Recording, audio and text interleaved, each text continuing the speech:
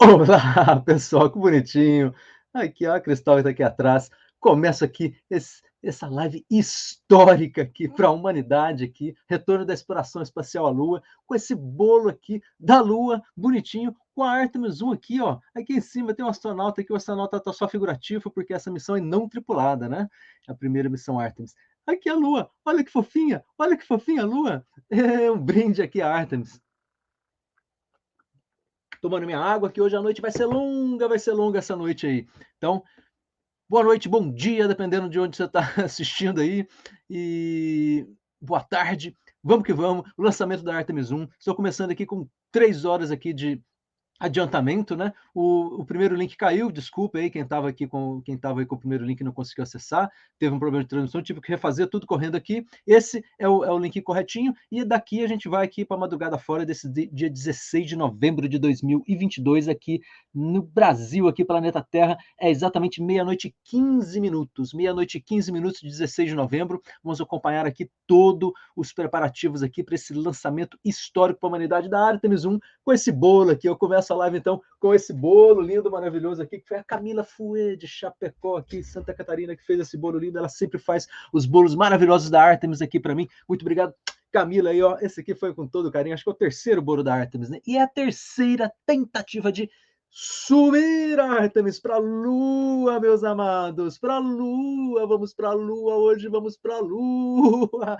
A Artemis está prontinha aqui para ir para a Lua, a Artemis está prontinha para subir para a Lua. Vamos fazer uma abertura, então. Essa live é histórica, né? Então, deixar o registro da abertura. Vai ser com o bolo aqui, para já ficar bonitinha também. Fazer o registro da abertura em English e em português, né? Vou fazer em inglês e português, só essa vinhetinha da abertura da live, tá? Depois aí a gente segue aí nas traduções normais aí de português a partir do site da NASA, inclusive. Quem quiser assistir direto o lançamento, www.nasa.gov, www.nasa.gov. E aí você vê lá direitinho na NASA TV o lançamento de lá. A gente está com alguns atrasos que eu vou comentar o que está acontecendo, né? Mas vamos então fazer aquela chamadinha da NASA, né?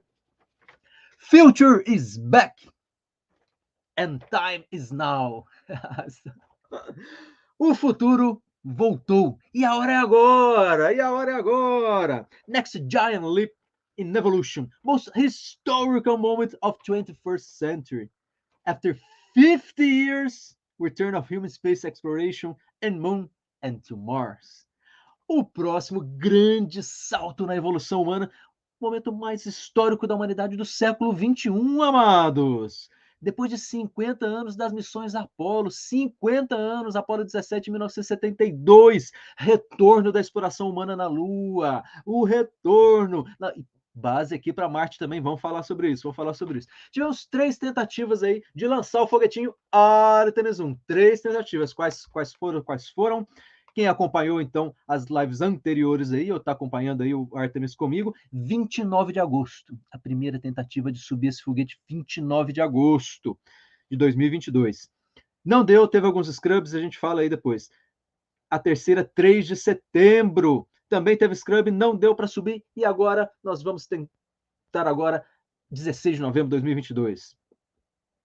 Three tentatives of leaving the Artemis 1 to the moon. It was August 29th, September 3rd, and now, November 16th. The Artemis 1 liftoff. And you can see this live with me in YouTube and Facebook, Vilker Martins. Pode acompanhar a live, então, no YouTube Vilker Martins ou Facebook Vilker Martins, or direct from NASA, www.nasa.gov, www.nasa.gov, NASA TV. Here I will give the comments in Portuguese. E aqui eu faço os comentários em português.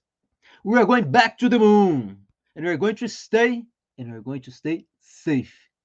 Estamos voltando para a Lua, e nós estamos voltando para ficar, e para ficar seguros. And I finished this little opening with Jules Verne, the great science fiction author of all the times. Jules Verne, that wrote this book here, For Earth to the moon! For Earth to the moon! Imagine man landing on the moon 100 years before. Então, eu faço esse fechamento aqui da abertura com o Júlio Verne, o principal autor de ficção científica da humanidade, que escreveu aqui Da Terra à Lua. Imaginou aqui o homem alunizando uma bala de canhão, que era o foguete, 100 anos antes de 20 de julho de 1969, que o homem efetivamente chegou lá, né? A frase, então, vamos lá? Everything one person can imagine, others can make real. Tudo que uma pessoa pode imaginar, outras podem tornar real. Oh, Júlio Verne, bonitão demais, hein? God bless Artemis, goddess of nature, goddess of hunt, goddess of the moon. Deus abençoe Artemis, deusa da natureza, deusa da caça, deusa da beleza, deusa da lua. Hoje, vamos subir, Artemis? Vamos que vamos. Let's light the candle. Vamos acender essa vela, e vamos que vamos. Feita a vinhetinha, ficou até grandinha. Feita a vinhetinha grandinha, bora para a Lua. O status, o que está acontecendo agora, 16 de novembro de 2022, meia-noite e 20 aqui no Brasil, a noite é longa, agora a madrugada é longa, o que está acontecendo? Tivemos um probleminha de vazamento, a NASA está entrando aí, deixa eu escutar eles falando aí, um vazamentozinho bem aqui na base, bem aqui na base, junto com o móvel lanche. O pessoal está tentando consertar o vazamento agora. Vamos ver o que eles estão dizendo.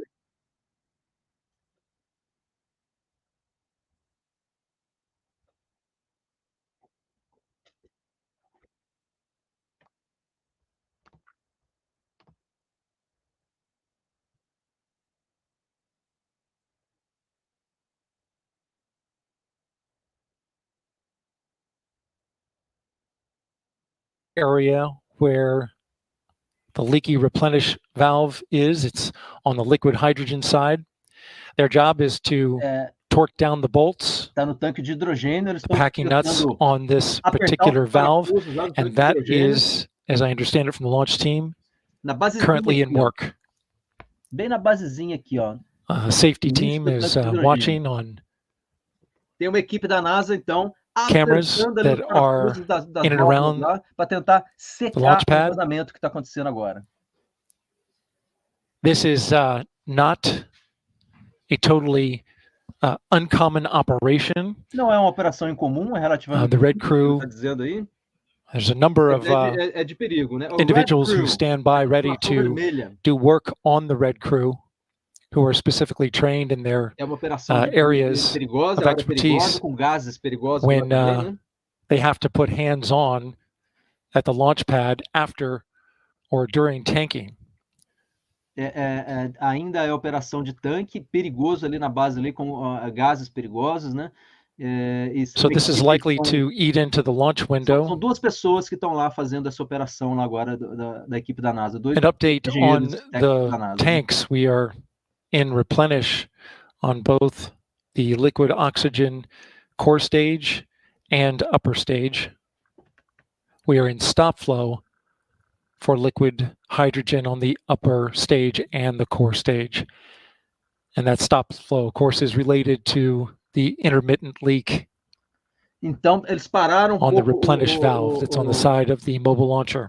We saw the Red Crew go in. Pouco o enchimento do tanque por conta desse vazamento ali na base do tanque do Red Crew estimates it'll take about 15 minutes to complete the job. Agora nesse momento. And then they're coming right back out. Então, há mais ou menos 15 minutos para completar aí a tarefa. This is Artemis Launch Control. Artemis Launch Control deu aí as nossas informações agora, nesse momento, o que está acontecendo lá, amados, o que está acontecendo.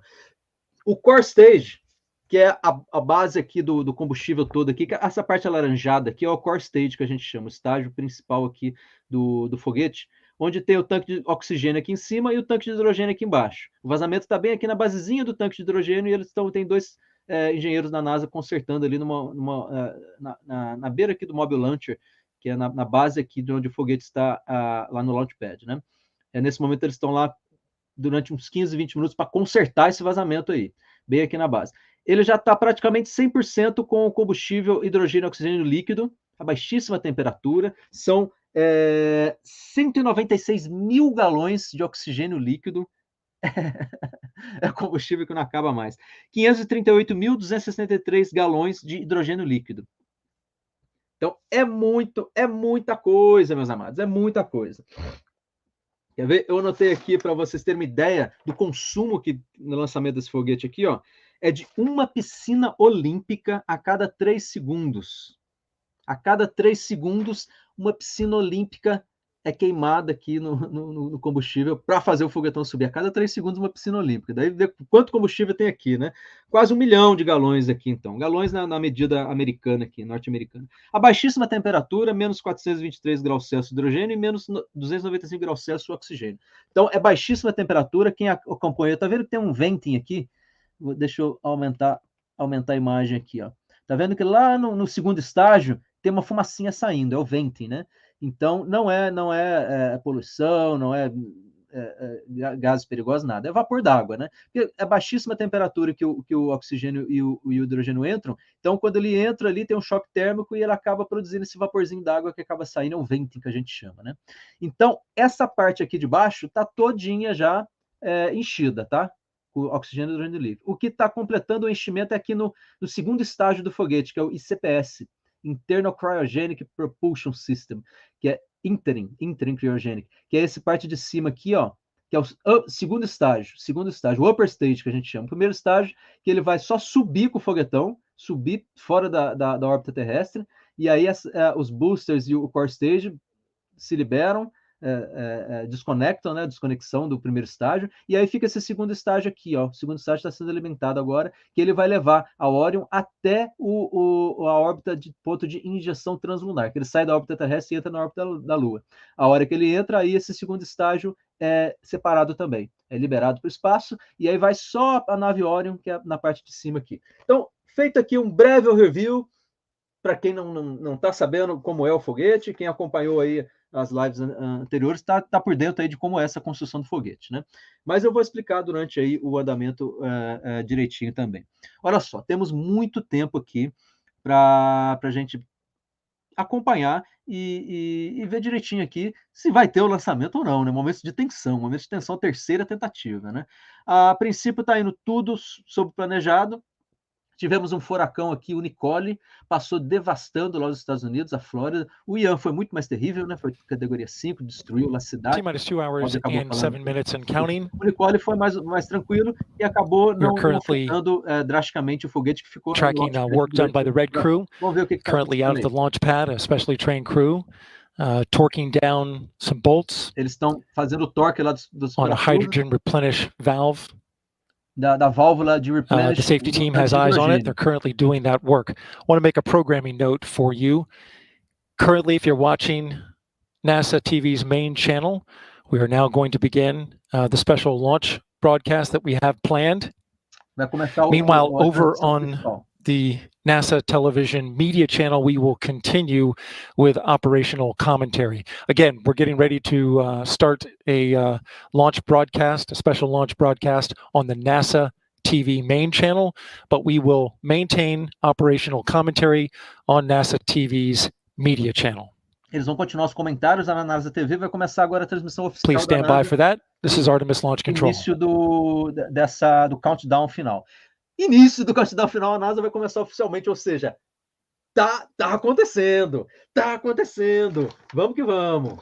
Só se tiver um scrub muito sério aí para não acontecer. Tivemos 2 scrubs aí, vazamento do tanque de hidrogênio, esse mesmo que correu vazamento agora, e no motor, um dos motores que fica na basezinha aqui do SLS, um desses 4 motores RS-25, um deles teve aqui um sensor de temperatura que não estava funcionando também, e deu scrub em 29 de agosto. Foi um motor do RS-25.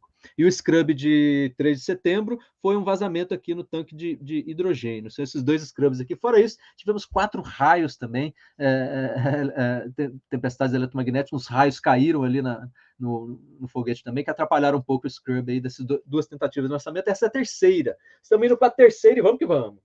Vai começar a transmissão oficial da NASA agora.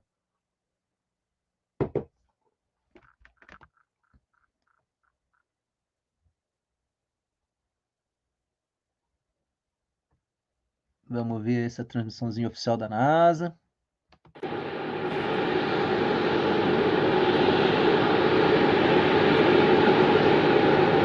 Ligaram o som lá, o som ambiente. 2 horas, meu reloginho ali em cima, ó. 2 horas para o countdown final, hein? 2 horas, 4 minutos e 23 segundos.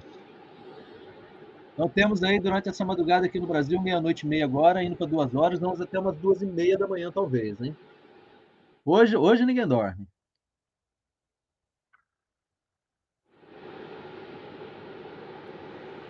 Deixa. Starting point. 50 years after we last left footprints on the moon, NASA's Artemis 1 is our first bold step towards getting us back there and pushing us farther than we've ever been before. Depois que a gente botou o pé na Lua, vamos voltar de novo. O primeiro grande momento de retorno. Olha esse vídeo.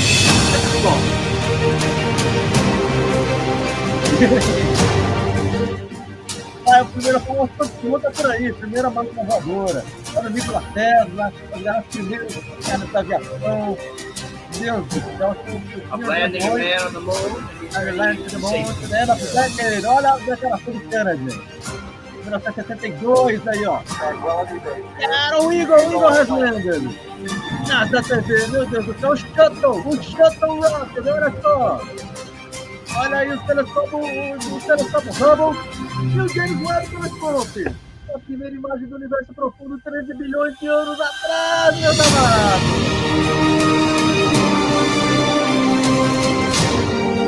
Olha isso também. A, R, T, E, M, I, ESSE.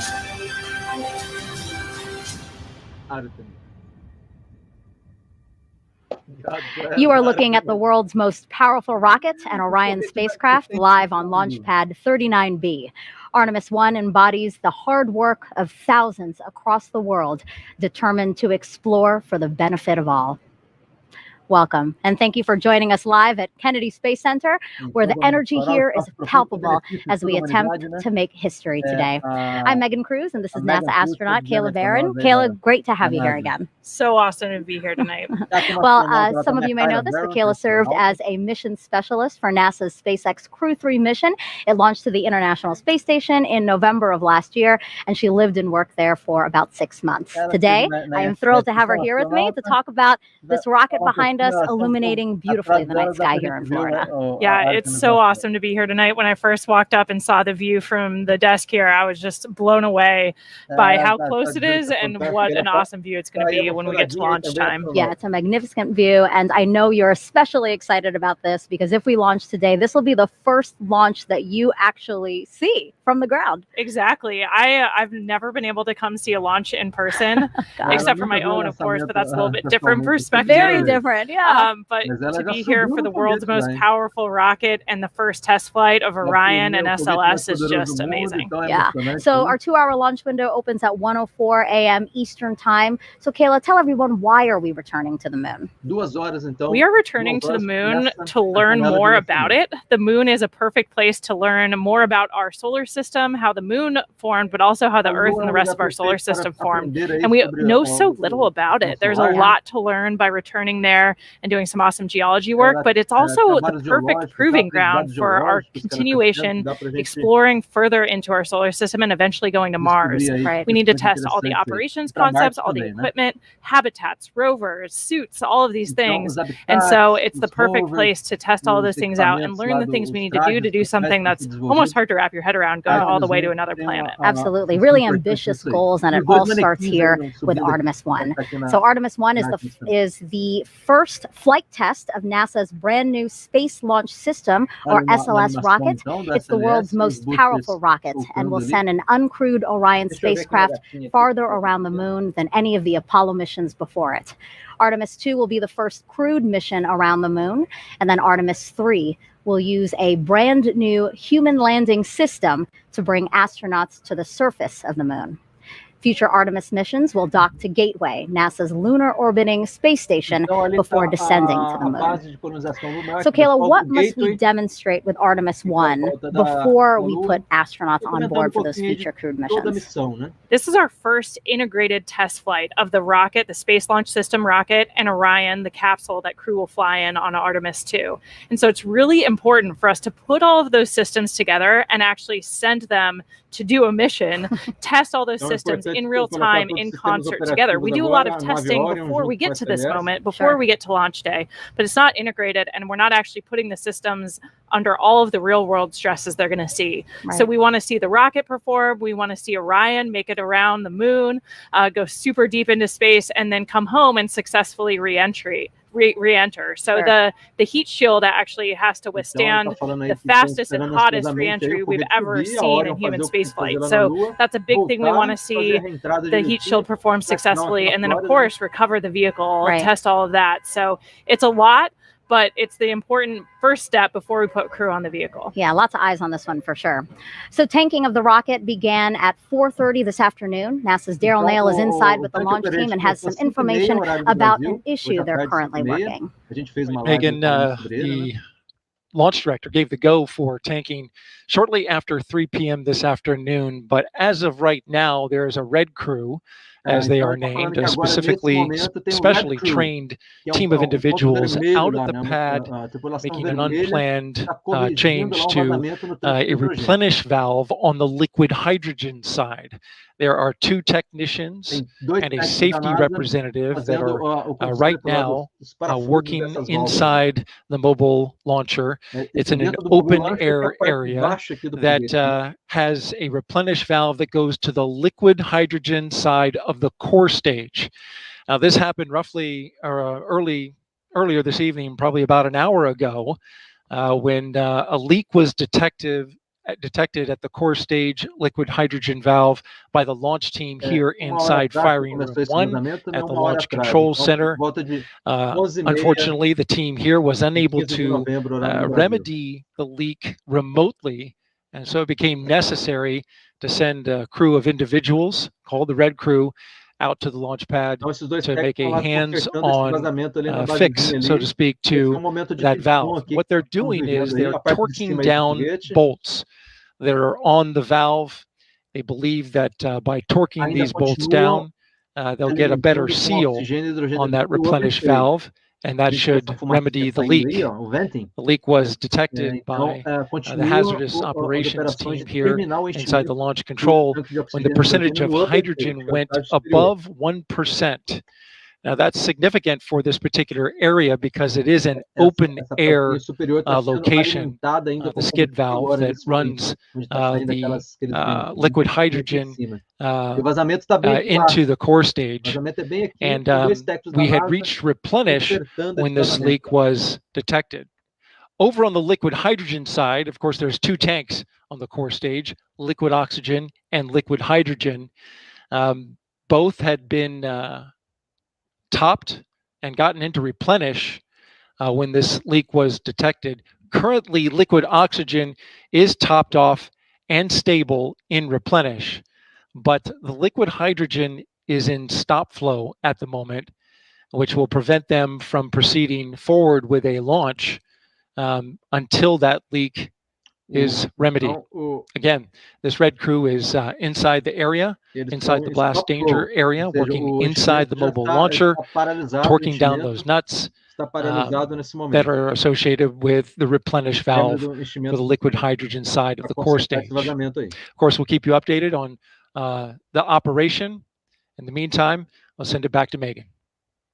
Thank you for that update, Daryl. And yes, we are looking forward to your next update as to what happened with the red team out there on the pad. Now, today will be our 3rd opportunity to launch Artemis 1. The launch team called off the first 2 attempts due to issues while loading propellant into the rocket. The team addressed those issues and planned to try again in September, but then Hurricane Ian made landfall here in Florida as a strong Category 4 storm. Satellite imagery there shows us the storm went right by launch pad 39B. Thankfully, the rocket was safe inside the vehicle assembly building at the time. The team rolled the rocket back to the pad 2 weeks ago Apollo, and it stayed there through Hurricane Nicole, which made landfall last week as a Category 1 just south of Kennedy Space Center. Teams inspected everything after the storm and confirmed they were ready to try and launch today. Now, Daryl is one of a team of people helping to bring you today's uncrewed flight test. We have Jasmine Hopkins nearby, also inside with the launch team, who will interview some key players in our return to the moon. We also have Leah Cheshire inside Mission Control at Johnson Space Center. Dan Hewitt with a new tool we're excited to show you. Leo Martin at the Kennedy Space Center Visitor Complex, and finally Brian Cizik with the U.S. Space Force monitoring weather. With 1 hour, 54 minutes until liftoff. How are we looking, Brian? And you showed we certainly had some interesting weather here in East Central Florida over the last several months, but I'm happy to report we're not looking at any type of satellite imagery like the ones you just showed. Overall, weather is looking quite favorable as we head throughout the countdown and into the launch window. So here's what we're looking at right now, really just one area of concern. That's these upper level clouds that are moving in. So there's a cold front in the Gulf of Mexico right now. That's producing some showers in the Gulf, but those are not expected to get to us by the launch window. But they are, the upper level winds are bringing in some cirrus clouds that are moving in. Now they're high enough and thin enough where they're really not going to be a concern. For it to be a thick cloud layers rule violation, they'd have to be a lot thicker and a little bit lower in the atmosphere in order to hold a charge. So that's what we're looking for in these lightning launch commit criteria, not just natural lightning, but rocket triggered lightning potential, as some of these clouds can hold a charge. A rocket can actually induce a lightning strike in an atmosphere that's not strong enough to produce a natural lightning strike. So that's really what we're watching. But right now, weather is go. These clouds, as I said, are high enough and thin enough where they're really not going to be much of concern, but we are going to be watching it. My colleagues, Melody Lovin, Mark Berger, and the rest of the launch weather team will be watching this very closely as we head closer to T0. So let's take a look at the graphic. The latest briefing at 90% go. Really the only concern being the thick cloud layers rule and a very small concern for the cumulus cloud rule. But overall, the weather is looking favorable. As I said, right now, weather is go. Those clouds are high enough and thin enough where we do not expect them to be a concern. So I'm happy to report a very favorable launch forecast as we head closer to T0. Megan, back to you. So you just love hearing 90%, you know? That's wonderful, especially here in Florida. You know what I mean? Weather can really be tricky here in Florida. So 90% is perfect. Now, Florida Space Coast has been the primary launch site for NASA's crewed missions for the last 6 decades. First Apollo, then Shuttle, the Commercial Crew Program, which Kayla flew as a part of, and soon Artemis. Let's go now to NASA's Jasmine Hopkins. Thank you so much, Megan. We're here in the Launch Control Center amid all the excitement in Firing Room 2. And I'm so glad right now to be joined by our Kennedy Space Center Director, Janet Petro, and our Deputy Director as well, Kelvin Manning. Thank you both for being here. Thank you, Jasmine. We are so glad to have you. This team has overcome a lot to get to today. We are no stranger to storms on the Space Coast. We overcame Ian and then Nicole. Janet, how did we embrace the challenge? That's my line, Jasmine. I got to say, I couldn't be more proud of the team out here, everything we did to get to this point, and then to have those 2 storms thrown at us at the last minute. Nicole, all the evacuations, as you know, one time we remained at the pad, and the other time we had to roll back to the VAB. But I got to tell you, across the workforce, whether it was our program people, across the agency, our institutional support organizations, they all came together and worked as a team. And so here we are tonight, looking forward to a great launch. Right, we're a very strong team, and we have been at this for years, for decades. We started off during the Apollo program, but now we've evolved into what we're calling a multi-user spaceport. Kelvin, what does that mean? So when we were getting ready to retire the space shuttle, a lot of people thought we were going out of business, literally shutting down. But our leadership team, we had a vision to create what we called a multi-user spaceport to become the world's premier government and commercial spaceport. And so that's happened over the last 10 or so years, probably a lot faster than we thought it would. But right, if you would say, you ask us, well, what's the future look like? I'll tell you, we're just getting started. Right, the future is very bright for us. And this is a really big day for NASA. I mean, Artemis launch, but an even bigger year for Kennedy Space Center, the diamond anniversary, our 60th anniversary. Janet, how have we commemorated that big milestone? Oh, we've had a whole bunch of celebrations all along this year. As you know, Kennedy became a center back in 1962, as you said. We've been celebrating all year long, and I can't think of a better way of culminating our diamond anniversary with a launch of the Artemis for the Artemis generation later this evening. Right, that is so exciting. And what does it mean for both of you to be leading the center at one of our busiest cadences we've ever seen? We've had over 40 launches this year alone. What has that been like? We're gonna get past 50 tonight, I think. But for me, I'm incredibly honored to be leading this team. It really is all about the team and the workforce. We have such a highly skilled, a highly dedicated, a highly motivated workforce. We have an incredible mission, and we all come together and embrace the challenge and make things happen. Right. Yeah, it is a privilege to work here, and it's not about us. Like Janet said, it's about the people. It really is. It's about this great team. Janet, Kelvin, thank you both so much for being here tonight. We really appreciate it. Thank you, Jasmine. Go Artemis. Yes, go Artemis. Go Artemis. Absolutely. Megan, back to you. Great to hear from them. So 1 hour and 48 minutes and counting till our 2-hour launch window opens. We heard Dale report out that there is a team at the pad working an issue. So why don't we go back to him now to see if he has an update for us? Yeah, Megan, now continuing to track the Red Crew's work at the launch pad. This is a specially trained team of 3 individuals, 2 technicians, 1 safety representative who are currently right now inside the mobile launcher at the base of the launch pad. They are doing work on a replenish valve, currently torquing down the bolts in order to remedy a leak in that replenish valve that was detected a little over an hour ago.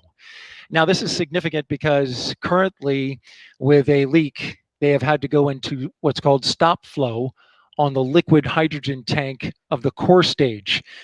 Normally, under replenish, they continue to flow liquid hydrogen into the tank as it boils off in order to maintain a level of around 100%, but that has been in stop flow. And so at this moment, we are slowly losing liquid hydrogen in the core stage hydrogen tank. The Red Crew went in and is currently working a little longer than expected on the issue. It was estimated that it would take 15 minutes to do the work, but as we're now finding out, the Red Crew is torquing down the bolts and then backing out of the area, allowing the launch team to cycle the valves to test to see if they've got that leak fixed. So as they do this, we understand they will cycle this work, go in, cycle the valves, torque them down again if it continues to leak, and then back out and test the work. And this may continue until they have it fixed. The Red Crew going onto the launch pad isn't a totally uncommon occurrence, certainly new with the Artemis program, but work like this was done in previous space programs. The Red Crew is specially trained for this work. They are accustomed to working around in hazardous operation, especially a fully tanked rocket. Again, we are tracking Red Crew's operation out at the pad. It's expected that this will eat into the launch window, which currently we have liftoff at 1:04 a.m. Eastern time, but the window runs 2 hours to 3:04 a.m. Eastern time. Again, monitoring the Red Crew's work. We'll have more updates for you a little later on. For now, back to you, Megan. Thank you, Daryl. Some quick programming notes. For the first time ever, we are broadcasting a launch in 4K. You can watch it on NASA's YouTube channel or check your local provider to see if you have NASA's UHD channel. The audio of our broadcast is also available on the local amateur VHF and UHF radio frequencies you see at the bottom of your screen. So if you're here along the Space Coast and interested in that, make note of those frequencies now. Or you can watch today's launch with live commentary in Spanish. That broadcast starts at midnight on NASA en Español's YouTube page, which we're showing you now at the bottom of your screen. Now, Kayla, why did NASA choose the name Artemis for our return to the moon? Well, in Greek mythology, Artemis is the twin sister of Apollo. So it's really a connection back to the Apollo era, the amazing things we did as part of the Apollo program. But we wanted to give a nod to the future. You know, it's a new set of missions. We're with new objectives. So it's a connection to the past with an eye towards what we might do as part of the Artemis generation. Yeah, let's talk about what those future ambitions might be. I mean, landing the first woman and first person of color on the lunar surface. That is a worthwhile ambition.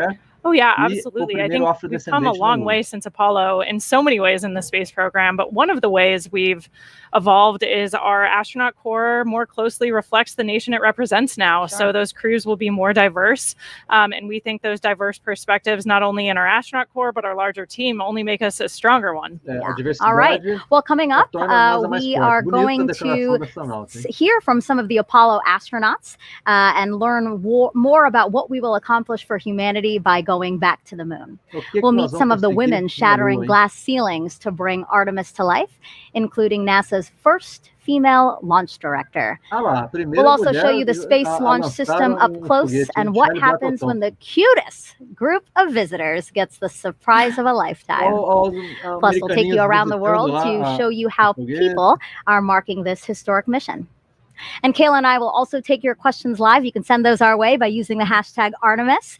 We already have some questions from some celebrities. I know you're going to love these questions. So you're going to have to keep watching to find out who sent those in. And we also invite you to share your moon-inspired content using the hashtag NASA MoonSnap. Here's a sample of some that's already been sent in. This one's beautiful. The flower in the foreground there, the moon in the background illuminated so beautifully. Oh, here's an awesome one. It looks like we have an eagle here flying over the moon. Just beautiful. It's been really cool to see all these artistic submissions. Oh, yeah, really creative. And we're going to compile as many as we can and show them later in the broadcast. Now, let's check back in with Daryl. We do like to check in with him as much as possible to see if we can get any updates from the launch team. Go ahead, Daryl. Yeah, Megan, we just saw the red team give a thumbs up to the camera as they are doing their work out at the launch pad. Currently, they're torquing down some bolts to the specification required in order to try and stop what has been described as an intermittent hydrogen leak in the area. It went above the 1% threshold, and so that is a violation of the HASGAS limit in that area. The team continuing to work. As you look at the rocket on the pad, they were called out to the pad about a half hour ago, and they appeared to be making their way, at least have stepped back from the area of work. The way that the workflow has been going is they torque down the bolts, step back a little bit. The launch team then cycles the valves to check to see if the leak is still there. And then they come back in, and this has happened a couple of times, and start torquing the bolts again. The rocket was nearly fully tanked. The core stage was in replenish for both hydrogen and oxygen. The upper stage had nearly been finished when the leak was detected. And the countdown, though it is continuing, the rocket, the leak had to be addressed in order for the launch to proceed. The replenish puts the hydrogen back into the tank after it boils off. And so currently we're in a stop flow, which no longer allows a replenishment of the hydrogen tank.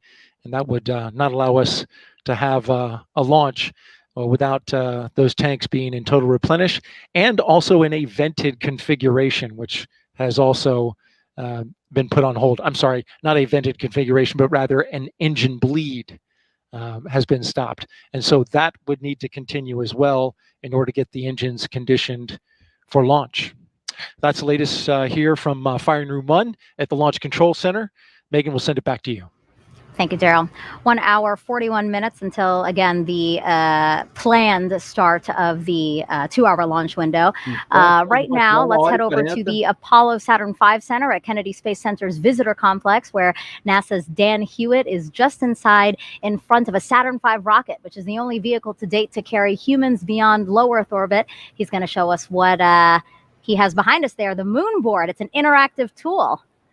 Yeah, thanks, Megan, and welcome everybody. We're in the Saturn V Center, fitting that the rocket that carried astronauts to the moon of Apollo is just over our shoulder as we meet the rocket that's going to do it with the next generation under Artemis. So SLS, the Space Launch System, is out on the pad right now. It's on the mobile launcher. Before we jump into that, just to give you some perspective, so that valve that Daryl's been talking about is in the base section of this mobile launcher down here. That's different from the areas we were focused on in August and September in these 33-foot-tall tail service mast umbilicals that are delivering the hydrogen and oxygen to the core stage of SLS. But let's jump right in.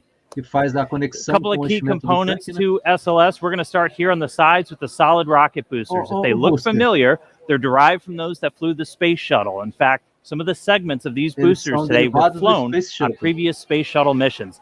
We call them solids because of the type of propellant inside. If you were able to look in, you would see a mix of ammonium perchlorate, aluminum powder, and a binding agent called polybutadiene acrylonitrile. That's your expert vocabulary word for the day. Now, as these are firing, they're providing more than 90% of the steering and 75% of the thrust as SLS makes its way uphill. And those are attached to the core stage, 212 feet tall, 5 major sections. We're going to start at the fun part down here on the bottom. 4 RS-25 engines, again, derived from those that flew the space shuttle. In addition, we have this core engine section here where we have all of their necessary plumbing, also the connection points where we're feeding the propellants into the core stage itself. And as these are firing, each one providing up to 500,000 pounds of thrust during operation, consuming 1,500 gallons of propellant every second as they go uphill. Now, these are liquid rocket engines, which means you need a fuel, about 500,000 gallons of liquid hydrogen, and an oxidizer, about 200,000 of liquid oxygen up here.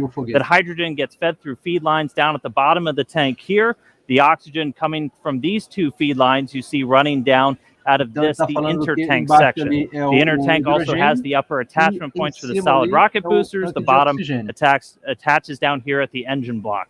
Now, all the way up top, we have the forward skirt. It's where you have your core avionics, your brains for flying SLS, as well as connections to the mobile launcher and some antennas. And if we zoom in, why does it look all bumpy? We have a spray-on insulation on the core stage. These propellants are stored at cryogenic temperatures, hundreds of degrees below 0 Fahrenheit. And so we have to try and keep them as cold as possible. Now, underneath this upper skirt, we have the second stage, the interim cryogenic propulsion stage, or ICPS. This is a modified upper stage from the Delta IV family of rockets from United Launch Alliance. Single RL-10B-2 engine, also propelled by liquid hydrogen, liquid oxygen. This is used for our in-space propulsion maneuvers. Critically, that translunar injection, which is going to give us the energy to go beyond low Earth orbit and head out to the moon. Altogether, that's the Space Launch System. It's going to be making its first flight, hopefully today. It's going to be a heck of a show. Let's get back to the countdown. I'll send it over to you, Megan. Thanks, Dan. 1 hour, 37 minutes and counting until our 2-hour launch window opens tonight. The Space Launch System rocket and Orion spacecraft together, standing just taller than the Statue of Liberty at Launch Pad 39B. It's the culmination of years of development and thousands of tests. Here's a look at its path to the pad. The Space Launch System is really the backbone of the Artemis missions. It's the truck. It's the big carry vehicle. It allows us to carry both crew as well as the equipment that we need to live and work on the moon. 60 years ago, NASA was in a race to get to the moon. This time is more than just a race. It's about establishing a long-term presence. Can you imagine rolling the Statue of Liberty out to put it in the pad? That's what we're doing. It will lift up from Earth with more power than Saturn V. Artemis is our next giant leap.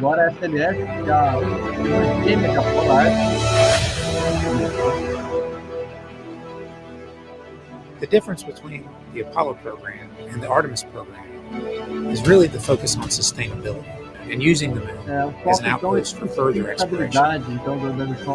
This time, we're going back to learn how to live and work on the moon. The Space Launch System really is the culmination of our knowledge for 60 years of building rockets. We started by looking at over 1,700 different potential components that would go into the rocket, and by looking at the way we could reuse some of the most reliable equipment that was flown on the shuttle. We took those and we put them together into a system that had enough energy to make sense to do the mission that we've been asked to do. We're moving from low Earth orbit, like you see in the International Space Station today, to moving beyond that, to taking the next step in exploration. Então, é o próximo passo na exploração espacial It's humana, que é 322 feet sair tall. da baixa órbita, onde It's está got ISS, 700,000 gallons of cryogenic propellant Lua, né? in the core stage alone. It can produce 8.8 million pounds of vacuum thrust. The Space Launch System is really a national rocket, a national asset too. We have worked with contractors as well as with our NASA experts, our science and engineering department, our safety and mission assurance team. To get the Space Launch System designed, developed, and produced, it has taken thousands of companies across the country. It comes together by train, it comes together by plane, it comes together by barges. So all of that culminates at the Kennedy Space Center for the launch of the first Artemis mission. Everybody has worked together to ensure that we have a safe and reliable rocket. At NASA, safety and testing is extremely important because ultimately this rocket isn't meant just to carry cargo, it's meant to carry people. It takes all types of education, all types of backgrounds, all types of diversity to do the things we do, and it'll be great to see a diverse crew land on the moon. Where the Space Launch System comes in is providing that reliable transportation so that we can start flying these rockets on a routine basis to take people and to take payload to that outpost, the moon, and also the gateway system. We have a generation who've never seen deep space exploration, and this will give them an opportunity to see that this is something that they can It's going to be a paradigm shift for NASA. We're going to be back to looking at things that nobody's ever done before.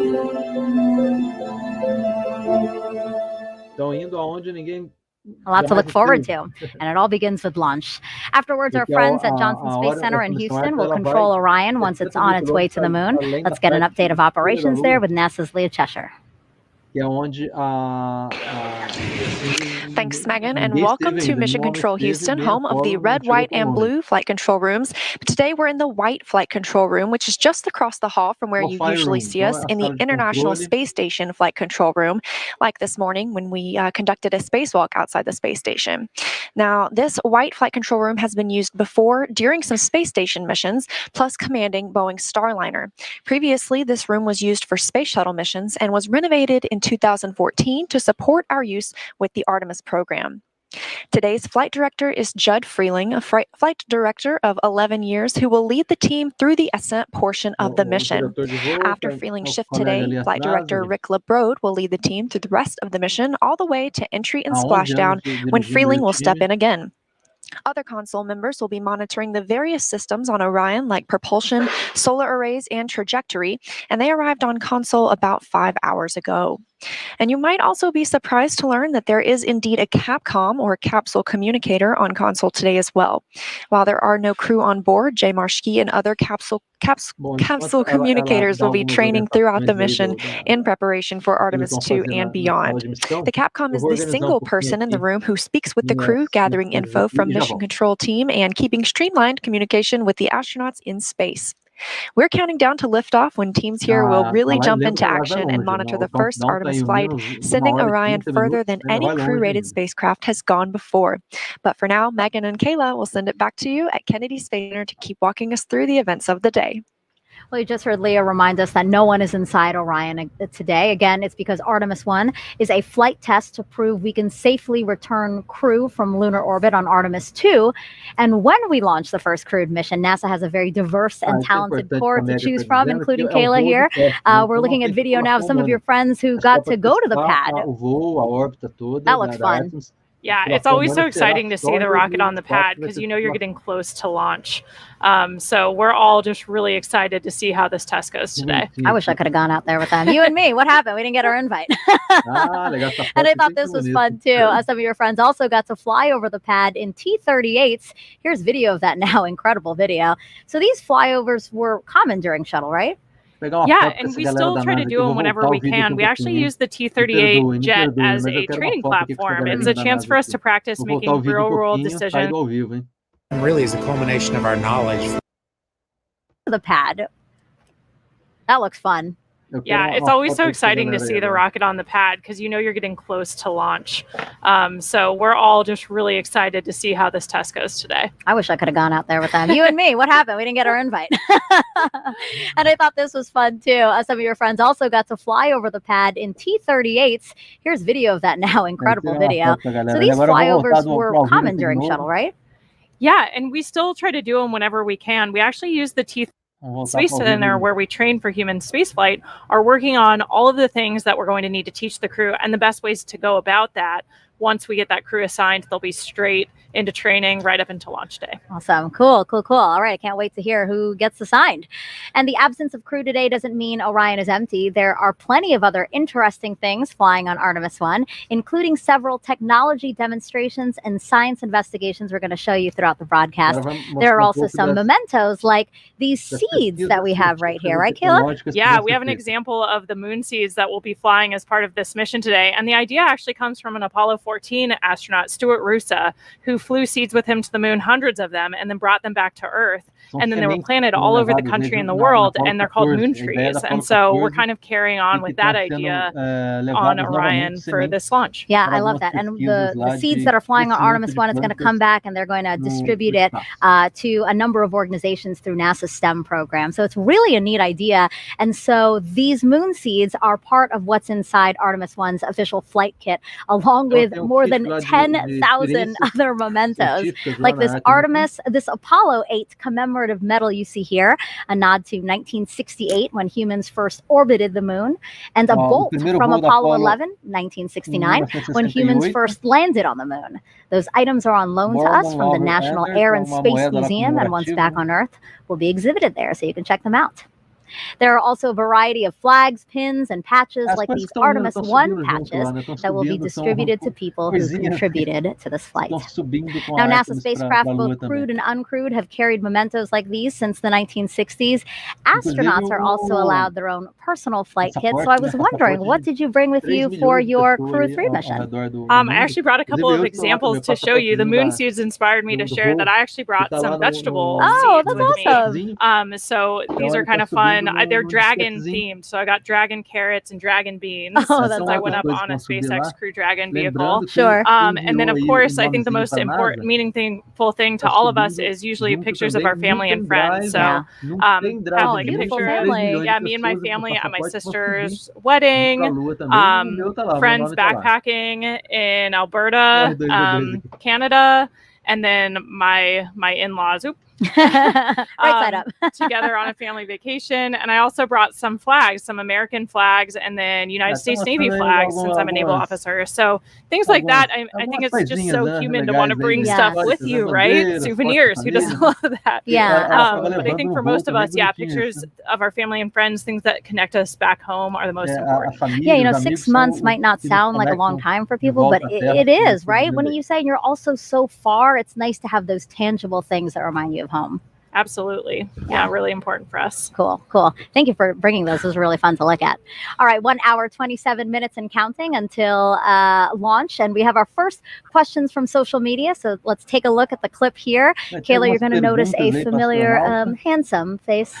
Hey there, I'm Chris Evans, and I play Buzz Lightyear in Pixar's Lightyear movie. I was wondering, when we fly future Artemis missions with astronauts, how many people can fly on board the Orion capsule at once? My nephew's probably asleep, but he's a big Buzz Lightyear fan, so he's probably going to enjoy watching that question tomorrow. But we can get 4 astronauts in the Orion space capsule. It's a little bit bigger than the Apollo capsule, about 30% more habitable volume. And so instead of supporting 3 crew for about 2 weeks, Orion can support 4 crew for about 21 days. Okay, good first question. Let's take a second question now. Can a microbiologist be an astronaut? Absolutely. And we already have microbiologists who are astronauts, like my training classmate, Zena Cardman. So yeah, we hire people from all sorts of different backgrounds. All you have to do is have a STEM degree. Beyond that, you can come from any pathway. So some of us are military astronauts like me, either aviation or I'm a submariner, but we have a ton of people from different scientific and engineering communities, including microbiologists. Yeah, I love that it's so diverse, because I think diversity really adds to what you guys can do. Yeah, and those unique perspectives, I think, make us stronger as a team whenever we're tackling a new problem. Having people with different, not only academic backgrounds, but all of these scientists, a lot of them have different field experience. So like Zena worked in some really extreme environments in Antarctica, in caves, doing a lot of her research. So it's not that different than what we're hoping to do at the South Pole of the moon. So these perspectives are really important for us to form the best team that we can. Yeah, that's interesting. All right, I think we have time for one more question. So why don't we pull one up? What is the coolest part about Artemis to you? I mean, I think I can't even quite get my head around how it might feel for the crew to orbit the moon on Artemis 2 and see it up close. And then, of course, on Artemis 3 to actually land on the moon and conduct a moonwalk. It's just going to be incredible to have that view back of our home planet. And so just the thought of sending human beings back to the moon, it's just super exciting for all of us. I honestly didn't know how you're going to answer that because there is so many things to look forward to pinpoint, the thing that you're most excited about. I thought that was going to be a hard question, actually. All right. So great questions. Keep them coming using hashtag Artemis wherever you're watching this broadcast, and keep sending those moon inspired content too. Again, that's hashtag NASA MoonSnap, and we're going to show some of them later in the broadcast. Okay, 1 hour, 24 minutes and counting until hopefully liftoff of Artemis 1. And it's time for another update with NASA's Daryl Nail, who's with the launch team as they were monitoring a leak. Yeah, that's right, Megan. We're inside the firing room number 1 here at the Launch Control Center at the Kennedy Space Center. And currently we have an update on that red crew, which went out to the pad to torque down some bolts on a leaky hydrogen replenish valve for the core stage. And that update is that the red crew has departed the blast danger area. They have completed their work. They got the go at 10 p.m. this evening, 10 p.m. Eastern time, to go out and conduct work that took roughly an hour from the time they were given the go till the time they left the blast danger area. The technicians, 2 technicians and 1 safety representative, did the work out of the pad on the replenish valve. And now that they are on their way back, the team is now examining the work and whether or not that leak is still there. What we do know is, you may have heard me mention that this put the liquid hydrogen tank into stop flow, and as a result also stopped a required 90-minute engine bleed for the liquid hydrogen side. Teams have come to the conclusion that only a 45-minute bleed is required at this point. They can resume the bleed at the point that they left off, and it'll be enough to meet that requirement for launch. You're looking now at a graphic where we're tracking the core stage fill rate. We did this earlier this evening. Took about 4 hours and 20 minutes to fill the core stage. You can see on the left that the core stage liquid oxygen is at 100%. That's the same for the upper stage, and both are in stable replenish. As you can look to the right, though, you can see that we're at 97% for liquid hydrogen. The reason for that is because when we went into stop flow, that means that the replenish was no longer refilling the tank, and that liquid hydrogen was boiling off and draining some of the capacity out of that particular tank. So we've lost some liquid hydrogen. The plan is to resume, of course, the filling of liquid hydrogen, which goes into that into the liquid hydrogen tank on the core stage and then vents out on that flare stack that you see to the right, where excess hydrogen is burned off. That's the latest here from Firing Room 1. Megan, we'll send it back to you. Thank you, Daryl. All right, let's go back inside our Apollo Saturn V Center now with NASA's Dan Hewitt. We last sent humans to the moon using the rocket behind you. Can you show us how we're going back now with Artemis? Absolutely. Thanks, Megan. So Artemis 1 is going to take us from planet Earth around the moon and all the way back. And I'm going to show you every step of the way. Like every great space mission, it starts with a launch. In this case, 4 RS-25 engines, 2 solid rocket boosters ignite, sending SLS and Orion into the sky. On the way uphill, we'll have a number of jettison events, things coming off the rocket. One of the most visible These two large solid rocket boosters, a little over 2 minutes into flight, will break away. We'll also have the launch abort system come off once we're high enough, and then 3 fairings, which are protecting Orion's capsule and service module during the flight through the thicker parts of the atmosphere. Now, after the core stage has consumed its propellants, we'll hear MECO, main engine cutoff. Those 4 engines will cut off. The core stage will drop away, handing over propulsion duties to this, the interim cryogenic propulsion stage. Its first job is a perigee raise maneuver. Perigee just means the lowest point of your orbit. This will give us a nice circular path for Orion around our planet.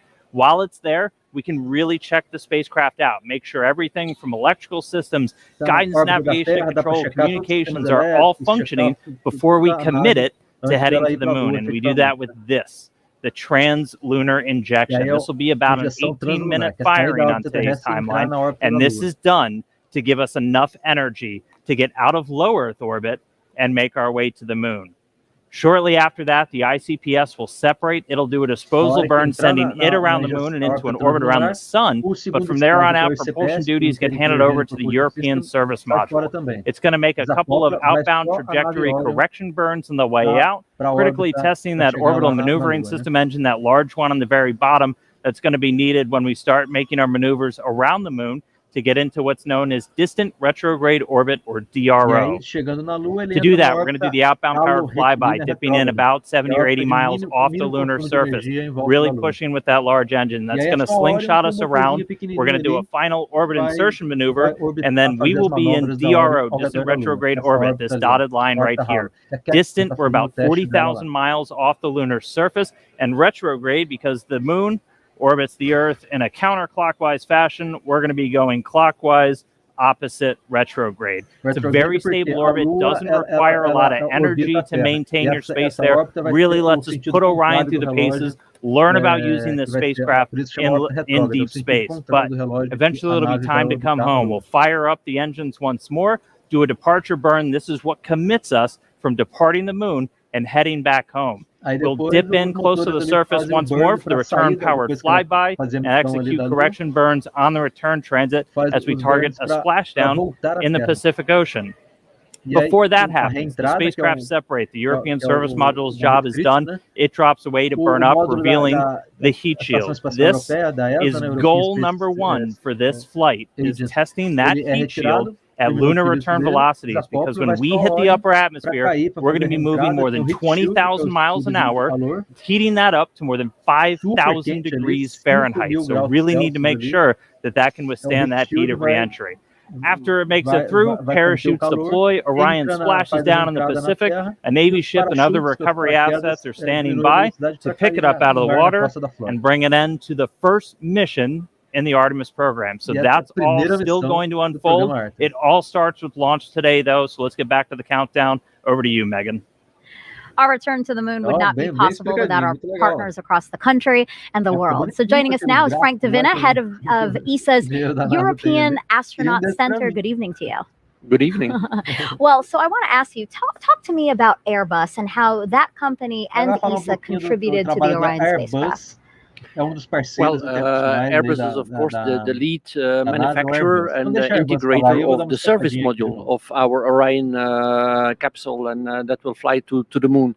So this is a very important part, of course, because without the service module, it's clear that we would not get to the moon or would not be able to return from it. So it's a very important partner for ESA, but of course, there are industries across Europe, not only Airbus, but across Europe, that are contributing to the service module in Italy, in France, Belgium. Really, it's a really European project. Yeah. Frank, we've been close partners, NASA and the European Space Agency, for decades now, and partnering on things like the space station, scientific exploration, and of course, commercial crew missions. Matthias Maurer, ESA astronaut extraordinaire, was on my crew, Crew 3. Can you tell us a little bit more about what makes these partnerships so important? Well, it's important, these partnerships, because we want to do sustainable exploration of the moon. We want to explore space on a sustainable way. And I think partnerships in that sense are essential. One nation alone, could they do it? The US maybe yes. Europe certainly could not participate to a lunar program by themselves or could not do it by themselves. But I think if we do it as a partnership, we can go a lot further, we can do a lot more. We can leverage technologies, we can leverage talent in all these countries across the globe that can really push the partnership forward. So looking ahead to future Artemis missions, we're going to have ESSE astronauts on board those. Have you guys begun preparing for that training, anything like that? We have actually started preparing already for lunar missions, surface missions. We have a program called Pangaea in ESA, which is basically, there are NASA astronauts participating in those trainings. Stephanie was just over with us just 1 week ago doing field trips, and we are actually starting to prepare to see also which technologies do we need to use that we can at the best possible way do science on the moon, because of course we just do not go there to walk around or do things. We want to do real science, we want to do discoveries, we want to live there for a sustainable way. So which technologies do we need? And that we are actually starting already in the European Astronaut Center. We actually started already more than 5 years ago developing this training program. So yes, we are involved again together with our NASA colleagues and colleagues from the international partners to start preparing crew to really do sustainable surface exploration of the moon. Yeah. And you guys are doing more than just crew, right? You guys are contributing to the Artemis programs in other ways? We are contributing to the Artemis program in many ways. Of course, the service module that we will see launching here hopefully today is the biggest part today. But we are looking into a lot of other capabilities. First of all, there is the gateway. That will be a real element to enable the sustainable exploration of the moon. We have the communication system on the gateway. We have the IHAP, the habitation module. We have ESSE, which is a refueling module, which is essential if you want to sustain the gateway there for a longer period of time. Of course, you need to be able to refuel the system. So these are essential elements, again, that ESA is providing. We're also providing small technology experiments. Radiation, for example, will be very important.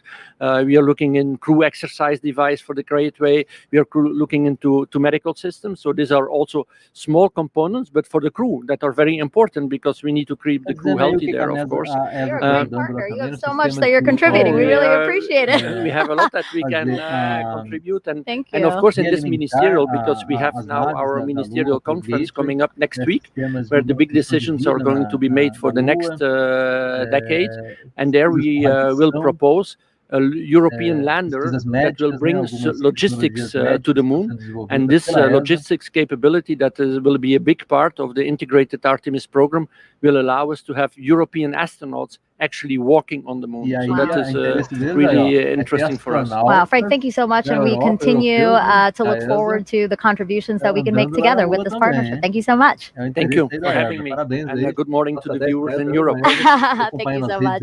All right, and speaking of viewers, we have a ton of people out here on along the space coast of Florida watching today's launch. So let's head on over to NASA's Leah Martin. She's over at the Visitor Center with a whole bunch of excited people. Oh my goodness, Megan. You know, this normally is a time of night that people are winding down and getting ready for bed, but there is not a single person here who has sleep on their mind. It is, everybody is so excited on the edge of their seat, trading stories, talking about previous launches and being excited for this one. And I'm actually joined here by 3 women who are thrilled to come out and watch tonight's launch. What does it mean to be out here and see this historic launch tonight? It's an amazing moment. I grew up on the Space Coast watching launches, and so to be out here tonight, it's incredible. It's an amazing feeling to be out with all of these people celebrating, and we're super excited to be here. And Isabel, I know that you said that you have been having your eyes on this launch. You've been watching on the previous attempts. What does it mean for you to be here tonight?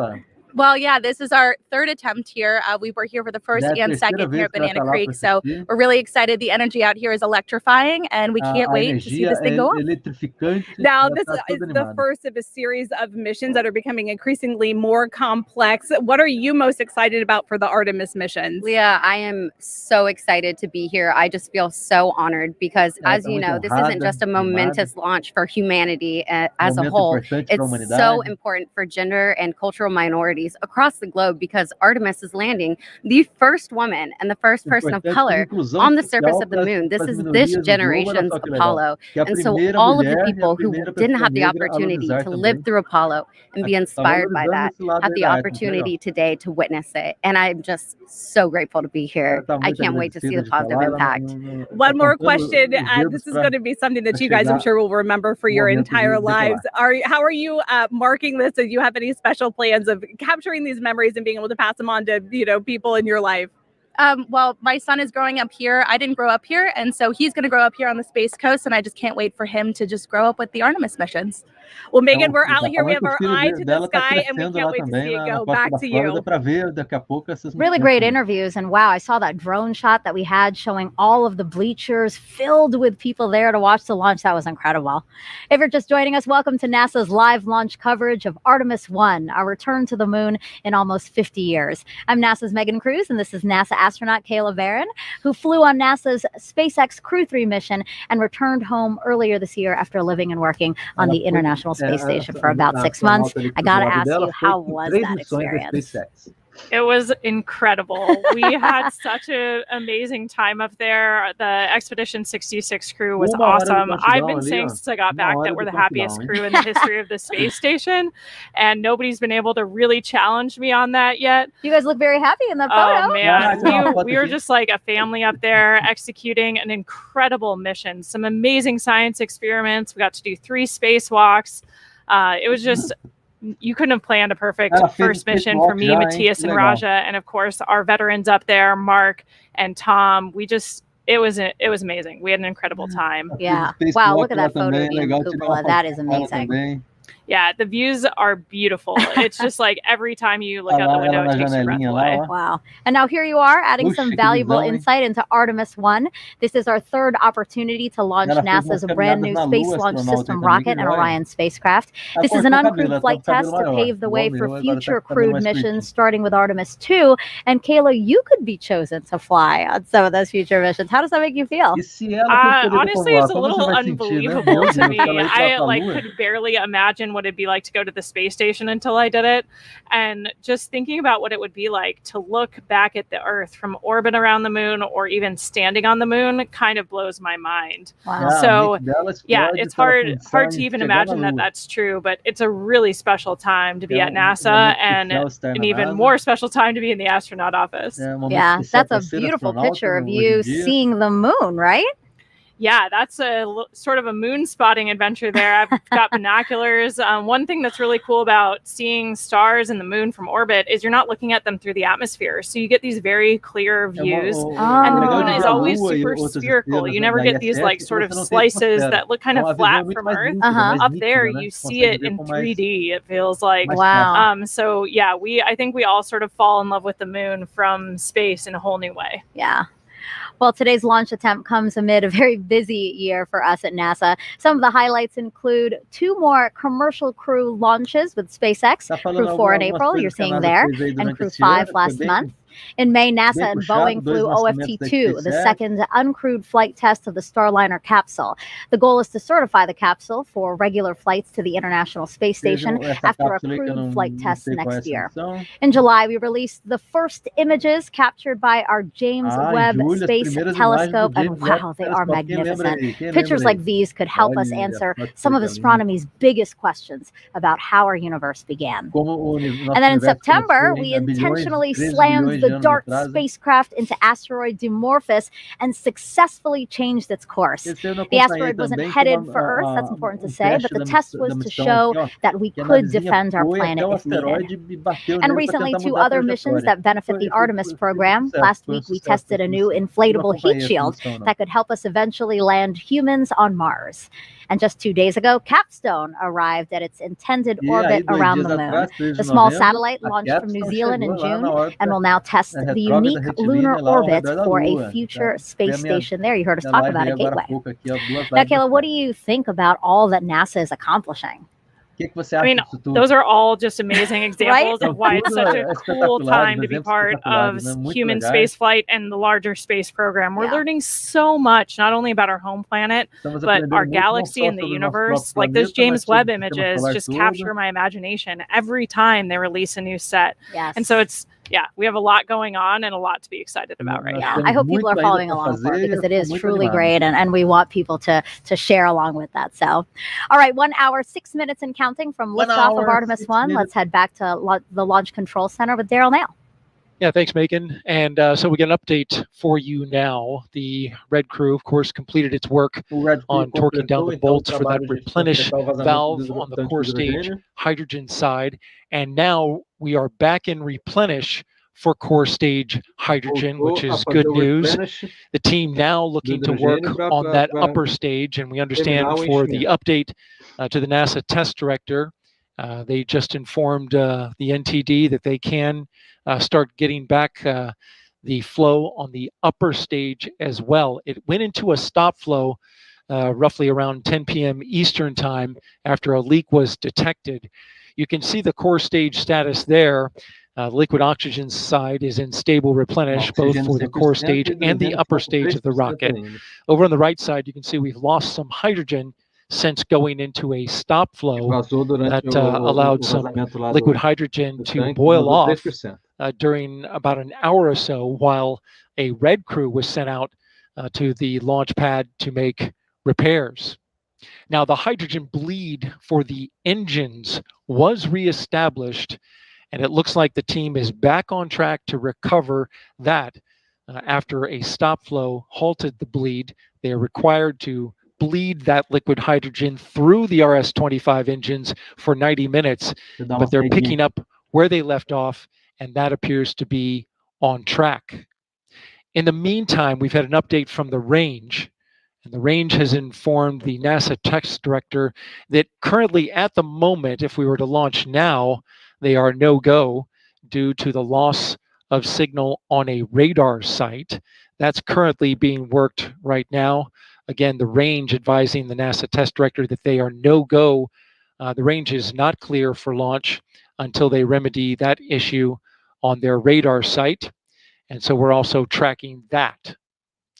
In the meantime, we started this at 3:23 p.m. Eastern time. Got the core stage tanked in about 4 hours and 23 minutes, and now looking to get everything back on track to try to make that launch window at 1:04 a.m. Eastern time, which has a 2-hour window associated with it, all the way to 3 a.m. Eastern time. That's the latest from the firing room.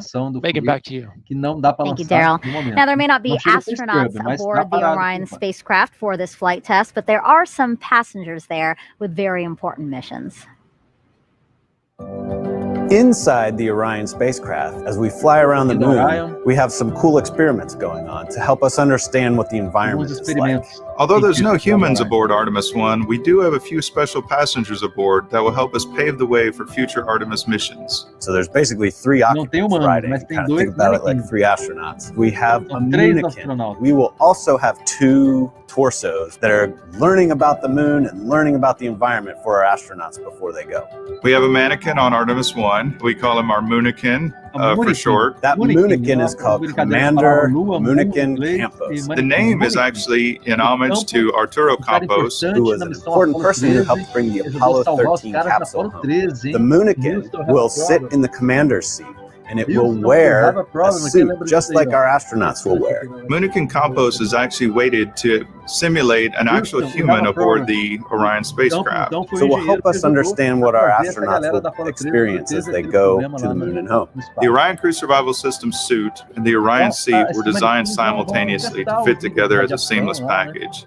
The actual design of the suit was built into the Orion seat, such that when they're in the suit, in the seat is a true cocoon of protection for them. During this test flight, the seat will actually be instrumented with accelerometers. Sensors that tell us how much the chair is shaking during launch and re-entry, and how many G-forces or gravitational forces it experiences. We expect Commander Moonican Campos to have a very exciting ride on his way to orbit. The thrill of launch, the experience of weightlessness, the excitement of landing, What we learn on Artemis 1 with our mannequins assistants will help us better understand how a human will actually behave in the seat, both for landing and for launch to allow us to ensure their safety.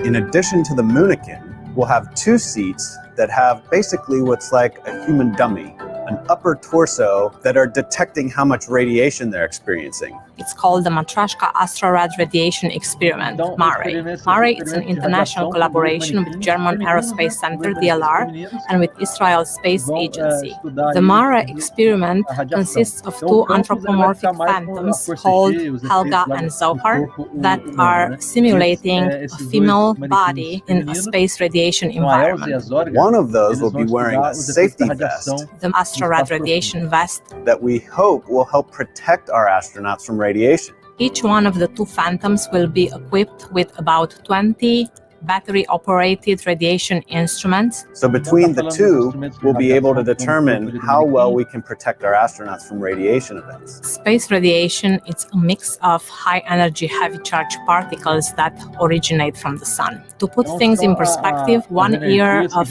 Earth exposure to cosmic rays is equivalent with 1 day of space radiation exposure in deep space. The purpose of the MARE experiment is to learn more about the radiation exposure as well as the biological effects of different organs. So basically, it's like we have 3 occupants inside Orion that are learning about the moon and learning about the environment for our astronauts before they go. Going back to the moon with new exploration goals and new technologies will help us gain better understanding of the challenges we encounter with deep space exploration.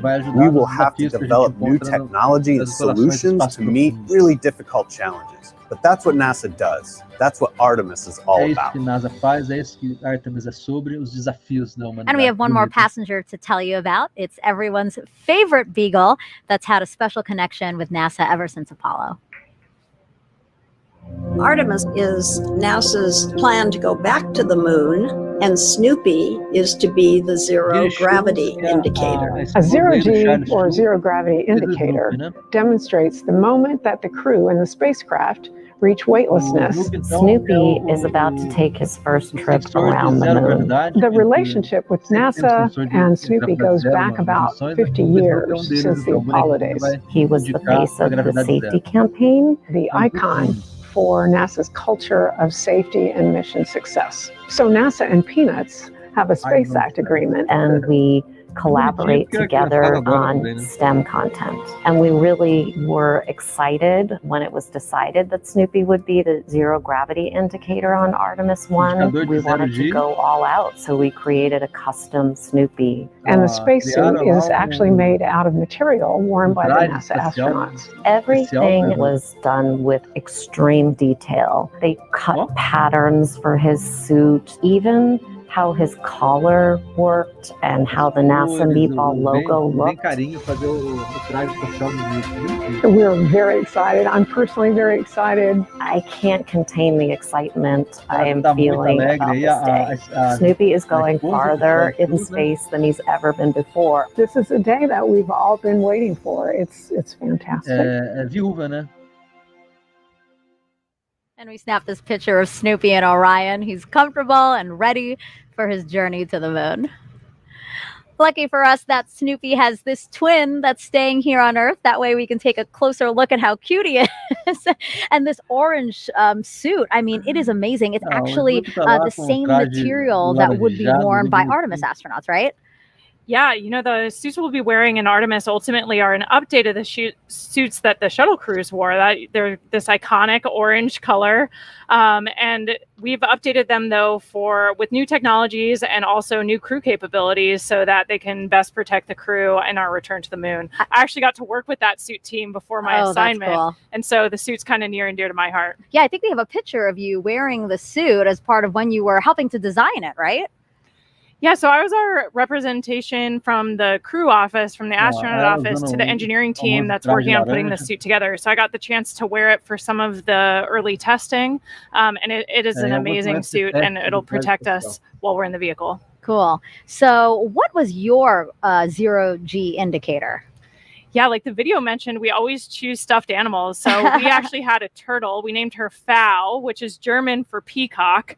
And we chose that because Raj and I are from the turtle training class. So we thought it would be fun to have a sea turtle as our zero-G indicator. But we wanted to have a nod to Matthias, who is a German astronaut, so that's what we gave her a German name, and Tom, who's from the peacock class. So she's peacock colored, and it kind of worked for everybody. I was about to ask, I was like, wait, why is it German for peacock, but it's a turtle? Yeah, exactly. Now I get it. Was diplomacy, crew diplomacy. Now I get it. So we had turtle, we have Snoopy here. Why is it always toys? I think the tradition goes back to crews taking stuffed animals from their children and sometimes flying the stuffed animals of their kids. That still happens to this day when a crew selects a zero-G indicator, but they're convenient because they're nice and soft. So if you're going to allow something to bounce around in the capsule, you want to make sure that it won't hurt the crew or any of the equipment. And they're cute. I mean, come on. Who doesn't want a mascot? Makes you smile, yeah. Absolutely.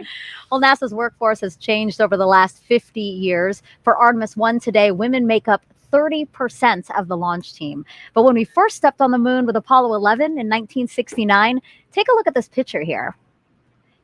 You see this woman highlighted near the center there?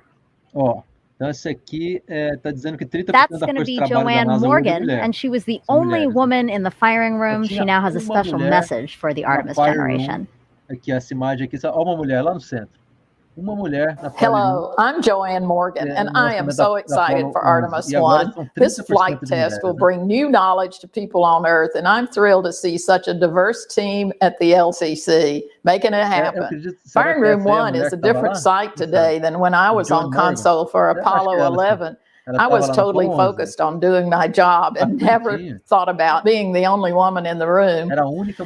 Today, women at NASA are center directors and launch and flight directors and have substantial roles in engineering, science, and technical areas. This is so important for a new generation, the Artemis generation, to see how individuals are leaders and contributors to the mission, and for youth across America and the planet to see this as well. After 50 years, it is gratifying to see this change, and I can't wait to see what you all accomplish together. New century, new generation, new mission to the moon and beyond. Godspeed, Artemis team and Artemis 1. I think it's so great that we know she's following along and interested in this mission too. Yeah, it's so awesome to see the women who have come before us at NASA and paved the way for a much more diverse team to contribute to these amazing missions. Yeah, and speaking of women breaking the mold before serving as a NASA astronaut, I know you were a naval officer and a member of the first class of women commissioned to the submarine community. How amazing is that? I mean, what would you say as you look at these pictures? What would you say to women, young girls who might be thinking, hey, I might want to join a predominantly male field? Yeah, I was just really lucky to be in the right place at the right time. I was a senior at the Naval Academy when they announced that they were going to change the policy and allow us to serve aboard submarines.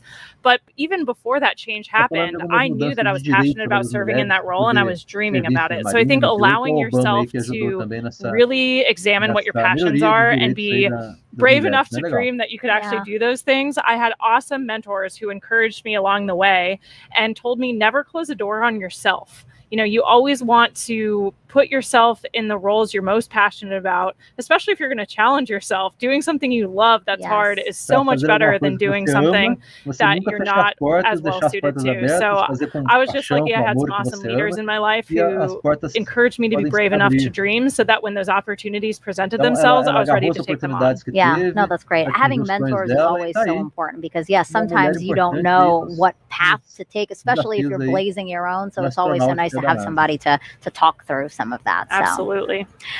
52 minutes until the opening of the 2-hour window for Artemis 1 today. Once it soars off the launch pad, our colleagues over in Houston will take over. Leah, how are things looking in mission control right now? E as 2 horas de poder fazer o lançamento. São 52 minutos.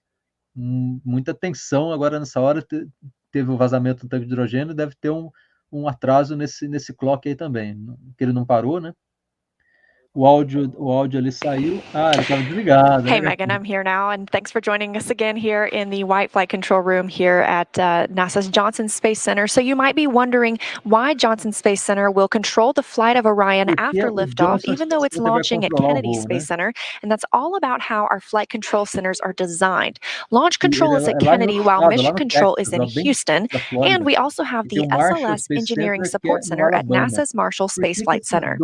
Ever since the Gemini 4 mission in 1965, all flights have been commanded from Houston after launch, so we have the infrastructure and the experience here at Johnson Space Center to work through long-duration missions with, or in this case, without crew. Additionally, launches must be conducted over water rather than over populated areas, which makes Kennedy Space Center a prime location. Again, we're ready to jump into action once SLS takes flight, and this room will be staffed around the clock until Orion splashes down at the end of the mission. We're excited to continue that work today with Artemis 1 and throughout the Artemis program, but for now, we'll turn it back over to you, Megan and Kayla. Now, the fully stacked SLS and Orion system was rolled from the vehicle assembly building to the launch pad about 2 weeks ago. We captured this video of the 4-mile, 9-hour journey. It took a special transporter and a special team of people to make it happen. Hear from them what it's like to shoulder the weight of this moment. The crawler transporter is a machine that goes and picks up the mobile launcher, the SLS rocket with Orion. It's basically the cornerstone of the mobile launch concept. Without the crawler, you couldn't transport the mobile launcher and the vehicle from the VAB to the pad or the pad back to the VAB. And it was designed and built for the Apollo program to move Saturn V to the launch pad. Since then, we've modified it and used it to move the entire shuttle program. And after the shuttle program, we did extensive modifications, and now it's to be used to move Artemis to the launch pad. The crawler is 136 feet long from end to end. It's 114 feet wide from the edge of the truck to the other edge of the truck. It weighs 6.6 million pounds. It has the power to do 2 miles an hour, but you never want to go that fast. Generally, we're around 0.83 for SLS. Artemis will be one of the heaviest loads we've ever carried and one of the tallest loads we've carried. I am exceptionally proud of our team. They're very talented.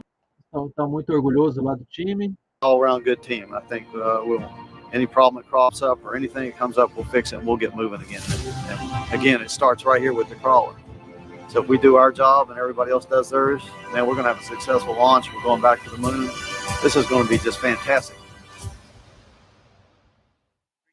Such an impressive team. And the crawler, Kayla, I mean, this is a certificate from the Guinness Book of World Records. Yeah, it's pretty cool getting the recognized for the heaviest self-powered vehicle in the world at 3,106 tons. That's amazing. I know. We were just talking about how awesome the crawler is. I mean, it was retrofitted. It was created in the Apollo for the Apollo missions, and it was updated, modified for shuttle, and now it's been modified for Artemis. It's just really an amazing machine, and the people who keep it maintained and operate it. Like, I'm so glad that we could feature them today. Absolutely. All right. So we are 48 minutes and counting again from that opening of the 2-hour window we have today. Kayla, if you thought you were excited, you have got to check out this video here.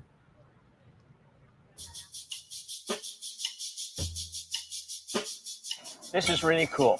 We got some children that are on a bus, and they're going to come here to the vehicle assembly building, and the administrator and I are going to jump on the bus and surprise them. We're going to give them the opportunity to come in and go up the elevator with the rocket.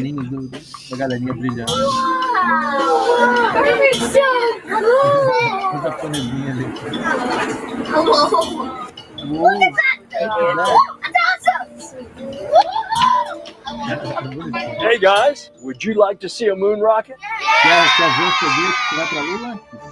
Because it is the future of our country, indeed the future of the world.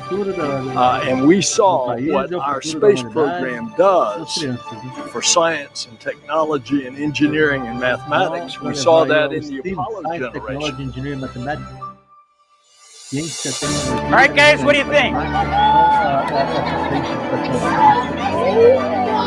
God. What I hope to achieve today is inspiring a new generation.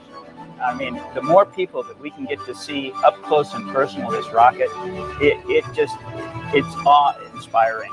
And I cannot wait until the launch. When America sees our rocket actually launch on a test flight to the moon, you know, it's just going to spark a whole new push for what we are doing. Best day of my whole life ever. It's going to be incredible. It was a dream come true. This rocket is definitely going to the moon. I think it's really amazing. I was actually really excited to see the rocket close up. Now we have the Artemis generation. This is a new generation of us going back to the moon to learn and live, and then we're going to Mars. Ah, que bonitinho, legal demais. I told you they were so excited. They're so cute. Their faces, it was amazing. I think my face looked pretty similar the first time I walked into the VAB and looked up at that rocket. I mean, the building is huge, and standing at the base of the rocket just takes your breath away. The scale of it, 322 feet, especially stacked on its end like that, is just amazing. So I almost relived my first time in the VAB through their eyes. And it was really cool. There was this opportunity where they got to just ask any questions they wanted. I was there, so they were asking me questions. They were asking the administrator, Bob Cabana as well, and they just hands shot up. They just had questions, and then sometimes I didn't really know the answer, and they're like, well, it's this, and I was like, oh my god, they know so much and they're so interested in it. I mean, again, this is why we're doing this. This is part of the inspiring the next generation. Absolutely. Whenever I get a chance to interact with kids kind of of any age, all the way from elementary school up through college, the human spaceflight program, and Artemis in particular, I think really captures people's imagination and gets them interested in everything it takes to do something so daring and so complicated. Yeah. And actually, before we move on, an interesting note about the opening music in that video, it's an original composition called The Artemis Generation, performed by the Cooper Middle School Band percussion section of McLean, Virginia. And to continue to inspire the Artemis generation, NASA invited students to take part in a national essay contest, challenging them to imagine what it'd be like to lead a week-long mission to the moon's South Pole. Here's the first winner now. I gazed out of our moon pod window just before it was time to exit. My crew of 3 and I had been working for years to get here. Our crew consisted of a botanist, an engineer, a doctor, and me, an astrobiologist. We'd been picked because of how well we got along together, with our complementary STEM backgrounds and our naturally upbeat personalities. Houston, this is Artemis Crew 1, initiating airlock sequence, I said over my microphone. I looked at my crewmates, and as I stepped over the pod, I felt so gratified, becoming the first woman on the moon. Quando ela pisou na Lua pela primeira vez, ela ficou muito agradecida de ver a Terra pela primeira vez. Our purpose was to set up a moon habitat containing the 4 things needed to keep a crew safe: oxygen and clean water, a waste disposal system, the veggie project for food, and a protective outside shell made of regolith and mycelium. We will build it over the next week, and it will be used by other astronauts for years to come. Então ela construiu sistema de base lunar lá com oxigênio e água para sobrevida. Embarking on this incredible adventure, I couldn't help but be grateful to be given this opportunity to lead the most remarkable crew and to know that I was a part of the Artemis generation. Inesquecível fazer parte dessa tripulação e saber que ela é parte dessa So that was beautifully written by Taya Sauer of Laguna, California. And she was one of 3 essay winners. The 2 others were Austin Pritz of Walcott, Indiana, and Amanda Gutierrez of Lincoln, Nebraska. If you want to check out their essays, you can scan the QR code you see on the screen. The 3 of them beat out nearly 14,000 students who submitted essays. So you definitely want to check out the other 2, again, by scanning this QR code. So right now you're looking live at right outside of Kennedy Space Center's visitor complex. We have plenty of bleachers set out to accommodate, as you can see, a lot of guests that are hoping to see the launch today. So why don't we go in there and check back in with NASA's Leo Martin. Hi, Megan. Yeah, this place is filling up. You can feel the excitement, people chattering, people sharing stories, people talking. And, we just heard about those Artemis Moonpod essay winners who are part of the Artemis generation. Also joining me tonight from the Artemis generation, we have 2 students who were actually able to come down and visit at Kennedy Space Center to watch this launch live tonight. I'm joined here by Denim and Allison. How does it feel to be here tonight? Really, when I first found out, I was really nervous. I didn't really know what to expect. Like, we really just looked at each other and we kind of screamed. Just out of excitement? Yeah. How did you feel? Honestly, it was like amazing. It was surreal. Like that we have this opportunity out of so many people who applied for this. It was like outstanding. And you guys actually got to take a tour of Kennedy Space Center a little bit earlier this week. What was something that you got to see that was just really outstanding? I think it was the shuttle experience, like how it is when the rocket ship goes on up with people in it. It was honestly really fun doing it and learning like how they feel at the moment.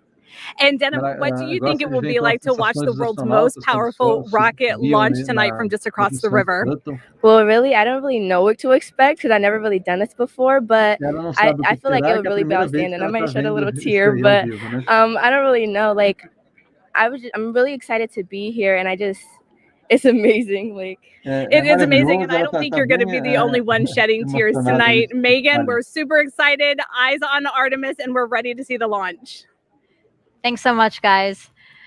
Okay, are you ready for more questions from social media? We're getting them in. Always. All right, let's take a look at the screen now. We have another celebrity question.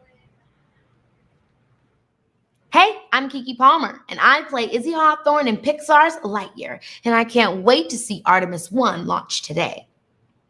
How will going back to the moon pave the way to Mars? Thank you, Keke. Yeah, what an awesome question for tonight. I mean, the return to the moon is going to give us a chance to test all of the capabilities we need to operate on Mars. Mars is really far from home. It's going to take us 6 months just to get there, and that's with ideal planetary alignment and expected advances in propulsion technology. Then we'll spend about a year plus on the surface before it's 6 months home. And so the moon is a lot closer. We can get there in 3 days. The communications delay is a lot shorter, and so we can really test our operational concepts a lot closer to home. The moon's super far away. It's 250,000 miles, but that's way closer than Mars. So it's going to give us a chance to test all of our technologies so that we know what we need to develop in order to take that next step. Yeah, we call it the next giant step for a reason. Mars is very, very far, like you said. All right, let's take another question from social media. Kayla, what inspired you to be an astronaut?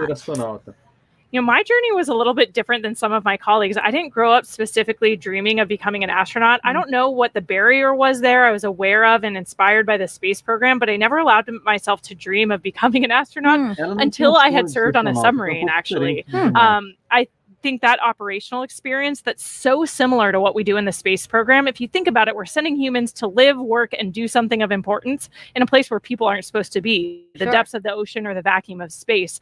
And so I think those experiences gave me the confidence to even dream that I could become an astronaut and then inspired me to apply in the first place. And that doesn't deter you, again, like being in a place where, we're not supposed to be, a confined space at that. Yeah, I think those parallels, I got a chance to meet an astronaut after serving on my submarine, Kay Heyer, who's also a Naval Academy graduate, class of 1981. And hearing about her experiences working on the space station really made me click. All of a sudden, I said, the space station's a submarine in space. Yes. And it sounds silly, but I had never made that connection before. And once I did, I just couldn't stop dreaming about it. Oh, that's so cool. I love that your story isn't, the typical one, as you said. Okay, I think we have time for one more question. Is Snoopy ready and excited? Of course. I think like any crew member, Snoopy's been training for this moment. He knows what to expect in a nominal and an off-nominal launch and all the actions expected of him. So like any good crew member, he's ready to go. And he has a suit that's been tailored to him. It's especially made for him the way that the astronaut suits are especially made for them. So yeah, I think he's ready. Yeah. Seeing the moon up close, he's ready to go. So keep those questions coming. Use that hashtag Artemis and tweet or drop them in the comments wherever you're watching this broadcast. And don't forget those NASA moon snaps. Hashtag NASA moon snap for your moon inspired content. Okay, we are now 37 minutes from the opening of our 2-hour launch window today. Let's check back in with Daryl with the launch team. Yeah, we've had a couple of issues that the launch team has been working, and we have an update on both of those. First of all, is the leak, the liquid hydrogen leak in the replenish valve out at the mobile launcher. We understand from the launch team that that leak has not recurred. The work that happened out at the pad is that the red crew and the work that they did out there remedied the leak. That's good news. And now the liquid hydrogen tank on the core stage is back in replenish at this moment. And the upper stage of the rocket, liquid hydrogen side, is in fast fill. You can see from the graphic there that we are back up to 100% over on the liquid hydrogen side on the right hand of the screen. On the left hand of the screen, you can see we have been in stable replenish for liquid oxygen. Now, with regards to the range, they reported that they had an issue to the NASA test director with their radar sight. Later found out that that was actually a bad Ethernet switch that was cutting out and not providing them the data. The range reported that they will swap out that bad switch, and they're currently working on that. They advised at the time, about a half hour ago, that it would take them about 70 minutes, or about 25 minutes into that work. They did just recently update the NASA test director to say that it's going to take them a little bit longer because they're going to need to re-verify this Ethernet equipment once they have it installed. Again, that work is ongoing, but at the moment, if we were launching right now, the range is no-go as a result of that bad Ethernet switch. The Dolly file, which helps steer the Space Launch System through the upper atmosphere, has been uploaded to the rocket, and so we're good to go there in terms of other configurations that are ongoing. But we are continuing to monitor communications of the launch team about holding to the top of the window, currently slated for 1:04 a.m. Eastern time. But we do have 2 hours, and we have yet to see whether or not the launch team is going to be able to make enough adjustments in order to hit the top of that window. No slip yet, but we're monitoring their work, and we'll give you an update when we have it. Back to you, Megan. Thank you, Daryl. Really great news about that leak. Kayla and I actually said, wow, that's really great news. So we'll wait on your next update. Let's go back live now to Kennedy Space Center's visitor complex, where we have NASA's Dan Hewitt inside there with our new moon board. Dan, let's focus in on Orion now. It has 3 main elements, right?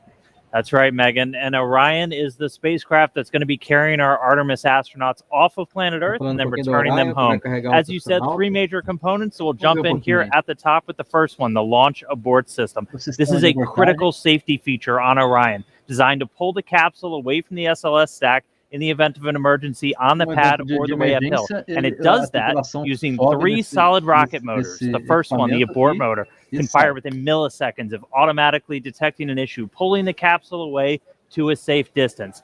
After that, the attitude adjustment motor. This one will fire. We can cancel out any rates, put us into a nice stable glide before we get ready to fire the jettison motor. This is the one that will actually take the launch abort system off of Orion, allowing it to then deploy parachutes and parachute down to safety. I will note the jettison motor, the only one that fires no matter what on a normal mission. It's going to fire once we're high enough in the atmosphere. And for Artemis 1, that is the only motor on this that is active. The attitude and abort motors are inert for Artemis 1. And that's all focused on protecting this, the Orion crew module. This is where you have your astronauts physically inside. In the capsule, you have everything you need to keep a crew safe, happy, healthy, thriving in deep space. You have a pressurized environment, seats, crew displays, toilet, everything that you need. On the outside, couple of critical features. On the bottom, the heat shield. Remember, this is goal number 1 for this mission, is testing that heat shield. It's an ablative structure made to survive that fiery re-entry at the end of a mission. Along the outside, you see these small gray circles. Those are reaction control system thrusters. Orion can use that at the very end to control the yaw, pitch, and roll as it's hurtling through the atmosphere. We have windows. You need windows to look outside. 2 on the front, 2 on the sides, 1 in the side hatch, 1 up top. in the very top docking hatch. Those are different layers of glass and acrylics for pressure and thermal control. We have a docking system, an uprighting system, parachutes, all for the very end of the mission. Third and final piece, down here at the bottom, the European Service Module. This has all of the propulsion assets for after SLS has done its job. Starting on the bottom, the large orbital maneuvering system engine. This is the one that's providing the most thrust for all of those key maneuvers around the moon. 8 auxiliary thrusters, also around the aft to the bottom part of the service module to provide some additional push as well. And then 24 of these smaller reaction control system thrusters. They can be used for attitude control, which way you're pointing, as well as small translational maneuvers moving side to side. We flip the vehicle up, we see 4 solar arrays, each one 24 feet in length, altogether generating 11 kilowatts of electrical power for Orion systems. Inside the service module, you have tanks for things like the thermal control system, potable water when we have a crew on board, and also pressurized oxygen and nitrogen for an atmosphere, which gets fed through this umbilical here to the crew module, along with electrical lines. That's also what's going to separate us at the very end of the mission. So that's Orion. It's going to be making its first flight around the moon on Artemis 1. Can't wait to see it, taking those selfies around our lunar neighbor. Send it back over to you, Megan. Thanks, Dan. That last component Dan talked about, the European Service Module provided by the European Space Agency. Let's go to Jasmine for that. Thank you, Megan. We are back in Firing Room 2 at the Launch Control Center, and joining us now is Philippe Delou, ESA's Program Manager for the Orion European Service Module. You have quite the title there, a big title for a big job, I'm sure. We are very glad to have you here, and we understand that the European Service Module is powering Orion that's going to send humanity farther than ever before. Philippe, how is it getting us there? Thank you. Good evening, everyone. So, yes, the service module accommodates the propulsion system that contains, among the tanks and the pressurization of the system, the engine, all the engines, 33 engines in total, among which the main engine, which is going to perform the burns to put Orion into the moon orbit and then back on the trajectory to return to Earth. The other engines are used for attitude correction during attitude control and trajectory correction during the travel to the moon.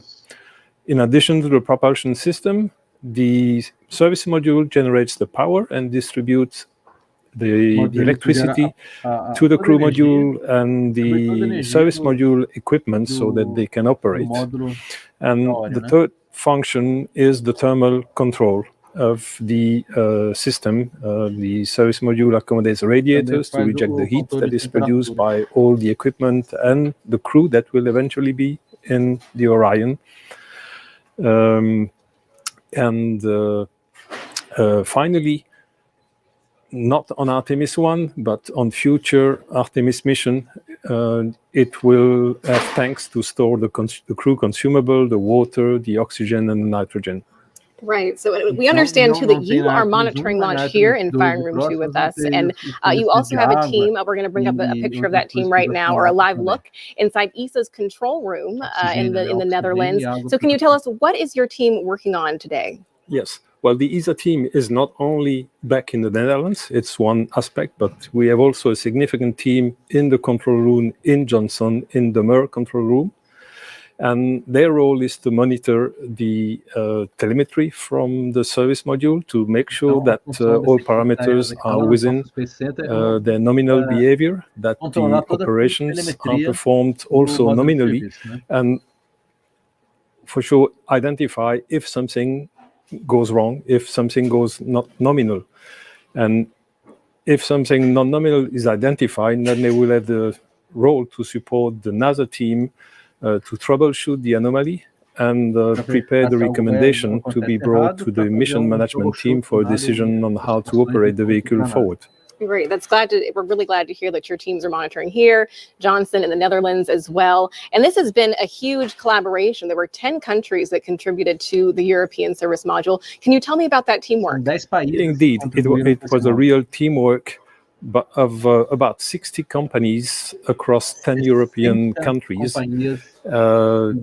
Together with the prime contractor, we have selected the finest companies available in Europe to build a state-of-the-art equipment which is needed to go back to the moon with humans. Right, we're going back to the moon and farther even beyond. Thank you so much, Philippe. I really appreciate you being here tonight. Welcome. Thank you very much. Of course, of course. Megan, back to you. Now it's time to check back in with Mission Control in Houston. Leah, how are things over there? Things are good over here at Johnson Space Center, which is just one part of an agency-wide effort with many NASA programs doing their part to make future missions a reality. When the first woman and first person of color travel to the moon, they'll be wearing a state-of-the-art launch and entry spacesuit called the Orion Crew Survival System. When they set foot on the moon, they'll be in another all-new next-gen suit, both being developed at the Johnson Space Center and through partnerships with commercial providers. During those spacewalks, astronauts will collect samples for further study of the moon. The Astromaterials Research and Exploration Science Division at JSC is preparing to receive rocks, soil, and ice collected from the moon's South Pole, which has a unique crater impact history and ice deposits that have never been sampled. And leading the effort to advance capabilities for science exploration and commercial development of the moon is the Commercial Lunar Payload Services Initiative, or CLPS. More than a dozen American companies are developing science investigations and tech demos. Additionally, we need a sustainable presence, a specific station in orbit to facilitate continuous lunar access and serve as a home base or a jumping off point for new deep space exploration missions. This is where Gateway comes in. It's a multi-purpose lunar space station being developed by a worldwide effort led out of JSC. NASA is again teaming up with international and commercial partners to create this essential component. Artemis and Gateway will enable NASA's human research program to better understand how the human body adapts beyond low Earth orbit, ensuring future astronauts traveling to the moon and Mars have the tools to keep healthy and thrive in new environments. And with that, we're going to turn it back over to Megan and Kayla at Kennedy. Thank you so much. So Artemis will also facilitate new discoveries about the moon. So to tell us what we're hoping to learn, we have Sarah Noble here. She's the Artemis Lunar Science Lead. Great to have you here. Thanks. So tell us about what we know about the moon. Yes, so we learned a ton about the moon during Apollo, right, from the samples and the data that we collected. In fact, we're still learning from those samples and data even today, 50 years later. But then since Apollo, you know, we've actually been studying the moon mostly from above, learning about getting more of a global perspective on the moon that we really didn't have during Apollo. And so that's allowed us to ask a lot better questions and to understand where to go to find the answers to them. Now that we're headed back to the moon, sending human beings as part of the Artemis program, what are we hoping to learn that's new? Yeah, so we're going to an entirely different part of the moon for Artemis, right? During Apollo, we kind of landed almost in the same place, like 6 times, right? In the sort of central near side of the moon. But for Artemis, we're going to go explore a new part of the moon. We're going to go to the South Pole, which is some of the oldest rocks on the moon. It's the part of the original crust of the moon. And there's places there that are permanently shadowed, where we think that water and other molecules sort of get trapped, and we really want to understand what those are, and so that we can use them for both science and for as a resource. Sarah, we're also planning to land a rover at the South Pole of the moon in late 2024. Can you tell us about that? Yeah, absolutely. The Viper rover, the Volatiles Investigating Polar Exploration rover, is going to go land near the South Pole, and it's actually going to explore some of these permanently shadowed areas. It's going to dip into them, drill down, try to find out what that water is, what else is there, what form that water is, how much is there, so that we can really understand it both from a science perspective and if we want to use it as a resource, we will understand how to extract it. So some people might say, you know, we have all these rovers, we have access to machines that can do a lot of the work on the surface of the moon for us. So why is it important to return humans to the moon? Yeah, it's not an either or proposition, right? There are some things that robots are better at and some things that humans are better at. And it turns out that humans are much better field geologists. We're really much more efficient and better at that. Plus, we can do better. We can deploy more complicated instruments, and we can use tools in a ways that it's very difficult for robots to do. So we can collect better samples. And one of the great things is that we can bring back a lot of samples. Right? When we do robotic sample return, it's usually a very small amount. But if you look at what we brought back from Apollo, it's a large amount of samples that literally hundreds, probably maybe thousands of scientists have been able to study over the years and over generations. And that's a lot of brain power to put behind those samples. So again, that's how Artemis and Apollo are different. Now we're utilizing machines and people to hopefully advance. Yeah. That's right. Perfect. Sarah, thank you so much for your time. So in honor of our destination, the moon, we asked you all to create moon-inspired content and share them with us using the hashtag NASA Moon Snap. We got so many wonderful submissions, so why don't we check them out now?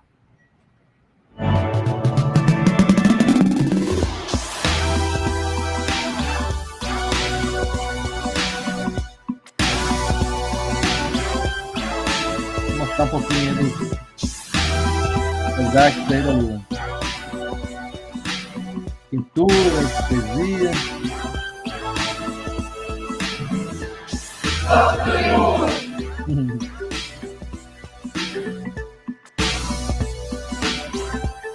Agora quer mostrar todas as criações sobre a Lua, compartilhar aí. Vou mandar as minhas também depois. Olha, desenhos lindos aí. Olha esse, olha a arte ali. Ah, lindo, parabéns, hein? That was a really cool look at all the different kinds of creations, recipes, and also art, and it was great to see what people submitted. Yeah, it's awesome to see the creativity out there and how people are engaging with this mission in so many different ways. Yeah. So I know that you didn't submit it yet, but you did create a moon snap, so to say. So why don't we take a look at that picture? Yeah, this is one of my favorite pictures of the moon that I was able to take from orbit. I think for me, it kind of reminds me of that iconic picture of moonrise or Earthrise from the moon from Apollo. And it's kind of that in reverse. I think there's something about seeing the moon from orbit around the Earth that makes it seem a little bit easier to imagine what it'd be like to have that view from the moon looking back at our home planet. Yeah, you should definitely submit that because that's an amazing photo. Did you take that yourself?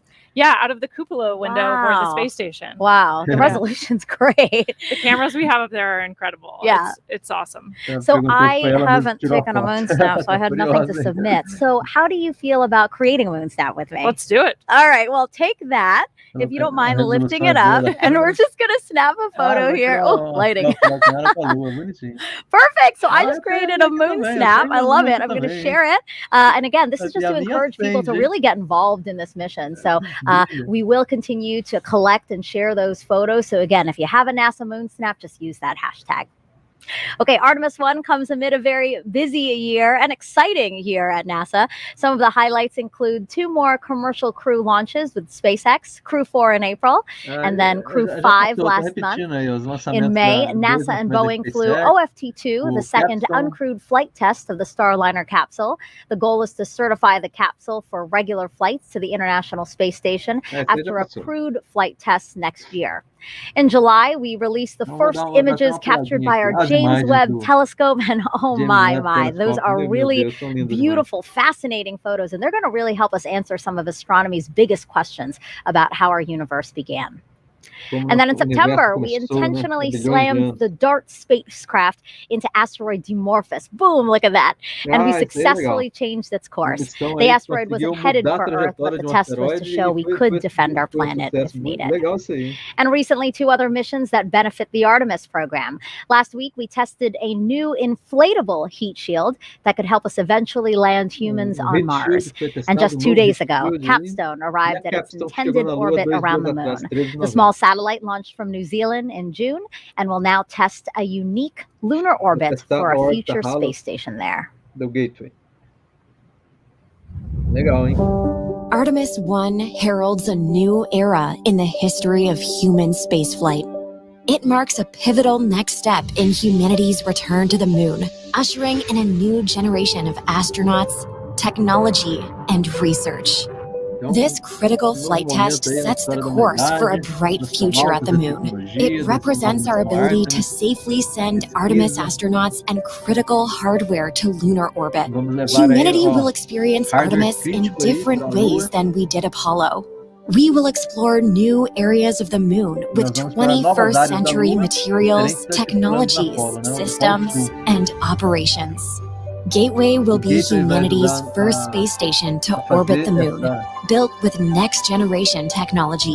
Gateway will not only provide a deep space outpost for future lunar expeditions, it will also serve as a station for landers, experiments, and supplies. Starting with the core power and habitation elements, Gateway will grow with increasing capability as international partners contribute new habitat and refueling modules, observation windows, external robotics, and more. Gateway will enable longer stays and more science to be conducted on and around the moon than ever before. And one day, it will help set the stage for missions to Mars. A highly skilled, diverse core of astronauts will be selected for Artemis missions, including the first woman and first person of color to step foot on the moon. Aboard Gateway, the crew will conduct exciting research from their unique deep space vantage point. Gateway will also be a transfer station for astronauts to board innovative human landing systems that will ferry them to and from the lunar surface for exciting scientific expeditions near the South Pole. Once on the moon, Artemis astronauts will use expertise in fields like biology and geology to conduct groundbreaking research in modern spacesuits using advanced tools. They will drive new rovers to investigate the lunar terrain and unlock some of the greatest mysteries of our solar system. Artemis 1 cements our capability to send astronauts and cargo to the moon for years to come. We're going back to the moon. We are Artemis. As we approach the opening of our 2-hour launch window, we have a special musical performance for you. America the Beautiful, played in honor of the flight test by the Philadelphia Orchestra and Yo-Yo Ma. Agora a Orquestra Sinfônica da Filadélfia vai tocar uma música aí. Tomara que não derruba a minha live aí por direitos autorais depois.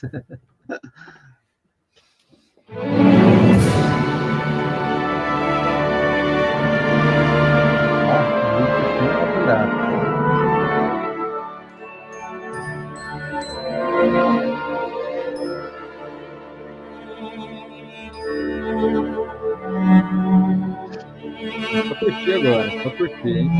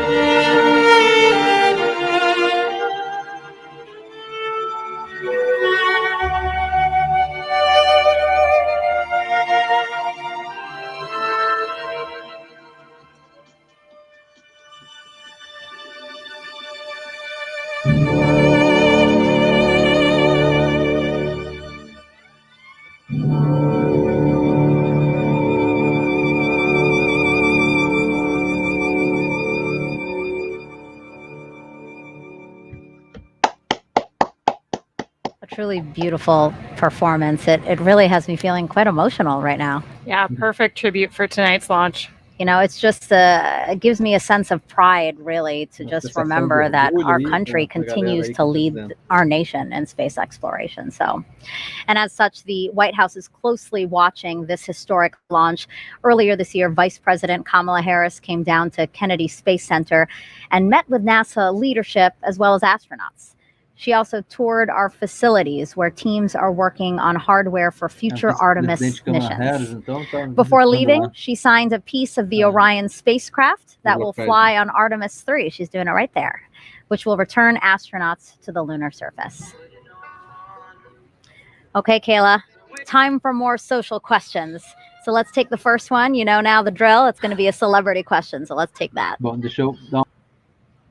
Hey guys, I'm Jack Black, and I'm super excited for the Artemis 1 launch today. I was part of a little movie called Apollo 10.5, A Space-Age Childhood, and I have a few burning queries. Question the first. How is Artemis different than Apollo? Artemis is different than Apollo because we're returning to the moon, but this time we're going to stay. So rather than a short visit where we can do some amazing science, but it was pretty limited by these short visits, kind of a small area of the moon, we're going to the South Pole and we're going to learn how to live there long term. So we're going to be building habitats. We're going to have rovers. We're going to have all of this infrastructure on the moon supporting scientific discovery, but also that next big step to Mars. I love seeing celebrities also take part and ask questions because it really shows that this is something that's captivating a lot of people. So that was really fun to see Jack Black. Also, query the first. That was funny. All right, let's go to the second question. How does it feel in space? Being in space is amazing. I mean, for us launching to orbit around the Earth and then go to the space station where I just was for 6 months, we're in an apparent microgravity environment. So for us, it feels like we're weightless, like we're floating. So you have to relearn how to live and work in that space. But once you get used to it, it's a lot of fun. Yeah, we were just talking, Jessica Watkins, another NASA astronaut, was just here. And she was saying that actually when you came back on Earth, that was an adjustment as well because you got so used to living on the space station. Yeah, the transition home was actually a lot harder for me than the transition up there because our vestibular systems kind of remap. We start ignoring all the sensors in our inner ear that tell us how our bodies are moving because the space environment is so strange. But we really need that on Earth to balance and control our bodies. Sure. So when we get back, it takes a couple of days before we feel comfortable again. Really interesting. Thanks so much for those. Okay, so we are 10 minutes until the opening of our 2-hour launch window today. So why don't we head back over to Daryl. Daryl, tell us what's happening now. Yeah, Megan, we actually have about 10 minutes before we go into a half-hour hold.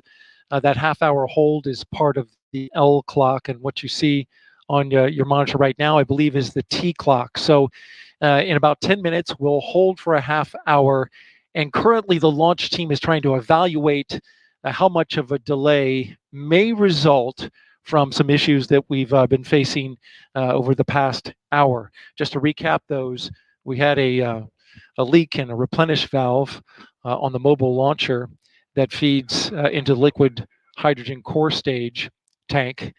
That's been resolved. The leak has been fixed, and we're moving forward. Currently, the upper stage of the rocket for liquid hydrogen is roughly 78% at the moment. So that is tracking. Progress continues there.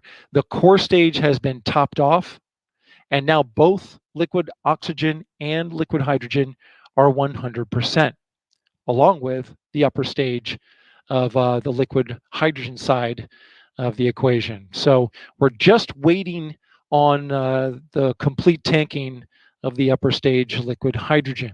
Now, with regards to the range issue that we had, we just got an update from the range, the 45th Space Wing officer reporting in to the NASA test director that the Ethernet switch has been replaced.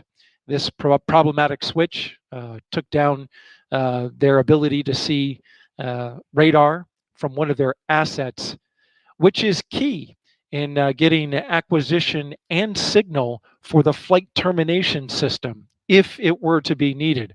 Of course, this is a critical system that has to be tested before we can launch.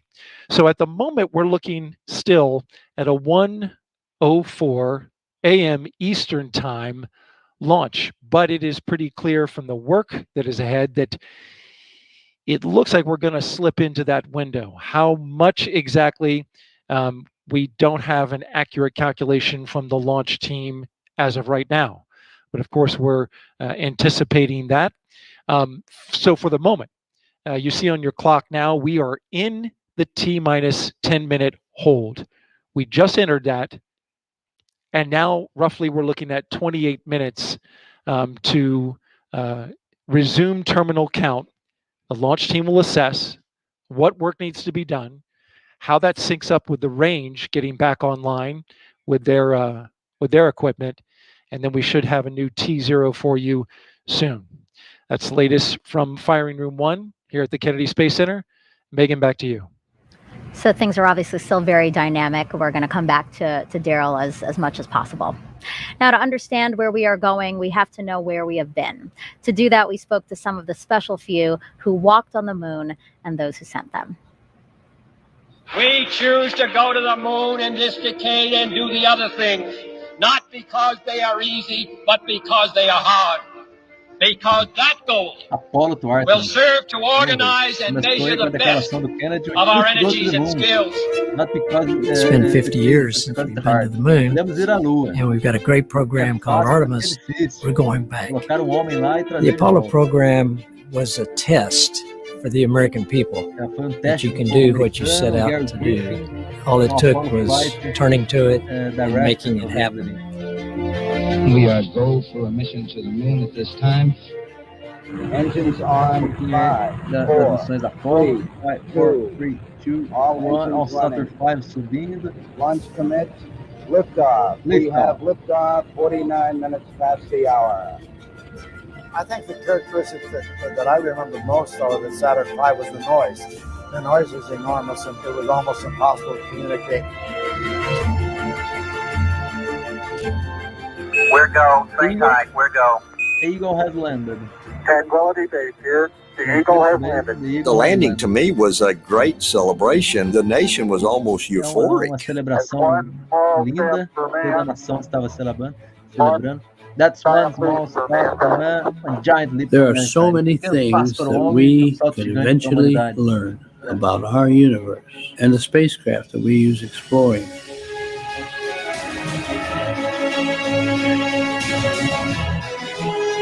We are a nation of explorers. During Apollo, we were on national TV literally every day because we were doing something visible that Americans could see and they could feel and say, look what we are doing. And I believe Artemis is going to come up and say, look what we are capable of and what we are doing now.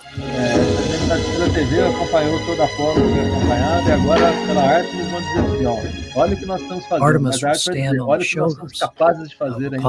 They're going to have the eyes of the world on them when they start down this trail. Os olhos do mundo estão sobre essas pessoas. The science of spaceflight is one that will continue to inspire. Going to the moon generates technology, more communications, more computer technology, more sophistication in manufacturing that help us in everyday life. We have a generation that is ready, a generation with that technology, a generation with the education. Artemis represents the future in space. It is our next big step, and it is time to take it.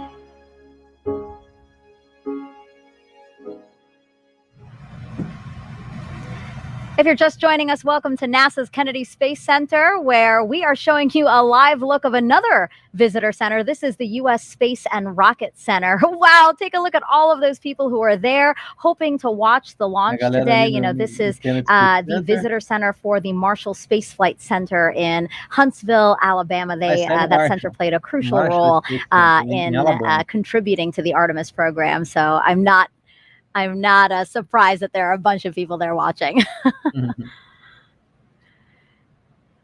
All right, so now we're going to go back to Leah Martin over at Banana Creek. Again, that's right outside of our visitor center, and she's with some other folks who came out to watch today's launch.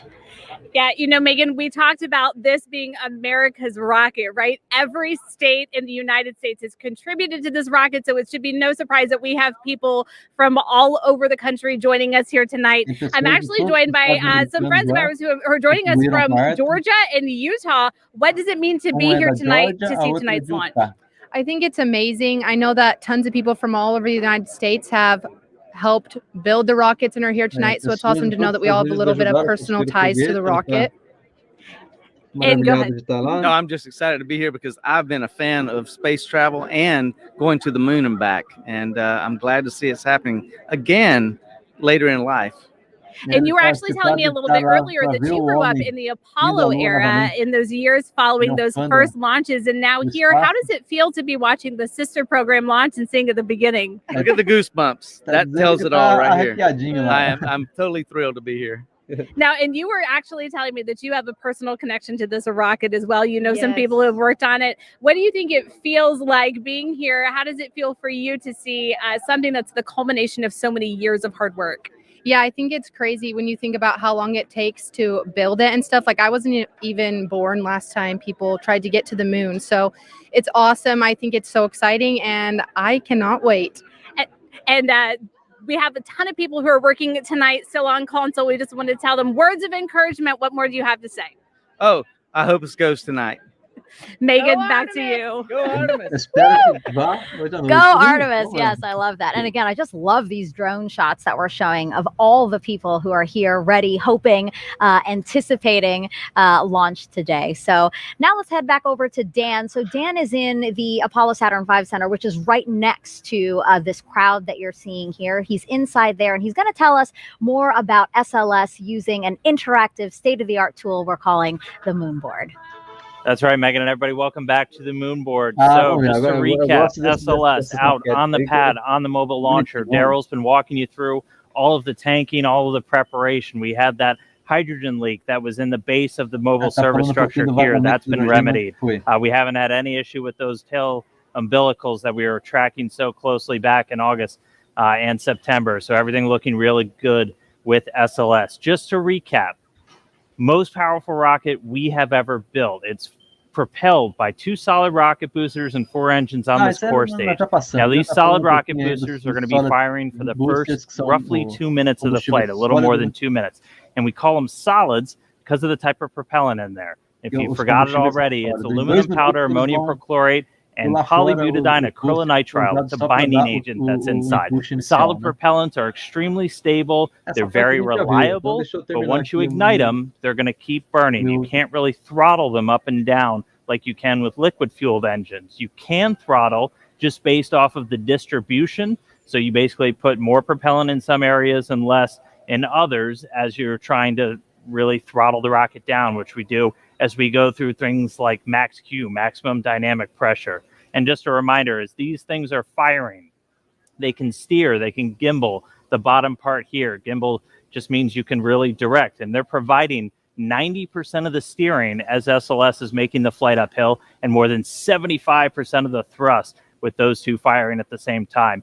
And again, they're attached to this. This is the core stage, 212 feet tall, the largest single stage we've ever constructed. It's been through the green run test, a lot of preparation for this flight today, and it is propelled by these 4 RS-25 engines. Now, these are liquid-fueled rocket engines, so you have a fuel and an oxidizer, and one of the great things about liquid fuel is you can throttle them in real time. You could kind of like the gas in your car. You can go faster or a little bit slower. So these throttle up to 104% of their rated thrust at the time of liftoff. We throttle them down as we go through max Q, so the maximum amount of pressure on SLS on the way uphill, and then throttle them back up until they've consumed all of their propellants. And they're consuming that propellant at more than 1,500 gallons a second. That is just an astronomical amount of fuel that's running through these engines to produce that thrust. Each of these up to 500,000 pounds each during their operation. And of all the different components, we've got this engine block section down here. You have all of the associated plumbing, everything to feed those propellants down to these engines. You also have these 2 attachment points here, and that's where we actually tank the SLS rocket. So a lot of focus on those in the previous attempts. They've cooperated spectacularly so far today, and we've been able to fully tank this core stage. And a reminder, you have a fuel, about 500,000 gallons right here of liquid hydrogen, and then an oxidizer. You need those 2 together, and then an ignition source. That's what gives you your reaction, your thrust, your basically controlled explosion that then comes out of those rocket engines. So fully tanked. These are cryogenic fuels, hundreds of degrees below zero. So we've got a spray-on insulation across the entire vehicle. As it's sitting out there in the Florida air, it's a little bit warm tonight, but we need to keep those hundreds of degrees below zero. It takes a lot of energy to do that, so the less you have to use to keep them cold, the better, which is why we have that insulation. So We're going to be seeing SLS take flight for the first time tonight as we clear all of those final issues. Again, this is going to be one heck of a show when this thing launches into the night sky. So with that, send it back over to you, Megan. If you're just joining us, welcome to NASA's Kennedy Space Center for live launch coverage of Artemis 1. I'm NASA's Megan Cruz, and this is NASA astronaut Kayla Barron. It's been great having you these past 2 hours. It's been so awesome to be here for this historic launch tonight. So right now, we are awaiting a new T0. The launch team had to work through some issues, and they're doing a great job at working through those issues. So now we're just waiting to see a new T0, since we had been aiming for the top of the launch window, which opened does open at 1:04 a.m. Eastern time. Now, today is a big deal. Apollo 17 in 1972 was the last time humans stepped foot on the moon. That the rocket you see right there behind us, illuminated in the darkness there, is the first step back towards getting us to the moon. Now, Artemis 1 is the first integrated flight test of NASA's deep space exploration systems. That's the ground systems here at Kennedy Space Center, the Space Launch System, or SLS rocket, and the Orion spacecraft. We will send an uncrewed Orion spacecraft farther beyond the moon than any of the Apollo missions before it. For Artemis 2, Orion will have astronauts on board as it orbits the moon. Then future Artemis missions will land the first woman and first person of color on the surface of the moon. So, Kayla, why do we want to go back to the moon? The moon's a super interesting place to study. It can tell us a lot about the Earth, its own formation, but also more about our solar system. And we also want to return, this time in an international partnership, for a permanent presence on the lunar surface that'll teach us everything we need to know to travel onto Mars. Mm-hmm. And what about for you? I mean, you have the possibility of maybe being selected for those future missions, because the Artemis program can choose from any of you guys, any of the NASA astronauts. It's a crazy time to be a NASA astronaut. Even imagine that could be real. I think we're all just honored to be a part of the team that's doing this. We're just a small representation of all of the amazing human beings around the world that it takes to do something as audacious as returning to the moon, learning what we need to go onto Mars. So we're just all excited to support the program in any way we can. But of course, a ride to the moon would be incredible. So yeah. I think we're all just dreaming about those moonwalks. Now, since Artemis 1 is setting the stage for those future crewed missions, is there anything in particular about this 26-day mission that you will be watching? Is it re-entry?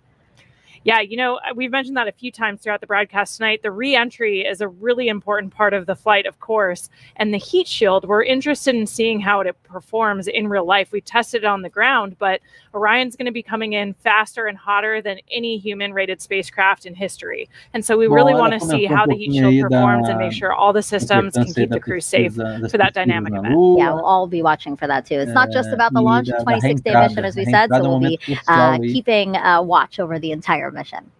Our workforce now is very different from what it was during the Apollo era. When Apollo 11 launched, there was only one female engineer in the firing room. Today's launch of Artemis 1 is led by NASA's first ever female launch director. Take a look at how she and other women across NASA are shattering glass ceilings. When I was a little girl, I wanted to be an astronaut, a scientist, a doctor, a fighter pilot. When I was a little girl, I wanted to grow up to be strong and independent. When we were asked to draw a picture of what we wanted to be when we grew up, I drew an astronaut standing on the surface of the moon. All I thought about was when I was going to get to NASA. It's a huge honor to be NASA's first female launch director. To be the launch director for Artemis. NASA has so many wonderful women pioneers, so many heroes. Some of the most amazing women in my eyes are people like Katherine Johnson and the other women that you've seen in Hidden Figures. Sometimes it's difficult to believe that I'm on this side now wearing this blue flight suit with all of the other astronauts, representing this iconic image that had so inspired and excited me my entire life. Being of South Asian heritage, Covenantella was just such a big thing for me growing up. I've always looked up to Sally Ride and Mae Jemison, who really laid the foundation to allow people like me to be in the position that I am now. All of these women were pushing those boundaries and breaking those glass ceilings. Now, of course, there are some fantastic women in leadership positions that inspire me every day. Então, uma das mulheres So much aí, has changed since the Apollo program. mudou muito da Apollo Program, é a única mulher que tinha lá na Apollo Program, out of né? 400 Na Apollo 11. engineers in the room. And I look at our team today. Agora It's olha o much nosso more a time com reflection of the 30% world that we mulheres. live in. A big piece of why it's so important to have women and diverse backgrounds, because it allows us to bring everybody along with us on this journey.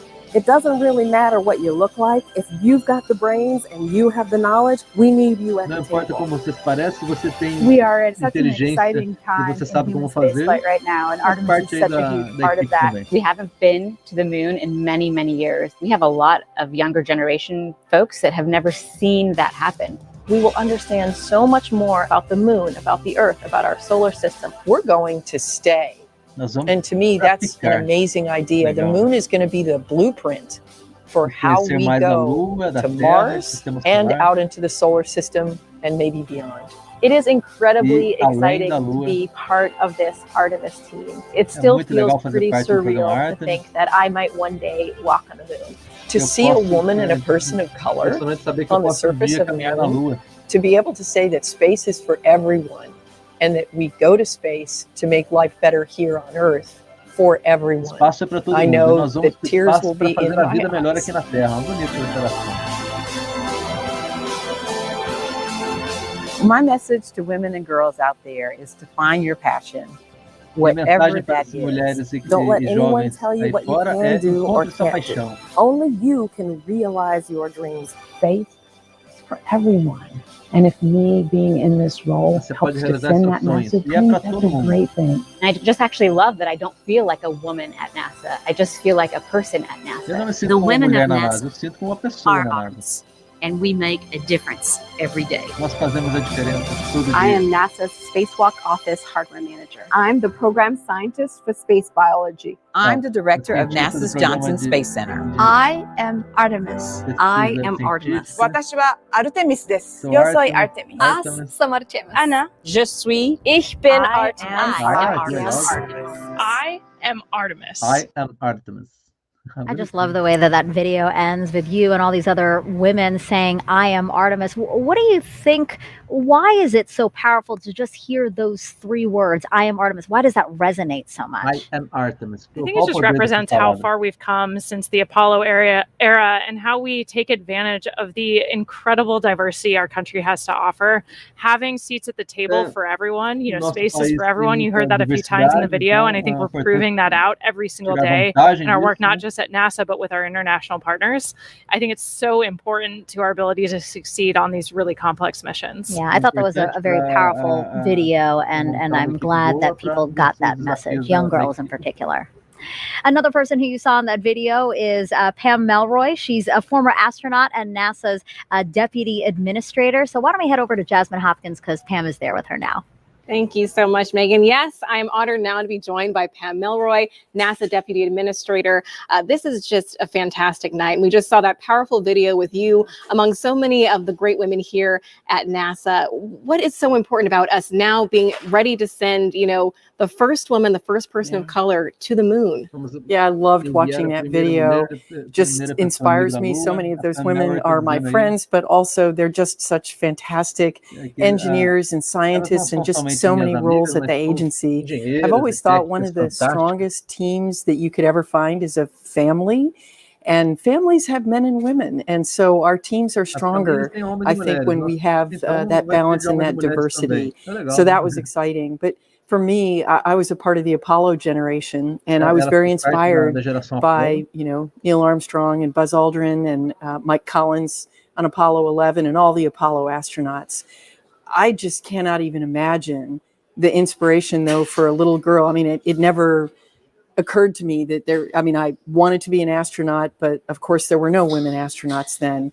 I think what's going to happen now with the Artemis generation is that first woman and the first person of color is just going to have a huge impact on the next generation. Right. We are just watching with bated breath, and I know that it's going to mean so much to little kids to look up to them. And we understand too, this is a huge, when we launch Artemis, it's going to be a global accomplishment. We have the Artemis Accords, which are helping us make sure we explore peacefully. Can you tell us more about those?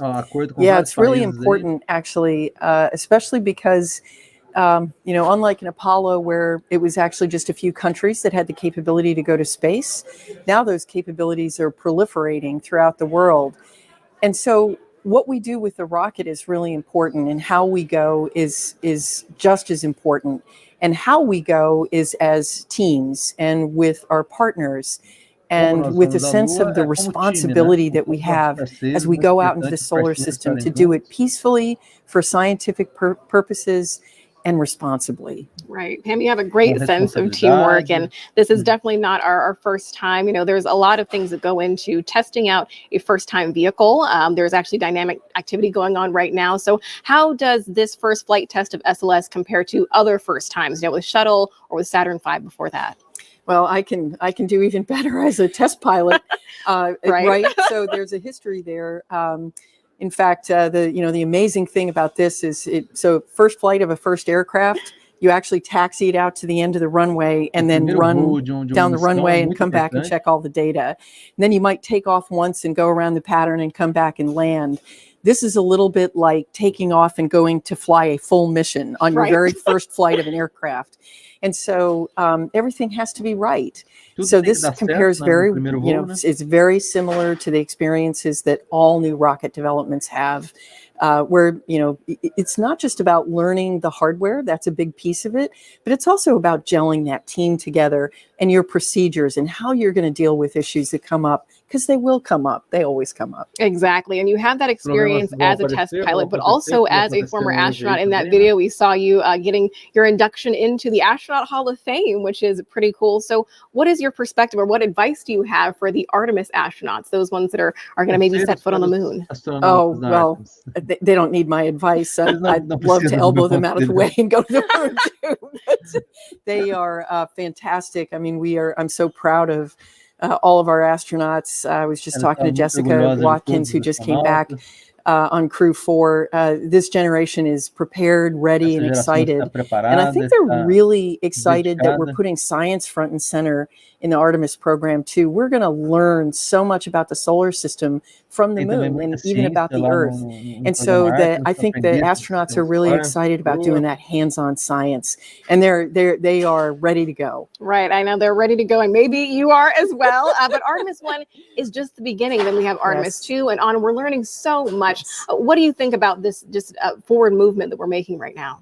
Well, it's really important. This is the Artemis campaign is actually part of a multi-decade effort that we're doing right now, which is really with the goal of creating a blueprint for how we're going to explore with humans and do science throughout the solar system. So we're going to learn through the Artemis campaign on the moon, and then we're going to go demonstrate it on Mars, and then the next destination, who knows where. Right. I mean, we're going so much further than we ever have before. Pam Melroy, thank you so much for joining us. Thank you. Go Artemis. Of course, go Artemis. Megan, back to you. Thank you both for that interview. Now, teams over at NASA's Johnson Space Center are also monitoring today's launch attempt. So why don't we go back over there with Leah to tell us what's going on over there. Thanks, Megan. And you're right. Teams here in Mission Control Houston continue to monitor today's events. Again, they will really kick into action once we have liftoff, and they'll remain on console all the way through splashdown. But quickly, I have to show you something, a little show and tell. It makes me feel like the coolest kid in school. I've got a moon rock here. I hope you can get a good shot of it. It is from Apollo 15, 1971. And when it was brought back to Earth, it was part of a larger rock. In total, it was 21 pounds. This is, of course, a smaller section of that, but we're looking forward to the Artemis program and being able to go back to the moon so that we can continue to gather these kinds of samples, but this time at the lunar South Pole. We've never been there, and we've never brought samples back from that area, so we're really excited to see what might differ in those samples and the ones that we have here. Now, of course, we've got a whole laboratory of scientists that are able to study all of those samples. We just opened some up for the first time time earlier this year, so that we're able to test with new technology everything that we can learn about these samples that we brought back now 50 years ago. So hopefully within the next few years, we're bringing some new ones back to use that same experimental process on and tell us a little bit more about the moon. But just had to show this off. Apollo 15 moon rock. We're looking forward to having some Artemis ones here at Johnson Space Center. With that, I will send it back to you at KSC. You were a cool kid before you even had the moon rock, so. But now you're even a cooler kid. Now, the name Artemis was chosen because in Greek mythology, she's the twin sister of Apollo. NASA's Leo Martin is over at the nearby Kennedy Space Center Visitor Complex, where thousands have gathered to watch today's launch attempt. Hi, Megan. I'm actually joined here tonight by a very special group of guests here from Stennis visiting Kennedy Space Center. Why don't you tell me, Ryan, what it is that ties you to tonight's launch? So we were lucky and privileged enough to be able to test the core stage of the SLS rocket that's going to launch today. We got to Green Run, which is a full duration hot fire. It's a very historic time for us at Stennis. It was so exciting to be a part of. It was 7 years of hard work by a lot of really great people. And Jack, sorry about just so excited to be here to see it. And Jack, you were actually telling me that you know firsthand, how much work has gone into tonight's launch. What does it feel like to be here tonight, seeing the rocket fully integrated on the pad, ready to go? Man, I'm just incredibly grateful to be a part of this history and just really excited to see this thing launch. And Barry, you were telling me that you know also firsthand, the adversity that these teams have overcome to be here tonight. Do you have a word of encouragement, anything that you'd like to say to the teams all across the United States right now, both at Kennedy and at JSC, who are just sitting in these seats ready to get the rocket launched tonight? Sure. Persevere. I mean, it's hard work, but it's so well worth it. We spent many hours doing the testing and trying to get ready for this moment. And I think we've forward that information to those guys, and we also give them the encouragement to continue on, so we know they can do it. Thanks so much, Barry. And I think it would be great if just on the count of three, we can give them a great big go Artemis. 1, 2, 3. Go Artemis! Go Artemis! Back to you, Megan. That was amazing. And that's just, people who were actually able to come here to Florida. There's many people who are joining us from around the world who couldn't obviously make the trip out here. So let's take a look at some of those watch parties there. Here's Space Center Houston. It's the visitor center over for Johnson Space Center in Houston. And you can see a lot of people there after hours because that visitor center is closed right now. People are waving. I love it. Wow, look at that. Whatever that is, it's awesome. Amazing. I don't think I've ever noticed that when I'm at Space Center Houston. Maybe it's new. I know, but yeah, just look at that crowd. It's really fun to see again all these people who are captivated, young and old, by today's launch attempt and the beginning of the Artemis program. I know that they're probably looking at the clock and wondering when we might see the launch today. So lovely to see all those people.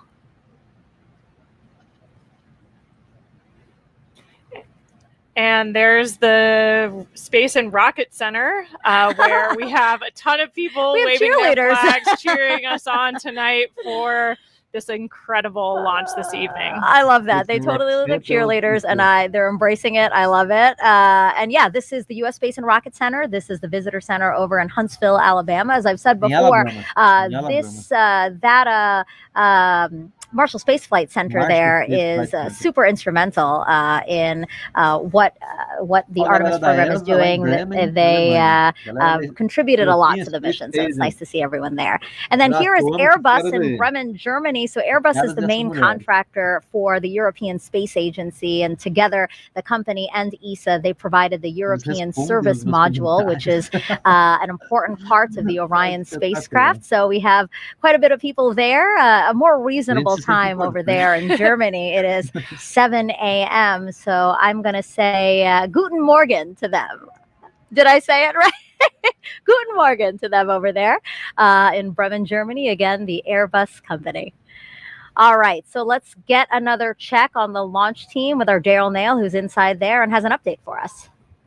Yeah, that's right, Megan. So we are clearly in a delay now. The NASA test director, who's basically flying the ship, for the launch countdown tonight has said that we are extending the hold that we were currently in at T-minus 10 minutes and counting. And so that puts us off the 1:04 a.m. Eastern Time launch. We're now slipping indefinitely into the hold. And NASA Test Director Carlos Monge saying that we are currently estimating how much work needs to be done before resuming the polling that's supposed to take place 15 minutes before launch. It then goes to terminal count at T-minus 10 minutes. Now we've got an update on the tanking of the upper stage liquid hydrogen tank. Currently 95% filled. We're in topping on that tank. It is the last of 4 tanks in the Space Launch System that needed to be completely fueled up before we launch. Of course, cryogenic tanking, a complex operation that has seen some delays tonight. We had a roughly hour delay after a replenish valve on the core stage liquid hydrogen side required hands-on work by a Red Crew team that went out to the launch pad and tightened down some bolts on the valve and got it fixed before leaving the launch pad, and then launch team verifying that that work was complete. Now currently we're awaiting some work with the range. The 45th Space Wing, which oversees the range here, and makes sure that the airspace and the ocean out over the flight path is clear, and also has the responsibility to destruct the rocket should it go off track. They have been working on some issues with their equipment and sending a flight termination signal to the rocket. There is testing that must happen with the flight termination system that was delayed by a bad Ethernet switch. Switch has been changed out, and now the range is looking to start testing their connectivity to the rocket in order to preserve that safety function that they are responsible for. So again, we are slipping now indefinitely into the launch window. We're awaiting the launch team to evaluate just how much time is required to complete the work to get this rocket ready to launch. Of course, when we have a new T0 for you, we'll report that out right away. Megan, back to you. Yeah, thank you so much. As NASA prepares to explore the moon, here's a look at the spacesuits and tools that will help us to do that. Vamos ver pouquinho aí dos trajes espaciais agora.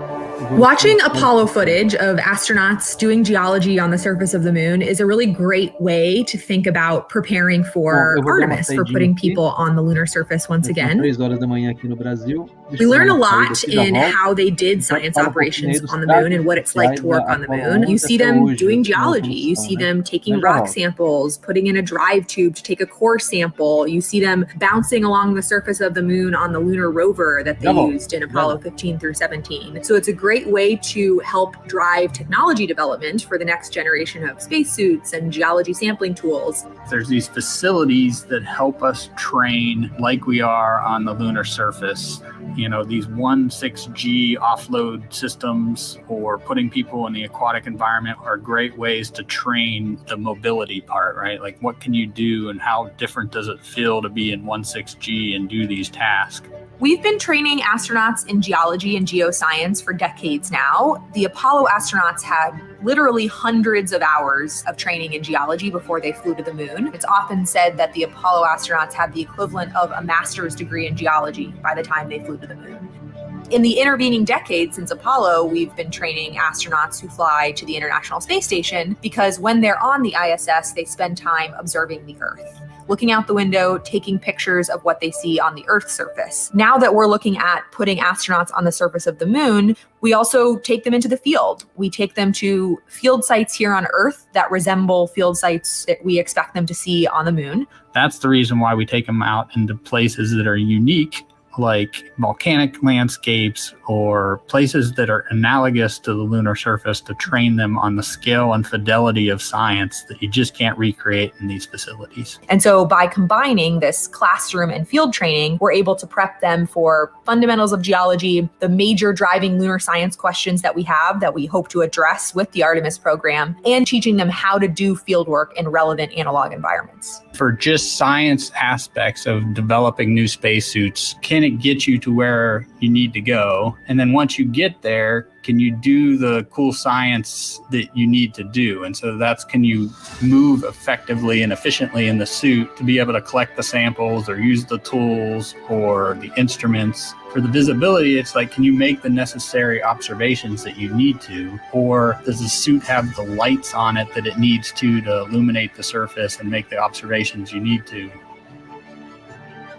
The lunar South Pole holds tremendous resources that are going to allow us to continue to explore. This is a place that we've never been before. There's so much to be learned from getting boots on the ground and exploring a unique place that challenges us as humans and also helps us develop technologies that make our everyday life that much better. We think there might be volatiles present at the South Pole. By using these volatiles, we'll be able to do things like create drinking water, create rocket fuel to launch astronauts back to Earth. And so by harnessing the power of the land, we'll be able to help astronauts establish that long-term sustainable presence.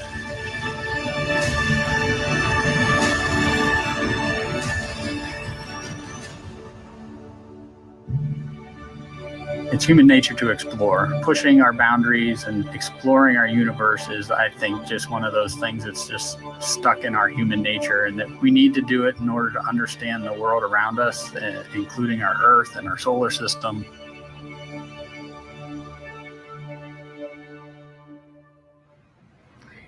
We just heard there how curiosity is just a part of us.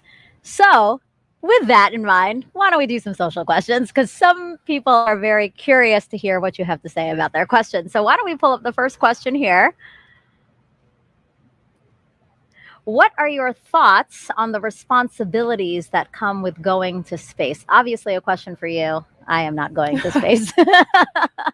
Yeah, the opportunity to travel to space comes with a lot of responsibility. I think for all of us, it's a huge honor to be a part of these teams, and the work we're doing is so critical in supporting scientific discovery on the ground. So on the International Space Station, we're a national laboratory. Our crew executed over 350 different scientific experiments during our 6-month mission. And so when you think about that, it's years of work to get one of these payloads or an experiment on the space station. Yes. And sometimes that's someone's life's work you're holding in your hands and executing. And so being prepared for those moments is really important, and understanding how to bring the team from the ground into solving complex problems. We take that really, really seriously. And of course, we want to share what that experience is like. Only a few people have been able to go to space.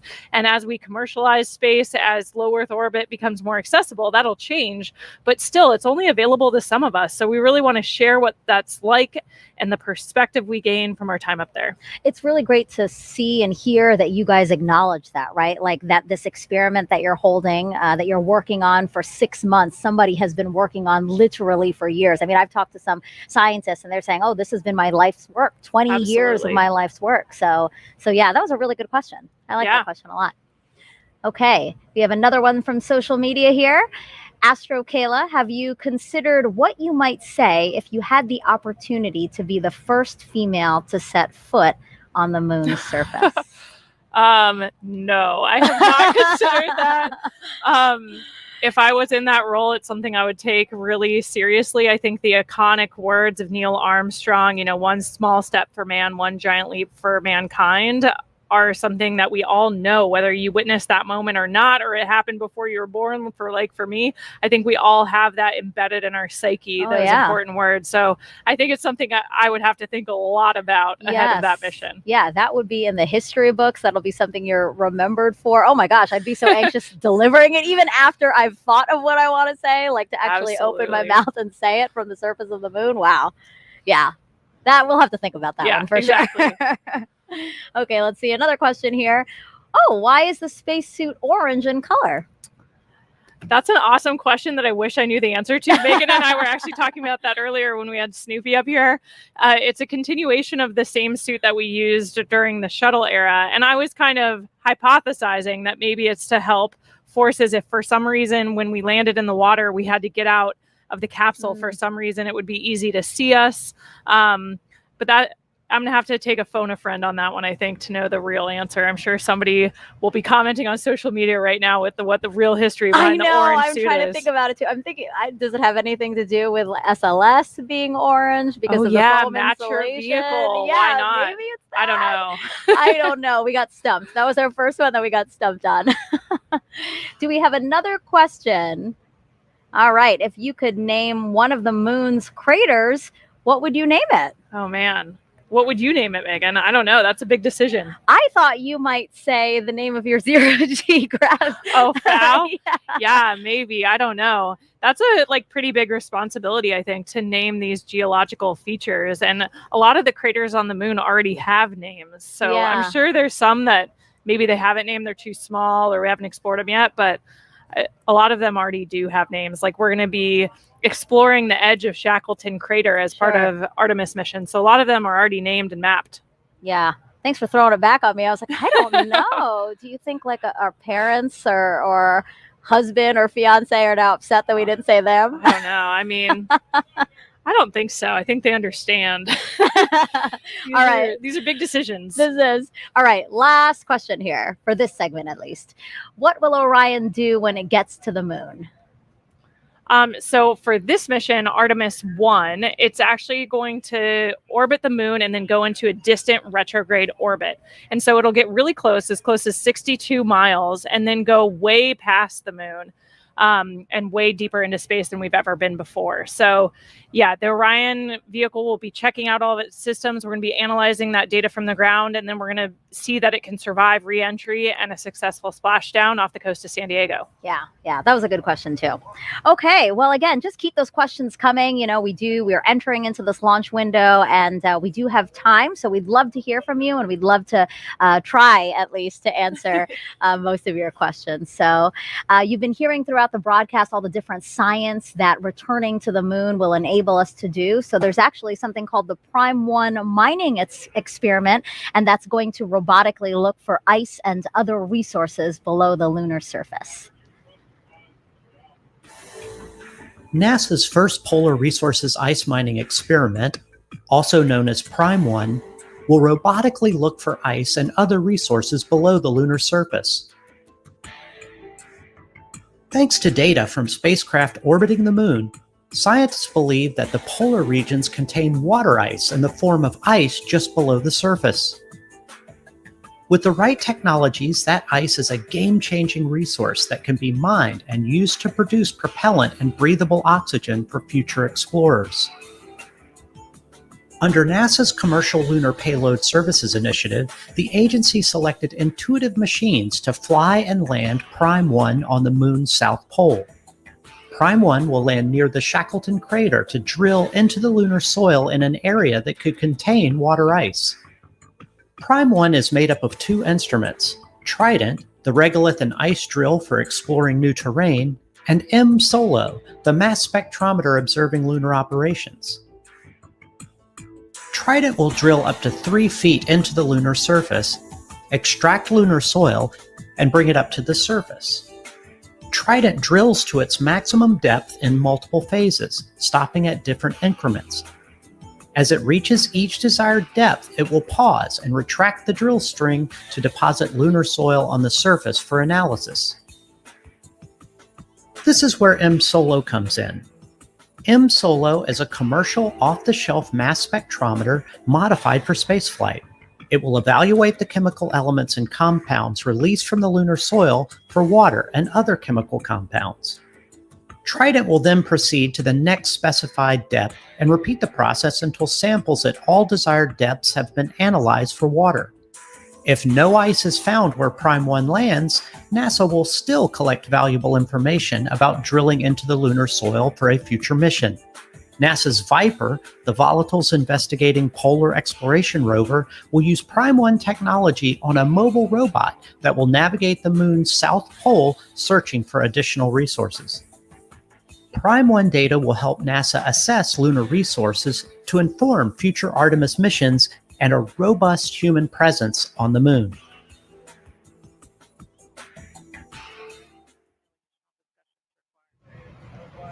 So we are still awaiting a new T0 for today's launch attempt, but for more on what to expect when we launch for this first day, let's go to NASA's Dan Hewitt. He's inside our Apollo Saturn V Center at the KSC Visitor Complex.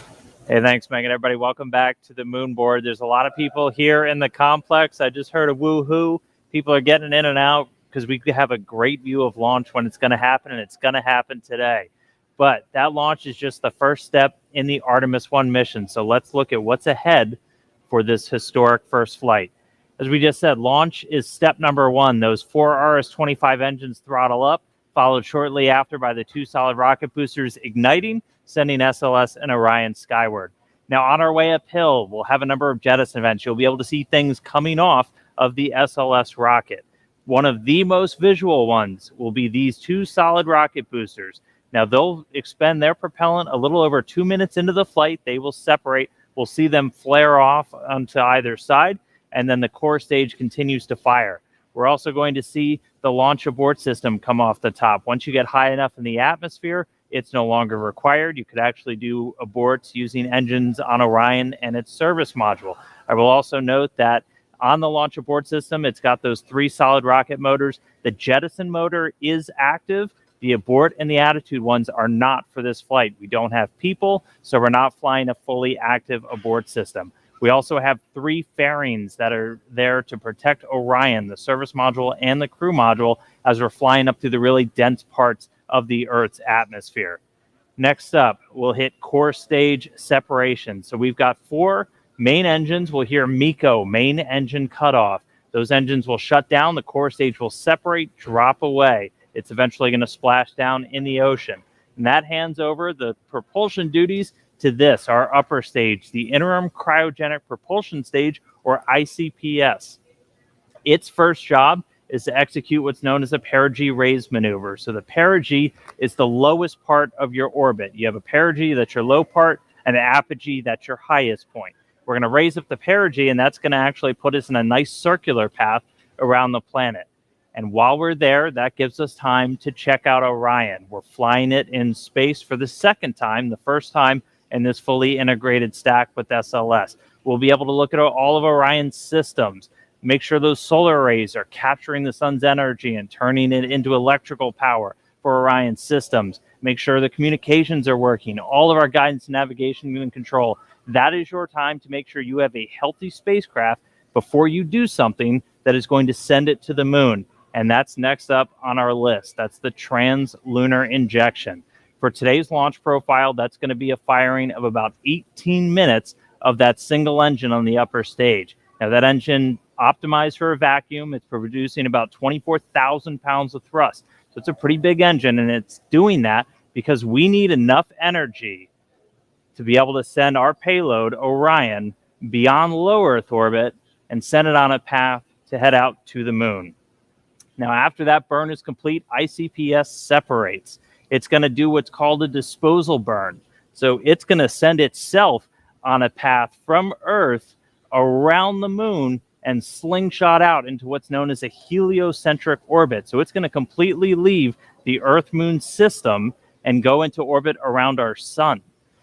But after it separates, propulsion duties get handed over to this, the European Service Module. And it's got a couple of different engines that it's going to be using, and we're going to be testing those out just on day 1. We're going to do what's called the Outbound Trajectory Correction Burn 1.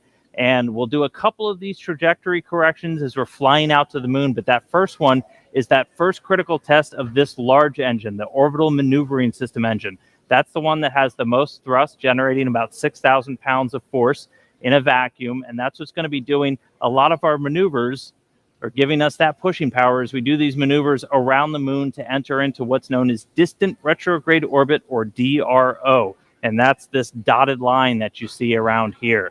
Now, we call it distant basically, because of the distance we're away from the moon, we're about 40,000 miles, a little bit less, off the lunar surface. And then we call it retrograde because the moon orbiting planet Earth in this direction, going in a counterclockwise fashion, we're going to be entering into a clockwise orbit around the moon, opposite retrograde. Now, to do that, we're going to get in close. We're going to dip in off the lunar surface. We're going to be about 80 miles, 80 statute miles off the lunar surface as we do this outbound powered flyby. Again, the major thrust coming from that orbital maneuvering system engine. After we do that, we'll do a final maneuver to actually go into that distant retrograde orbit, that DRO. Now, why DRO? Why are we not just going around the moon and coming back on like a free return trajectory, which we did on some of the Apollo missions? Well, in DRO, it's a very stable orbit. It doesn't require a lot of fuel to maintain that area around the moon. So it gives you a lot of time to really test the spacecraft. If you followed with any launch of a new spacecraft, you know there's only so much testing you can do on the ground. Once you actually put all of that hardware in space, in the environment that it's going to be operating hundreds of thousands of miles away from Earth, you're going to learn things you didn't even realize about everything from communications, the life support systems, the thermal control. Everything on a spacecraft needs to get put through its paces in this environment before we put people on board. And that's why we're heading out to DRO. Eventually, though, it's going to be time to come home, and we will do a DRO departure maneuver.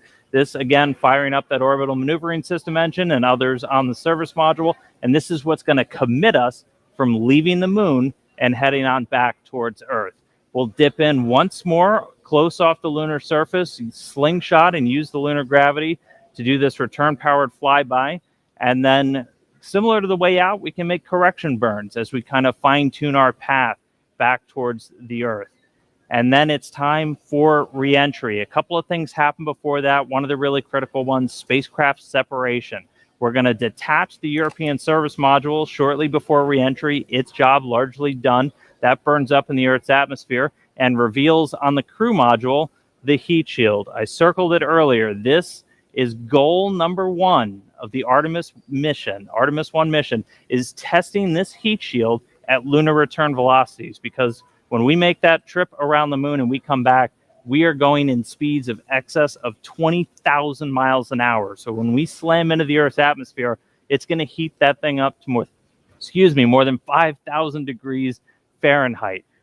For the Artemis 1 profile, we're going to do what's known as a skip re-entry. So basically, you can come in too shallow and skip off the atmosphere, too narrow, and you're going to do what's known as a ballistic entry, which really heats things up. We're going to do kind of a mix where we're going to skip once off the atmosphere, and that we're still going to get the heat, but that helps to reduce some of the G loads on the crew. Once you're through that, you get to parachute deploy. There's 11 parachutes in total that are going to slow Orion down before it splashes down. We're going to be going from 20,000 miles an hour to about 300 miles an hour before those parachutes deploy, and then they do a final job of getting it in the water in the South Pacific. We've got these big orange balloons. That's an uprighting system. So even if Orion landed in the water upside down, those can inflate, and they put us back upright into what's known as stable 1. That's where you want your spacecraft to be, nice and upright in the water, especially if you're an astronaut in there floating. Now, we also have a large U.S. Navy ship with a big bay that's going to basically come up and swallow Orion into its deck, and you've got a couple of other assets in the area to help recover hardware, the forward bay cover, parachutes, things like that. But that's scheduled to happen 26 days after a launch today. So that's 26 days from liftoff here in Florida around the moon to a splashdown in the Pacific. And that will be the first mission in the Artemis program, the farthest we've ever sent a human-rated spacecraft in history. And just the first step before we put people on board. So that's a look at everything still to come. We're counting down to that launch. I'll send it back over to Megan and the team at the host desk, guys. A very comprehensive look at that. Thank you so much, Dan. If you're just joining us, welcome to Kennedy Space Center and our live coverage of Artemis 1, an uncrewed flight test that will return us to the moon in nearly 50 years. But, you know, some might ask, why the moon? Well, here's why. We are going. The history of this agency is marked with broken barriers, once viewed as impossible, with science fiction turned reality, with innovations that have spun industries all their own, and with demonstrations of peace for all humankind. We soar in the skies of our home planet. We maintain a human presence just outside of gravity, and we touch points all across the solar system and beyond. We're going back to the moon, and this is why. The moon is a treasure trove of science. It holds opportunities for us to make discoveries about our home planet, about our sun, and about our solar system. The wealth of knowledge to be gleaned from the moon will inspire a new generation of thought and action. Without fail, every major program and mission NASA has invested in has led to technologies and capabilities that have shaped our culture. The breakthroughs of the Artemis era will define our generation and the generations to follow. The tens of thousands of jobs associated with propelling us to the moon today are just the beginning of a lunar economy that will see hundreds of thousands of new jobs develop around the world. This is not an ambition of one entity or one country. The exploration of the moon is a shared effort, woven together by a desire for the greater good. Why the moon? Because the missions of tomorrow will be sparked by the accomplishments of the Artemis generation today. because the ambition to go has already begun. And because Mars is calling. We need to learn what it takes to establish community on another cosmic shore. So let's camp close before pushing out. And so, we go to the moon now, not as a series of isolated missions, but to build a community on and around the moon capable of proving how to live on other worlds.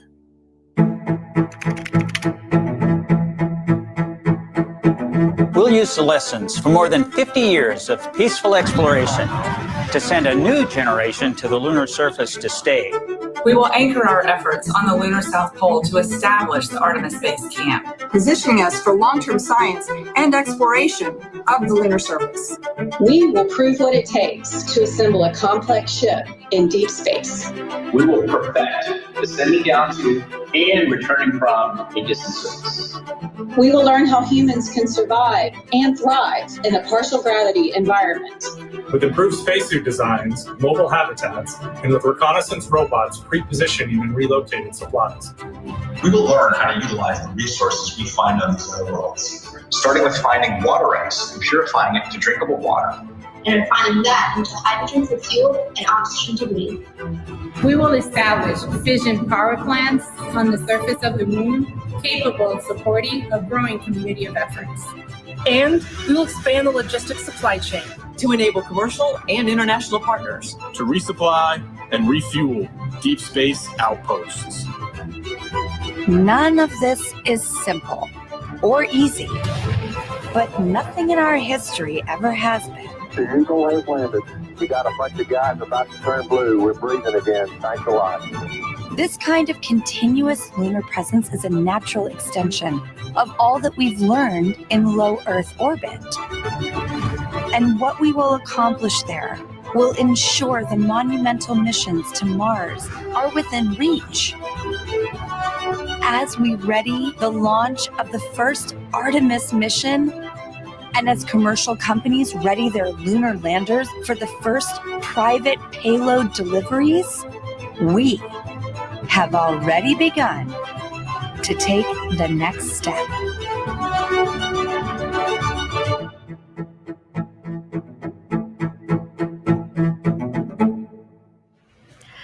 Throughout this launch broadcast, our NASA's Leah Martin has been introducing us to people over at the Kennedy Space Center Visitor Complex who have come out for hopefully the maiden voyage of Artemis 1. People from near and far, young and old, just really excited to hopefully see this historic flight. So now she's joined by somebody else who has a really interesting story. Leah, tell us about it. Megan, I think one of the most exciting things about being here tonight is being with people who are like-minded, who have such a strong tie to the history of our nation's space program and their love of spaceflight. And I actually struck up an amazing conversation with Scott here, and you were telling me about the special tie that you have to tonight's launch as well. Oh yeah, I literally grew up with NASA. My father went to work with the NACA before NASA, went to work for Dr. von Braun, followed him over to Marshall Space Flight Center, and became, when it became NASA, he worked on the Jupiter C, Redstone, Saturn 1, Saturn 5, and then because of that, he brought me here to see Apollo 11 launch. So that was my first launch. I was 5 years old. I loved it. Still remember the sound. That's about all. And then years later, through my flying career, I was able to bring my sons back with my friends that flew the shuttle, and they saw 5 launches and 4 landings. But basically, I wanted to be here. I was here for the first moon launch, the last moon launch back when Uncle Gene Cernan, our family friend, went to Apollo 17. So I wanted to be here for this because it's kind of in our family, in our blood, and hopefully I'll be around for the next one when we go and land again. So that's incredible. So you have NASA actually in your DNA, grew up with the program. Yeah. I knew most of the German scientists. The kids sat in our lab, Dr. Ernst Stirlinger, and my father flew with von Braun because he was a general aviation pilot as well. So they'd get off work and fly, and they were in Life magazine together, National Geographic. So it was fun. I literally knew Al Shepard, all the Mercury, Gemini, Apollo guys, and it was an honor. I would have loved to have been an astronaut, but I went a different route, and but I can still come here and see them. We can, and we're so grateful, so thrilled to see you here tonight, and so excited that you will be able to actually compare the last launch and the sound of the last one with the one tonight. It's absolutely going to rock the sky. I want it to be even louder. I want to feel it. Yeah. Thanks so much for joining us tonight. It's been an honor to meet you. And Megan, we're going back to you. Yeah, thank you so much for sharing that. That was such a fun story. Here we are now at Space Center Houston. This is a live look inside of the visitor center there. Lots of people hoping to see the launch today. I love this guy in the front with his NASA shirt representing. And again, just seeing children and young and old, just all these people who feel captivated and are excited about our next giant leap into deep space. So glad to have them here. Oh my gosh, I love this. Yeah, the team in Marshall and Huntsville there is always ready for their shot, waving their flags. They're super pumped. That's the home to the SLS program office, so they have a dog in the fight tonight, seeing Artemis launch for the first time. Is that an inflatable astronaut in the center? Do you see that? I think somebody is dressed up as an astronaut. Look at that. Yeah, they're ready to go. I love this. Yeah, I'm so glad that they're there. Again, these visitor centers are closed to the public, but the people there decided to hold a watch party. And look, our friends in Germany are ready for us this time. I know, clapping. Anticipated the delay. They look pumped and ready to go. So these are employees of Airbus. Airbus is the main contractor for the European Space Agency, and together they provided the European service module for the Orion spacecraft. So really, we should be applauding them. They shouldn't be applauding. Thank you so much, guys, for your contribution to the program, and can't wait to see Orion and SLS launch. Okay, so now let's head back over to Daryl Nail over with the launch team so we can hear any updates about a new T0. Yeah, Megan, thank you. And a clearer picture is starting to emerge as the launch team now reports out that they only have a few minutes left of work to do before they're ready to pick up polling. And we're also hearing that some of that polling, which kicks off with the mission management team, is also now just about 3.5 minutes away. Now, we are currently still in that hold, but the launch team, NASA's test director, is continuing to move the team forward. We've wrapped up work on the upper stage and the lower stage. You're looking now live inside Firing Room 1, where Launch Director Charlie Blackwell Thompson is overseeing her launch team. We've had a number of delays that have put us off the T0, but we are starting to track to a T0 close to around a quarter till, top of the hour. But we do need to have some polling that takes place. I'm pausing now because I'm listening in to the teams as they communicate.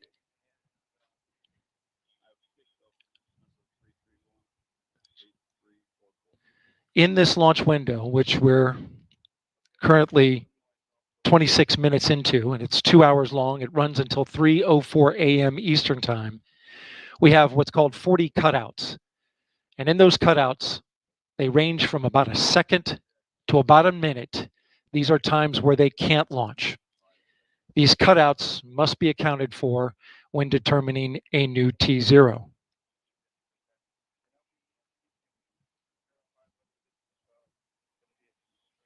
The upper stage of the rocket, which was the last to get ready and configured, just recently, the team cycled the liquid hydrogen valves, which is required.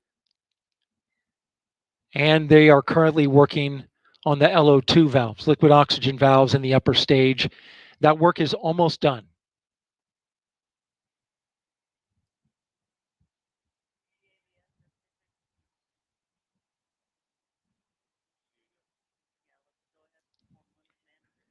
We are now a minute and a half away from the poll of the mission management team, which is several minutes before T-minus 15 minutes.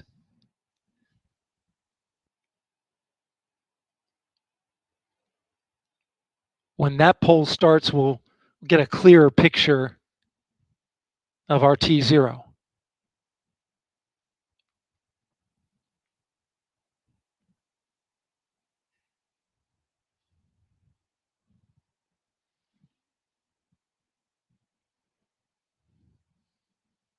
NASA's test director has informed the launch team to all switch to a common communication channel. It's called 232.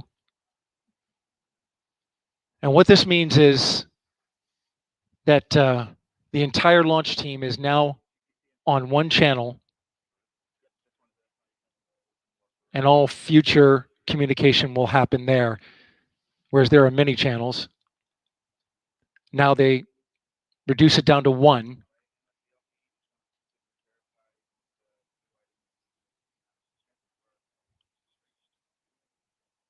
Just heard from NASA test director Carlos Monge. I'm sorry, Jeff Spalding. Jeff Spalding's on. They swapped out. There are currently no constraints to launch. Great news. Again, no constraints to launch. And they're getting ready to pick up with a poll to determine readiness for launch.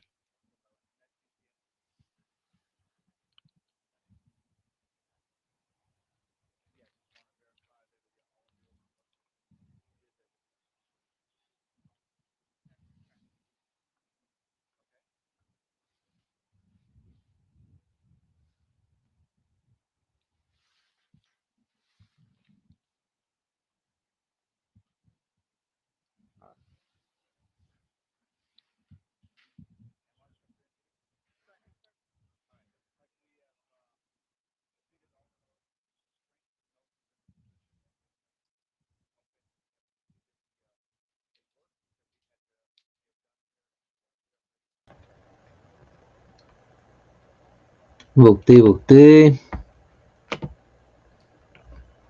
Estamos no constraints for launch. Okay, NASA, ou seja, sem problemas para o lançamento. Jeff Spalding getting ready Guardando aí conduct o T0. The readiness poll, so we are getting close. Getting close aí to o próximo T0, então, né? We're going to pull up the audio now so that you can listen in. O áudio direto do centro de controle para a gente ouvir, vai ser interessante. And rockets go. All right, copy all. Caramba. And Launch Director NTD, our launch team is ready to proceed at this time. Agora vai. I copy all No entity. finzinho At da this time, janela I do will lançamento, proceed que with my acaba às 4 poll. horas da manhã do Brasil. Hoje é 13, agora é 13h35. And attention on 232, this is the launch director performing the final poll for launch. Final Verify poll for no launch. constraints Os and go for últimos launch. momentos do lançamento aí EGS com Program fechando Chief todas as Engineer. equipes, tá? EGS Aquela Program ligação Chief que tá Engineer checando lá. verifies that the EGS, SLS, and ORION Program Chief Engineers have no constraints and are go for launch. Go for launch. Copy, Greg. Thank you. EGS Chief Safety Officer. Vai levantar. The vai EGS levantar. CSO verifies the SLS, Orion, and EGS CSOs have no constraints No and are constraints, go for launch. Todas as equipes estão Copy, dando John. ok Thank lá. you. Range weather. Weather has no constraints and weather is go for launch. Weather, go for launch. Copy LWO. And Mission Manager. Mission Manager. Todas as equipes têm que dar o go for launch. And Mission Manager, Launch Mission Director. O gerente da missão. Launch Director, Mission Manager on 232. The mission management team has been polled. You have a go to proceed with terminal count and launch of Artemis 1. Go for launch, Mission I Manager. copy all. Thank you. And NTD, Launch Director. Go ahead, Launch Director. Yes, sir. On behalf of all the men and women across our great nation who have worked to bring this hardware together to make this day possible, and for the Artemis generation, this is for you. At this time, I give you a go to resume count and launch Artemis 1. Para todos os homens e mulheres tornados. Copy, Launch Director, and thank you. Para todos vocês. eu All right, vou we do have a for couple of launch. steps to configure, and then we will be ready to resume the clock. CVSE, NTD. CVSE here. Initiate recording of Orion cameras at this time. In work. R, NTD. Vai ser agora. RSR here. Perform the booster ignition SNA arm rotation enable. Booster ignition. NDT, RSR, booster ignition SNA arm and rotation enable is complete. And I copy. Thank you. Okay. So there you heard the poll from Launch Director. Vai subir. Vai subir. Eu tava meio desesperançado aqui. Eu acho que agora vai. Getting ready to get that new T0 time. Deixa eu tomar todas as garrafas de água aqui. The poll that you heard was the NASA test director's poll, and All right, and we have verified no cutouts at this time. And all personnel, we are going to resume the clock. GLS, you can resume the clock on your mark. GLS copies. Countdown clock will resume on my mark. 3, 2, 1, mark. GLS mainline has been initiated. Okay. T-minus 10 minutes and counting. we are T-minus 10 minutes away from liftoff of Artemis 1. As you can see, the clock is now moving. Let's put that up. T-minus 9 minutes and 47 seconds. The L-minus 15 poll complete. Show It went 06, 47, 44 is the new liftoff time. Affirm. Vai lançar Artemis, gente. Eu tava pensando que não ia, viu? 01:47:44, 1:47 a.m. Eastern Time and 44 seconds. 10 minutos. Vamos lançar Artemis pra Lua. Vamos lançar We went Artemis straight into terminal count. pra Lua. Vamos lançar Artemis pra Lua. Vamos pra Lua. Lift off now, 9 minutes away. Espacial. Gente do céu. So Eu terminal não posso count. gritar porque 3 horas da manhã aqui o condomínio vai me Control matar. has been Não posso given over gritar, tem to que falar the GLS, abaixo. the ground launch sequencer, a computer and software that is doing all of the commanding and monitoring of the Space Launch System. Gente do céu. We'll hear call-outs from the GLS operator, Alex Pandalos.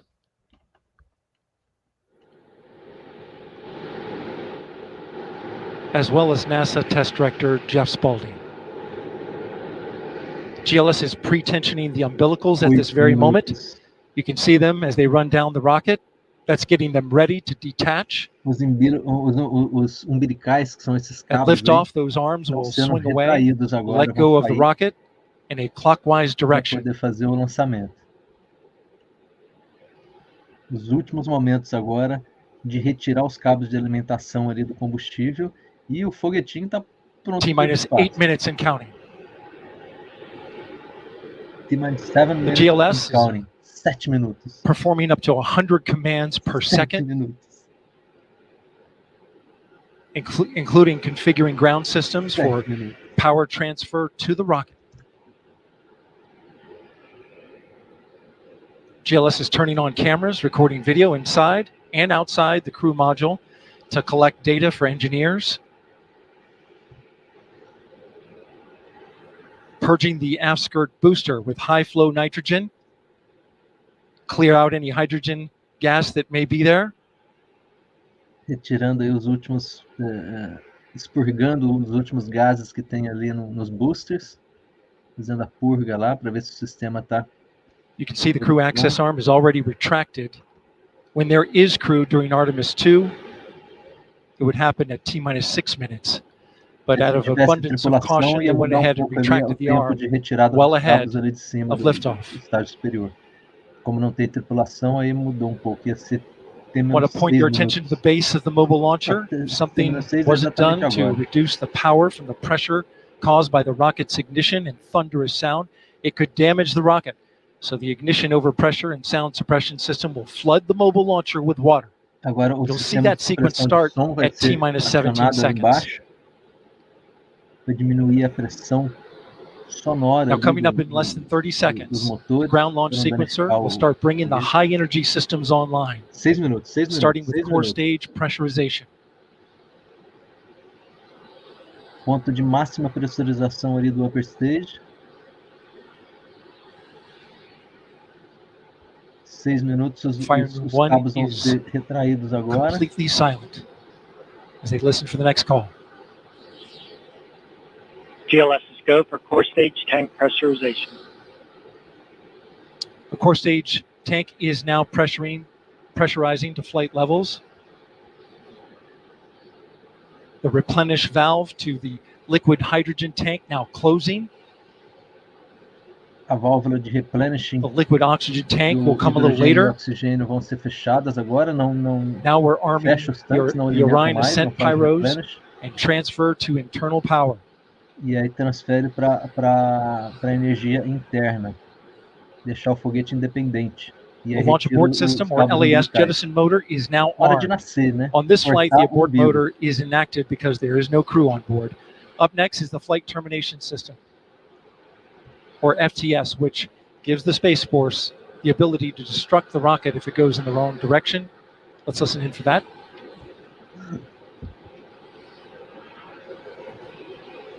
GLS is go for FTS arm. The flight termination system is now armed. Coming up at 4 minutes and 40 seconds, a big moment.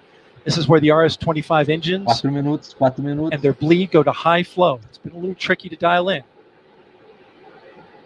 4 minutos. GLS is go for LH2 high flow bleed check.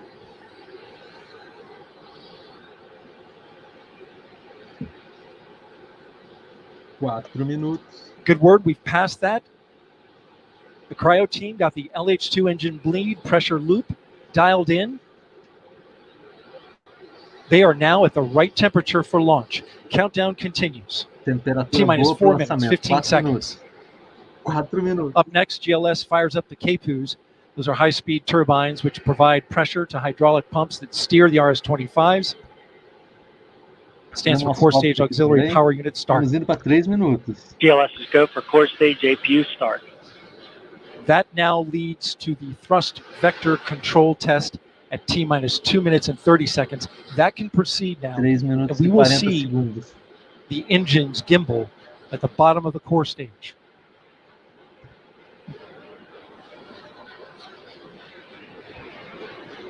Tirei umas fotinhas aqui, já tá boa as fotos que eu tirei já.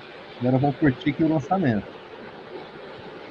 At T-minus 3 minutes and 10 seconds, you will hear the go for purge sequence 4. That's a helium purge of the 4 core stage engines downstream of the propellant valve, getting the air and moisture 3 out. minutos pro lançamento, meu Deus do céu. 3 minutos e 13 segundos. GLS is go for purge sequence 4. And in just a few seconds, GLS will close the core stage LOX vent, liquid oxygen, The white vapor cloud caused from the super cold gaseous oxygen condensing the water in the atmosphere will disappear. You see it coming out there now. And there it goes. It's closed. LOX vent closed. Pressure rising in the core stage Fechou LOX todas tank as to válvulas. flight levels. Os tanques estão todos independentes. Coming up in 15 seconds, look for that 2 thrust minutos vector 40 control segundos. actuator test. Engines will gimbal.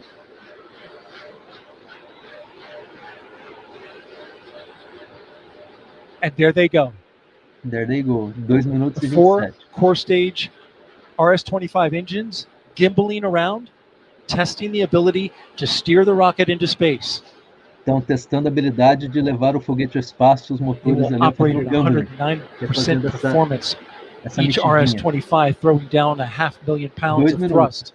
All 4, 2 million pounds. All together with the boosters, 8.8 million pounds of thrust. GLS scope for upper stage to internal power. Now the upper 4 stage is milhões gone de to quilos internal de power. empuxo que vão ser ligados So agora. power is removed from the rocket's 2 upper minutos. stage, the ICPS, and it's been switched to battery power.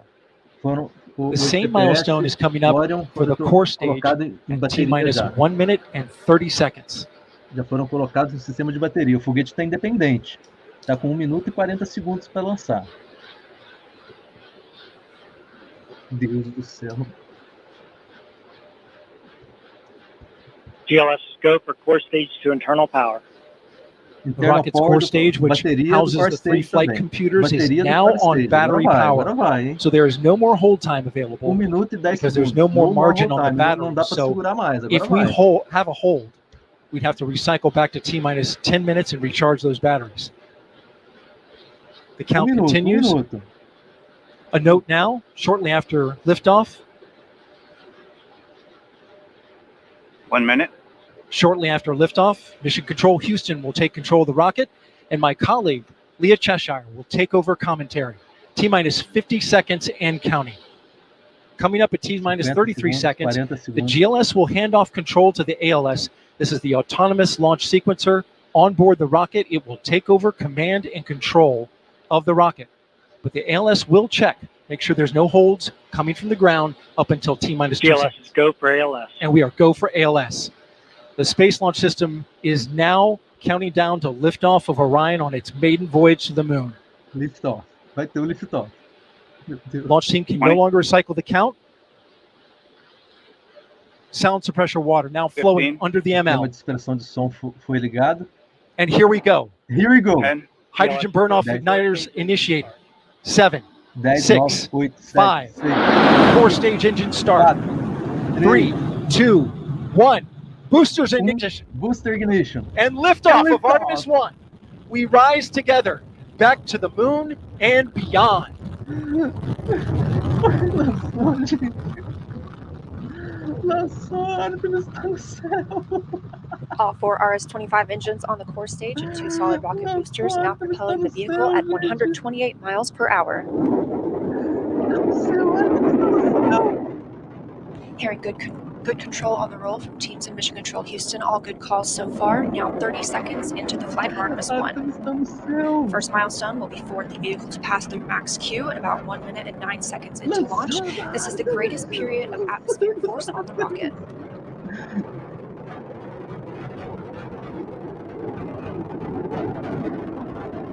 SLS now traveling 607 miles per hour. 600 km por hora. You're looking at 8.8 million pounds of 1 maximum minuto thrust de voo. quiet here in the loops in Mission Control. 4 core stage engines throttling down ahead of passing through max Q.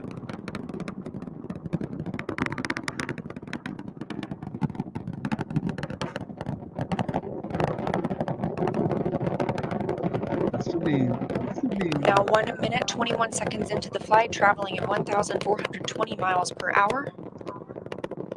The 4 core stage engines are back at maximum thrust. Os 4 motores estão no máximo, na máxima The potência. next major milestone will be for the solid rocket boosters to cut off and jettison at about 2 minutes and 11 seconds into the flight, so about 30 seconds from now. Vão Again, ser quiet here retirados. in Mission Control Houston as teams continue monitoring the flight of Artemis 1. We're now 16 miles downrange from the launch pad at Kennedy Space Center, traveling over 2,800 miles per hour. 2.800 km por hora. Standing by for Velocidade solid agora. rocket booster jettison and shortly thereafter. Os boosters vão ser retirados daqui a pouco. São 2 minutos de voo.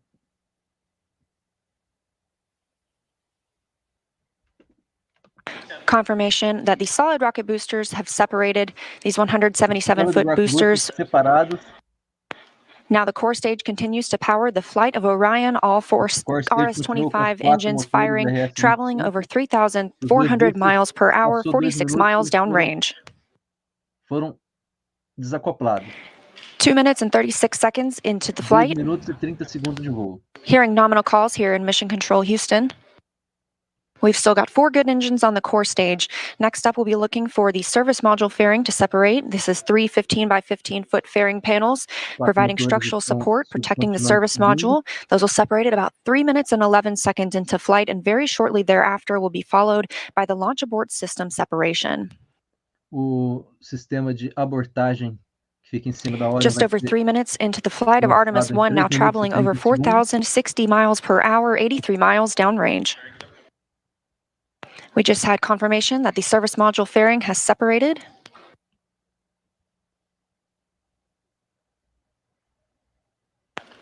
And that the launch abort system pyros have fired, separating those from Orion as well. For future crew members. Foi separado também.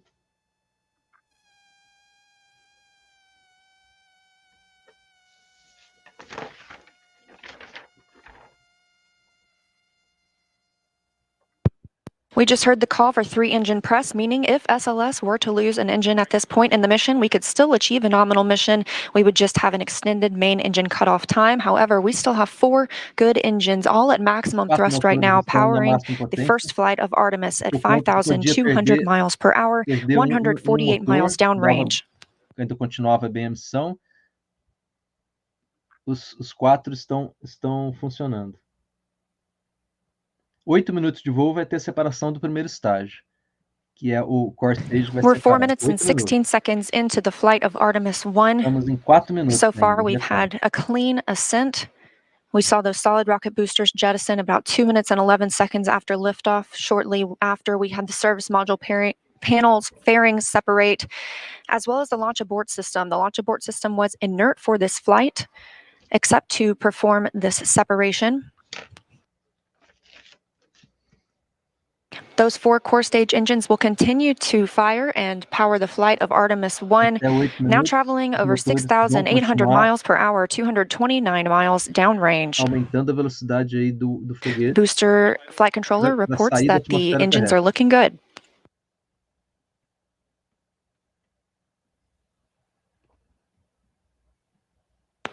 Our core stage main engine cutoff time is about 8 minutes and 3 seconds. We are now 5 minutes and 11 seconds into the flight, 7,656 miles per hour.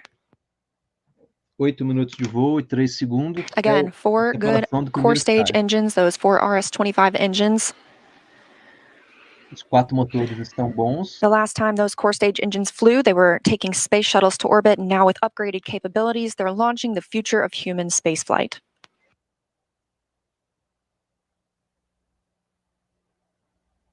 5 minutes, 42 seconds into the mission, we are now traveling 8,800 miles per hour, 345 miles downrange from the launch pad at Kennedy Space Center. 8.800 km por hora, a velocidade agora com 5 minutos de voo, 8.800 km por hora. Again, we are anticipating core stage main engine cutoff at about 8 minutes and 3 seconds. And about 10 seconds later, we'll see core stage separation, at which point Orion and the interim cryogenic propulsion stage will be flying free. Now traveling over 10,000 miles per hour, 6 minutes and 15 seconds into the flight of Artemis 1, 427 miles downrange. Quiet here on the loops in Mission Control Houston. Teams continue to monitor this first flight. 6 minutos com 10.000 km por hora.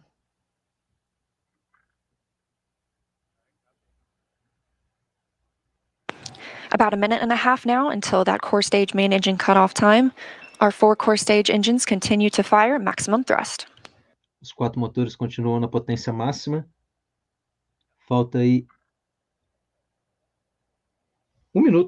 Um minuto para separar o primeiro estágio, que é tirar o core stage, que tem o combustível, hidrogênio e oxigênio. Coming up on 7 minutes since launch today, now traveling over 12,800 miles per hour, 563 miles downrange. Again, still quiet here in Mission Control, Houston. 12.000 km por hora em 7 minutos. 12.000 km por hora a velocidade. Ela não tá falando As we prepare for main engine cutoff, the 4 RS-25 engines are beginning to throttle down. Eles vão ser cortados agora com 8 minutos. Os 4 motores RS-25 são desligados e separa o core stage, né? 30 seconds now until core stage main engine cutoff. All 4 engines continue to throttle down. 30 segundos para cortarem os motores do core stage e separar o primeiro estágio. Now 7 minutes 45 seconds into the flight, traveling over 16,000 miles per hour. Continuing to hear good calls here in Mission Control, Houston. We're standing by for core stage main engine cutoff. Vai cortar agora os 4 motores RS-25. Vão ser cortados para separar o primeiro estágio. And we have confirmation of core stage main engine cutoff. Orion is now in Earth's orbit. The flight dynamics officer reports that we have a nominal main engine cutoff. Está em órbita. And we just heard the call for core stage separation. That means Orion and the interim cryogenic propulsion stage are now flying free from the core stage of the Space Launch System. The next milestone will be solar array deploy approximately 18 minutes after liftoff. But before Orion stretches its wings, let's check back in with our friends at Kennedy Space Center and hear all about what it was like to hear the rocket roar off the launch pad. Megan and Kayla, I've got to hear all about it. Well, if you're just joining us, welcome to NASA's Kennedy Space Center, where we just watched Artemis 1 launch, our first step towards our next adventure into deep space. As Leah said, I'm NASA's Megan Cruz, and this is NASA astronaut Kayla Barron. And I'm kind of still giddy and speechless. I don't even know how to explain how I'm feeling right now. I feel the same way. This is the first launch that I've been able to watch in person. And I've got to say, it was incredible. I was just, it took my breath away and I was tearing up. Just what an amazing accomplishment for this team, this international team, people who have been dedicating their careers to getting this rocket off the ground and taking the first step to getting a crew on that vehicle back to the moon. It was just incredible. Yeah, this is a moment I think that we're all going to remember where we were when we saw this sort of thing, you know what I mean? And it was great to see, again, when we entered into terminal count, everybody here just started cheering, you know, coming out to get a really good view. And boy, I mean, it lit up the night sky and it just shook everything around us. Did you feel that? Like in my bones, I felt that. Oh yeah. I mean, the cool thing is just kind of the delay between what you see and what you hear, because of course the sound travels a little bit slower. And it was just amazing. The ground shook. We could hear the thrust pushing that rocket into space. 8.8 million pounds of thrust. Yes. It's incredible. It was amazing to see here live in person. How does it compare? So this is your first launch on the ground. How does it compare to your launch when you're in the capsule soaring towards space? I mean, equally emotional, I think. We train for everything. And so when we're in that capsule waiting for launch, we're just running our procedures. You could almost, you know, trick us and say that we were in the simulator and it wasn't real. But like in that moment of liftoff, when the thrust builds underneath you, like we saw it today, it's just hard not to be overwhelmed by the emotional experience, the excitement, the joy of that moment. It's incredible. Yeah, I think we can't say it enough. This team really deserved this moment. They've been working so hard for this moment. When I heard that we got into terminal count, it was, I felt a sense of relief and excitement for them that I think everybody here did. You know, we really wanted them to succeed. We really wanted to see the launch today. And wow, I will never forget this. Me neither. It was an incredible experience to be here and see that happen. Yeah. Was there anything that was particularly surprising to you? Again, this is your first launch. You know, what were you expecting? You know, I think we also had a nighttime launch for our launch. And so I think one thing you underestimate is how much it lights up the night sky. We were able to watch it all the way through that trajectory. We were able to see the boosters separate and everything. So it was just an incredible view. It's amazing how much you get to see of the flight path when it's at night and sliding up the sky. Yeah, and I don't know if you noticed this, but we see the moon here, and the trajectory of the rocket looked like it was flying towards me. You know what I mean? I was like, oh my God, that's so poetic. It's so beautiful. I'm so glad we launched today. Yeah.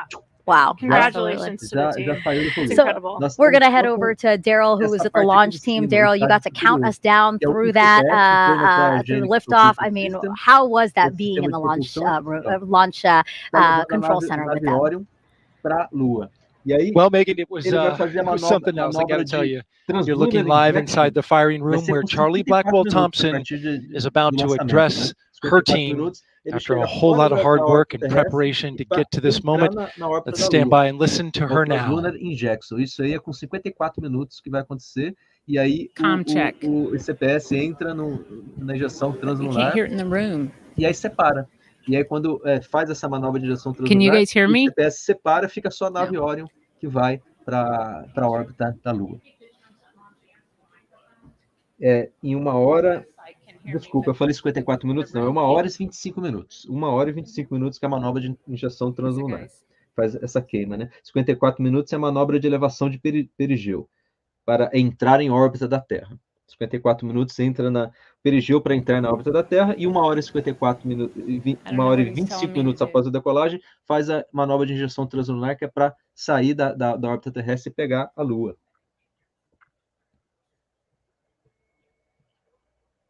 E aí, a hora que ele entra nessa órbita translunar, a segunda separação de estágio é 1 hora e 53 minutos. É o tempo aí onde o ICPS vai separar e a ORION sobe sozinha aí em direção à Lua, vai pela viagem de 3 dias para chegar até a Lua. Para chegar na órbita retrógrada, né? Faz a segunda queima, depois a primeira queima é da manobra translunar, a segunda queima 100 km da Lua e na órbita, né?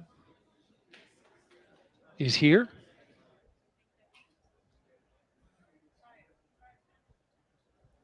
Can you guys hear me? Oh, there we go. Is he ready for me? Ah, o pessoal dando os parabéns lá. Well, for once, I might be speechless. Ela está sem palavras, a Tchela Becker Thompson. So you guys know I have talked a lot about appreciating the moment that you're in. And we have worked hard as a team. You guys have worked hard as a team for this moment. This is your moment. Este é o momento de vocês. Parabéns, parabéns. It is not by chance that you are here today. So I want you to look around at this team and know that you have earned it. You have earned your place in the room. You've earned this moment. You have earned your place in history. Vocês mereceram seu momento na história. You were part of a first. Doesn't come along very often. Once in a career, maybe. Vocês são parte de primeiro. But we are all part of something incredibly special, the first launch of Artemis. O primeiro lançamento de Artemis, algo muito especial.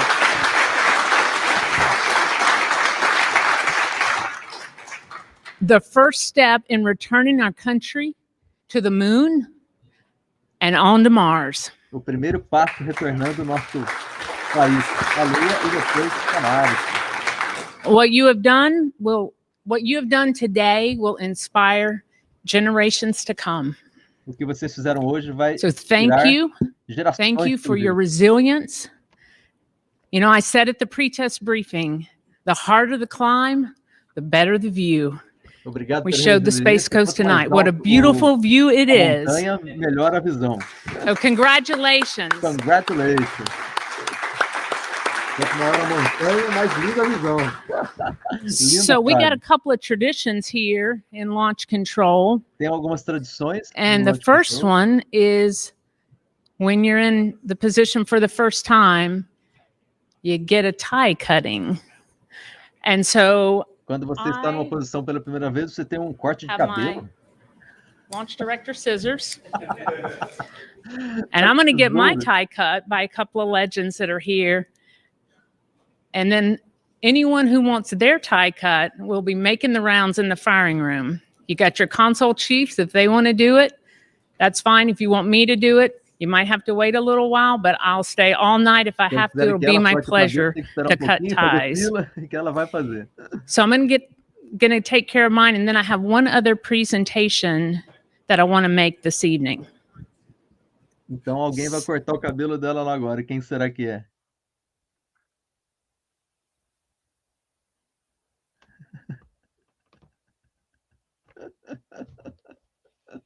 Show de bola. Olha lá. Vamos ver cortar o cabelo da Charlotte Black Thompson, uma tradição, né?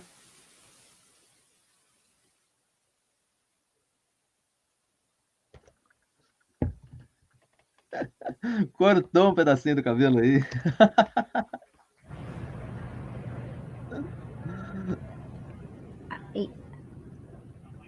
This is Charlie Blackwell Thompson, Artemis 1 launch director. She just got her tie cut.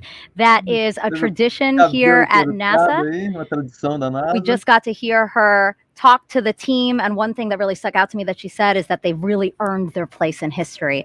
We're coming up on solar array deploy. Let's go on to Leah. Agora vamos cortar o cabelo do resto da equipe lá. Thanks, Megan. And yes, we're here in Mission Control Houston, still monitoring the Artemis 1 mission and the first flight of Orion atop the Space Launch System. So far, we saw successful liftoff at 1:47 a.m. Eastern Time, all the way through separation from the core stage. We now have Orion and the interim cryogenic propulsion stage flying free. And we've just heard that we have initiated solar array deploy. So we are turning our focus to that. The spacecraft was running on battery power, but stretching these wings will allow it to stop relying on those batteries and significantly extend the time it can stay in space. So solar array deploy takes about 12 minutes. We have 4 solar arrays that we need to deploy and latch. These will provide power to the spacecraft on its journey to distant retrograde orbit and all the way back to Earth. Once are properly configured, again, Orion will no longer need to rely solely on battery power. And we expect this to be done about 30 minutes after liftoff. Right now, we're 19 minutes since liftoff today. Orion is now traveling 17,175 miles per hour. We're continuing to hear good calls here in Mission Control Houston from the flight controllers monitoring the mission. A little bit about these solar arrays as we wait. Again, we heard the call that the deploy has been initiated. We'll hear a little bit more about that once they start to unfold. These 4 solar arrays generate 11 kilowatts of power, which is enough electricity to power 2 3-bedroom houses, and they have a wingspan of 63 feet. Just one of these 6.5 by 6.5 foot panels has 1,250 solar cells. So you're looking at a total of 15,000 solar cells. Now, we just heard the call that all 4 solar arrays have been released. So we initially heard the initiation call. That command had been sent. Now those 4 solar arrays are released. Again, this is about a 12-minute process. These solar arrays will deploy straight, and you're getting a live view right now. This is really exciting. They'll eventually be swept back against the vehicle prior to translunar injection burn to prevent any loads from breaking or damaging the arrays. And on the end of each solar array is a camera that will capture imagery for us throughout the mission, along with a few other cameras placed outside and inside the spacecraft to help us monitor and perform various other inspections. Of course, if you recall the Apollo capsule design, there were no solar arrays. We had fuel cells instead. So this design with arrays gives us the opportunity to stay in orbit longer since we practically have no limit to the energy available for use from the sun. Coming up on 21 minutes since liftoff. Orion is attached to the interim cryogenic propulsion stage. You can see those 4 solar arrays unfolding now. And again, Artemis 1 is a flight test. It's paving the way for a sustainable presence at the moon. Looking forward to the future, Gateway will be our space station in lunar orbit. And we have some similarities and differences in the solar arrays unfolding right now on Orion and those that'll be on Gateway. So like we're seeing now, these are deploying autonomously. The Gateway solar arrays will as well. And while these generate those 11 kilowatts of power, the 2 rollout solar arrays, or ROSAs, on Gateway will generate 60 kilowatts of power. That ROSA design is currently being tested aboard the space station. We have 2 new ones installed and a spacewalk conducted earlier today, preparing for another set. Da nave Orion como do Gateway também, fez uma comparação.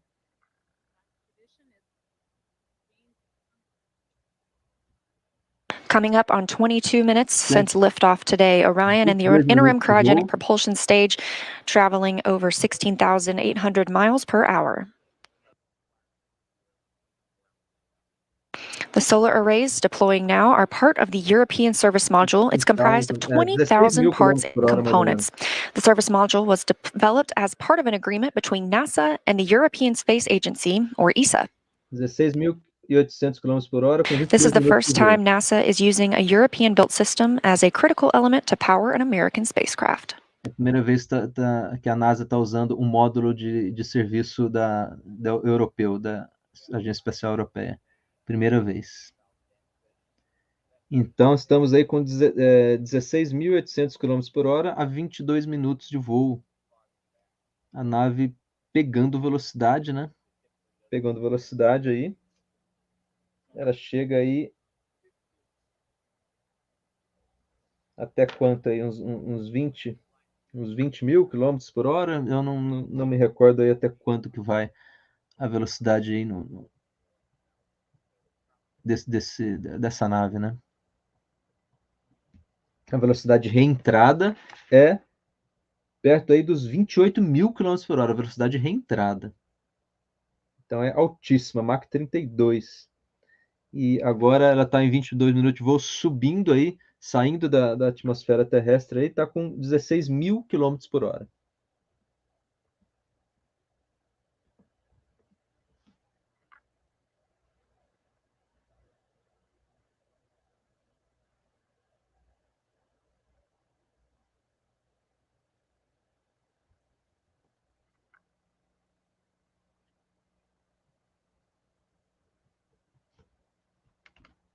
Coming up now, in 24 minutes into the flight of Artemis 1, spacecraft now traveling at 16,500 miles per hour around the Earth.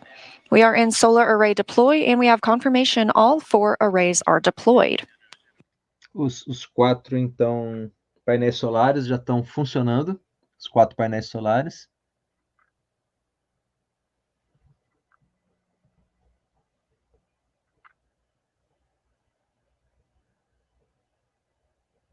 Coming up in a little less than 30 minutes is the perigee raise maneuver.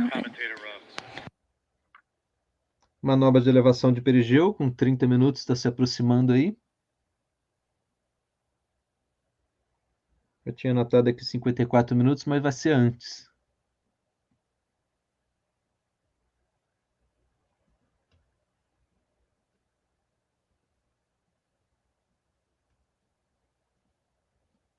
Vamos acompanhar aqui até entrar em órbita da Terra. A hora que entrar em órbita da Terra, eu vou dormir aqui, porque já são 4 horas da manhã. E aí a manobra de injeção translunar não vou conseguir acompanhar. Ainda vai demorar aí mais 1 hora. Que é a nave vai sair da órbita terrestre e vai entrar aí em direção à órbita de injeção translunar, que é para ir em direção à Lua, 3 dias para chegar à Lua.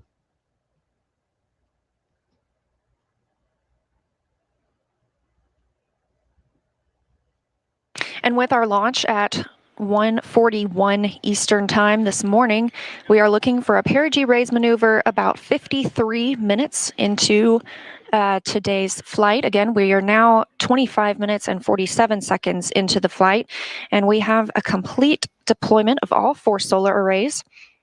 É 53 minutos. Orion's journey to the moon continues as planned. Again, looking forward to that perigee raise maneuver.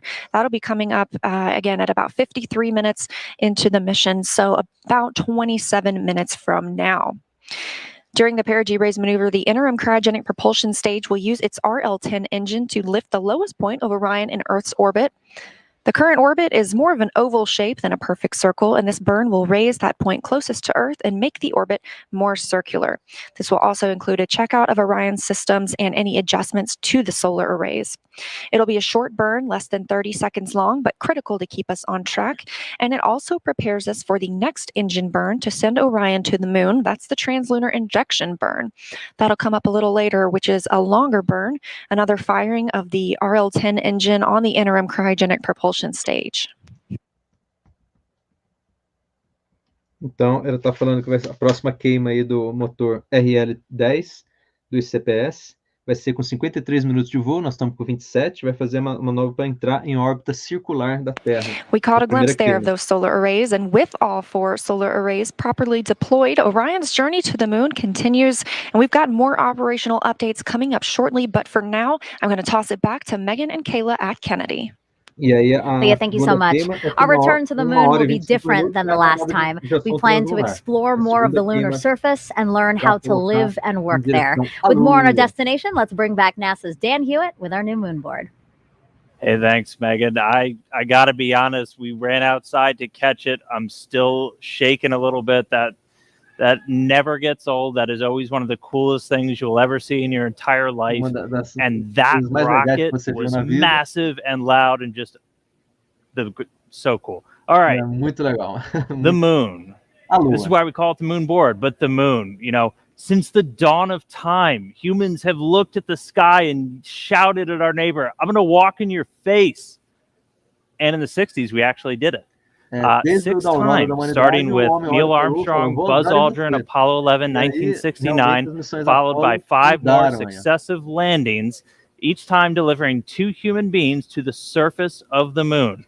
Our last one was Apollo 17, and that was in 1972, Gene Cernan and Harrison Smith stepping off for the last time. Now, we have not sent humans back since then, but they accomplished a lot under Apollo. Lots of technological advancements, deployed science instruments, brought back hundreds of pounds of lunar rocks and regolith, teaching us about the moon and also about our place in the solar system. The moon is fascinating because it doesn't have a lot of the geological processes we have here on Earth. You don't have erosion, you don't have wind and water wearing down rocks, you don't have plate tectonics that are constantly recycling the crust. And so everything out there is really old. In fact, one of the rocks brought back on Apollo 15, called the Genesis rock, was dated to be 4 billion years old. So from the primordial beginnings of our solar system. But as Kayla said a little bit earlier, those missions were measured in days. Their spacewalks in just hours. With Artemis, we're looking to go and we're looking to stay. And we're not looking around the equator like under Apollo. We're looking at the lunar South Pole. Now, why? So we haven't sent people since the 70s to the moon, but we haven't stopped studying it. We've had orbiters like the Lunar Reconnaissance Orbiter, which has literally just been flying loops around the moon, taking high-resolution images of the surface. So high resolution that you can look them up. They have images of all the different Apollo landing sites, and you can actually see the footprints, the paths they left in the lunar regolith of those sites. We had a mission called L-Cross, which slammed a probe into a crater on the moon, sending out material, some of which potentially hadn't seen direct sunlight for billions of years, and then analyzing what shot out. And through missions like that and others, we've been able to find that there is water ice trapped in those permanently shadowed areas on the moon. A lot of them center around that South Pole. We have already identified 13 potential landing sites for the Artemis 3 mission. And these are where we're going to send our astronauts around the lunar South Pole to access that water ice. Now, why water? Why are we caring about water? Well, it serves a lot of purposes. Obviously, for humans, you need that to breathe. You can split water apart, get oxygen for breathing gas for an atmosphere. If you have a lunar base, you can split it into oxygen and hydrogen. That's rocket fuel. We just launched the most powerful rocket in history using those constituent parts. And so you can start to live off the land. We can use that, something called in situ resource utilization. And really, the whole point of that is to use the moon as this proving ground. We're trying to get to Mars. We're trying to learn to live on other planets where there is gravity, where we're going to have to use resources there on the ground because we won't be able to bring everything with us. And by going to the lunar South Pole, by going to stay under Artemis, we're going to be able to start practicing that. We're going to perfect those systems, perfect those techniques and operations we need to do that so we can use the moon as that jumping off point to Mars and beyond. So that's why the moon. We're going to see Orion fly around it for the very first time in just a couple of days. That launch was spectacular. I'm still way too excited, but can't wait to see some shots of the moon from up close from Orion. So I'll send it back over to you, Megan. Thanks so much, Dan.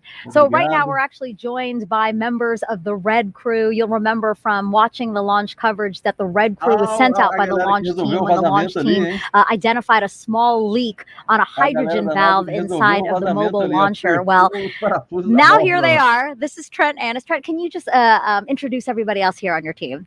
Yeah, so this is Chad. He's our safety guy. And behind me is Billy. And he's the experienced hydrogen tech out here.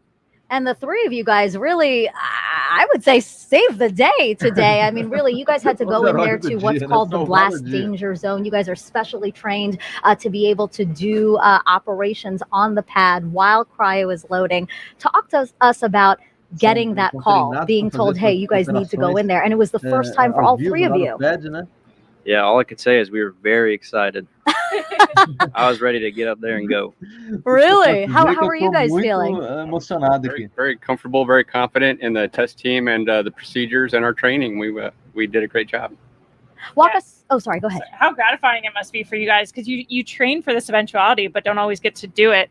Billy was saying that he's been a Red Crew team member for 37 years, and this is the first time he's been called to go into the blast danger zone. So I know for us, when we're training for all of these eventualities, whether it's a spacewalk or robotics operations, you really want to put that training into practice. How do you guys feel like it went today? Amazing. I still can't believe it. It's surreal to me.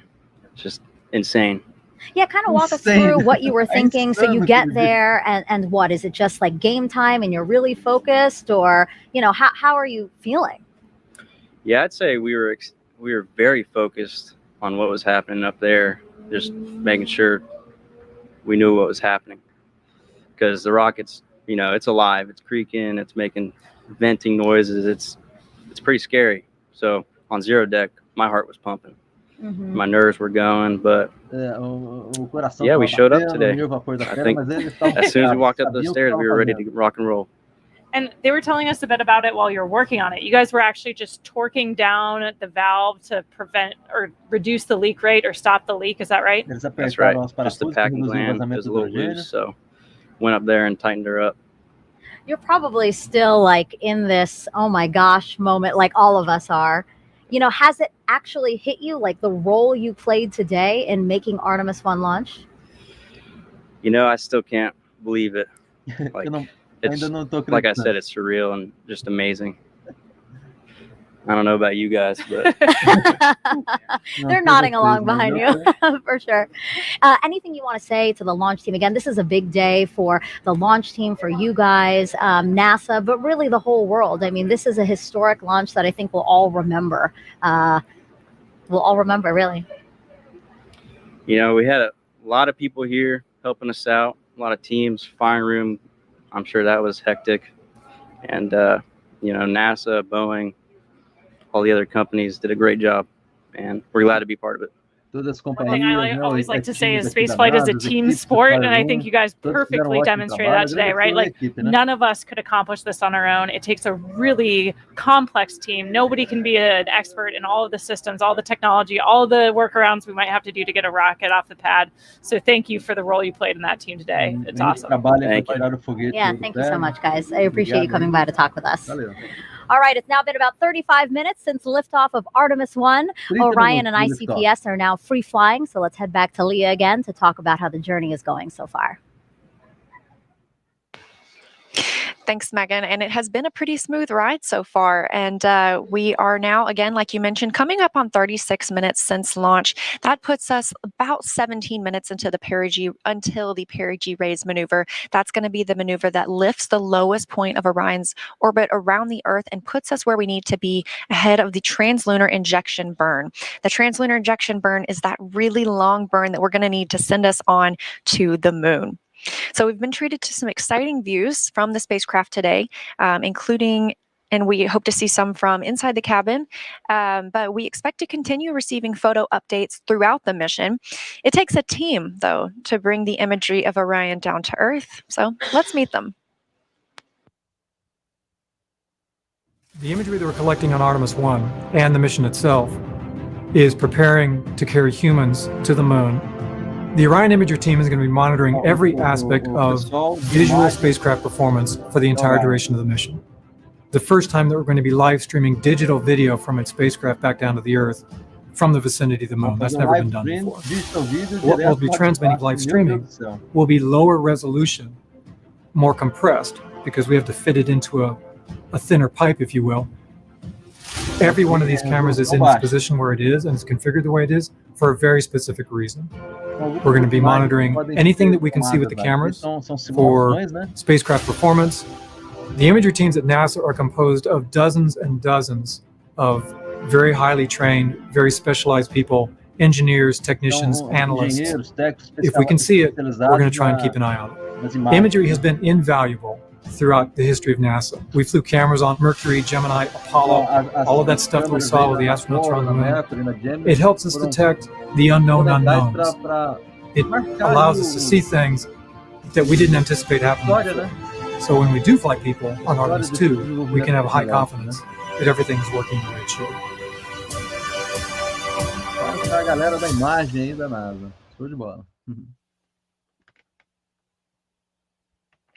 I love getting a look at those teams that we don't normally see, like the red team that Megan and Kayla just got to interview. A really big thanks to them and everyone that made this liftoff happen tonight. So we are going to toss it back to Megan and Kayla now at KSC. Again, we're about 15 minutes away from perigee raise maneuver.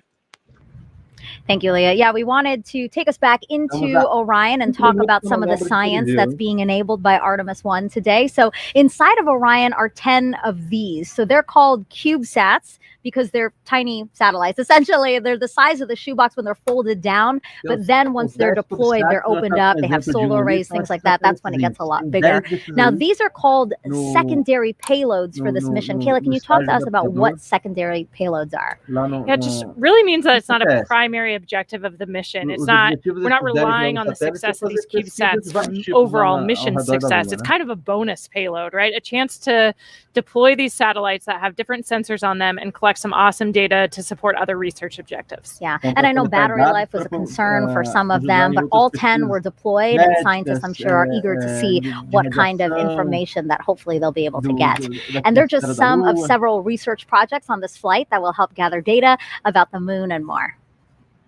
Artemis 1 is paving the way for us to explore deeper and deeper into space. I think Artemis 1 is significant on so many levels. It is a new frontier to do science. So the primary objective is to test the Orion spacecraft integrated with the Space Launch System. And it is designed to carry out the boldest of the bold missions. But it's more than just learning how to travel in space. We're taking a lot of cool science along with us on this first mission to the moon. So as NASA plans to go back to the surface of the moon and then onto Mars, we want to spend more time there, and that's riskier business. So the more we learn about the moon itself and the environment where we'll be operating, the better we can prepare. We have 10 CubeSats called secondary payloads, which are small scientific spacecraft of their own that will each be conducting their own scientific mission. All of these payloads in some form or fashion will help us going forward. They are going to be studying the moon. And they're going to help us understand what is the moon made out of,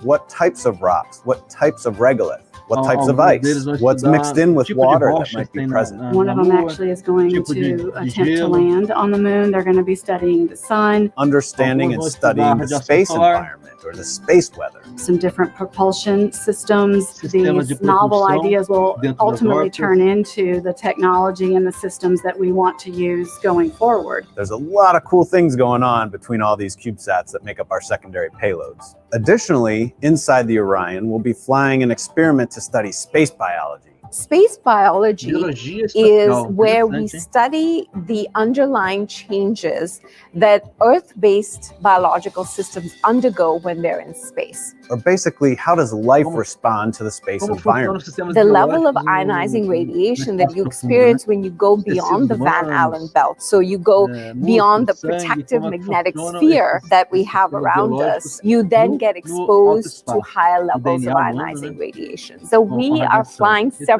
space biology experiments. We will take a series of materials, plant seeds, fungi, the yeast cell, algae, and ride along the trip. And then when it comes home, we can analyze how they responded to that environment. This research will help us thrive in space. It will help us to go further and stay there longer. In addition to space biology, we'll be learning about how to make astronauts more effective in the Orion in the future. An example of that is something called the Callisto Technology Demonstration. Lockheed Martin built the Orion spacecraft for NASA, and we'll be flying a secondary payload that's a demonstration payload called Callisto. So we took the technology from Amazon for Alexa and the WebEx technology from Cisco, and so we built a digital assistant, if you will, the custom space-qualified Alexa. Alexa, how does the life support system work?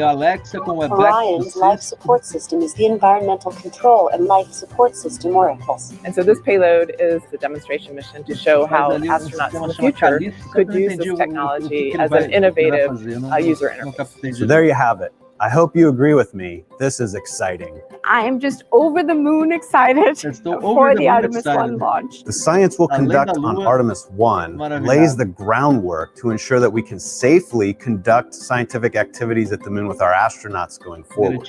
This really is the stepping stone for us as we take that next giant leap in space exploration.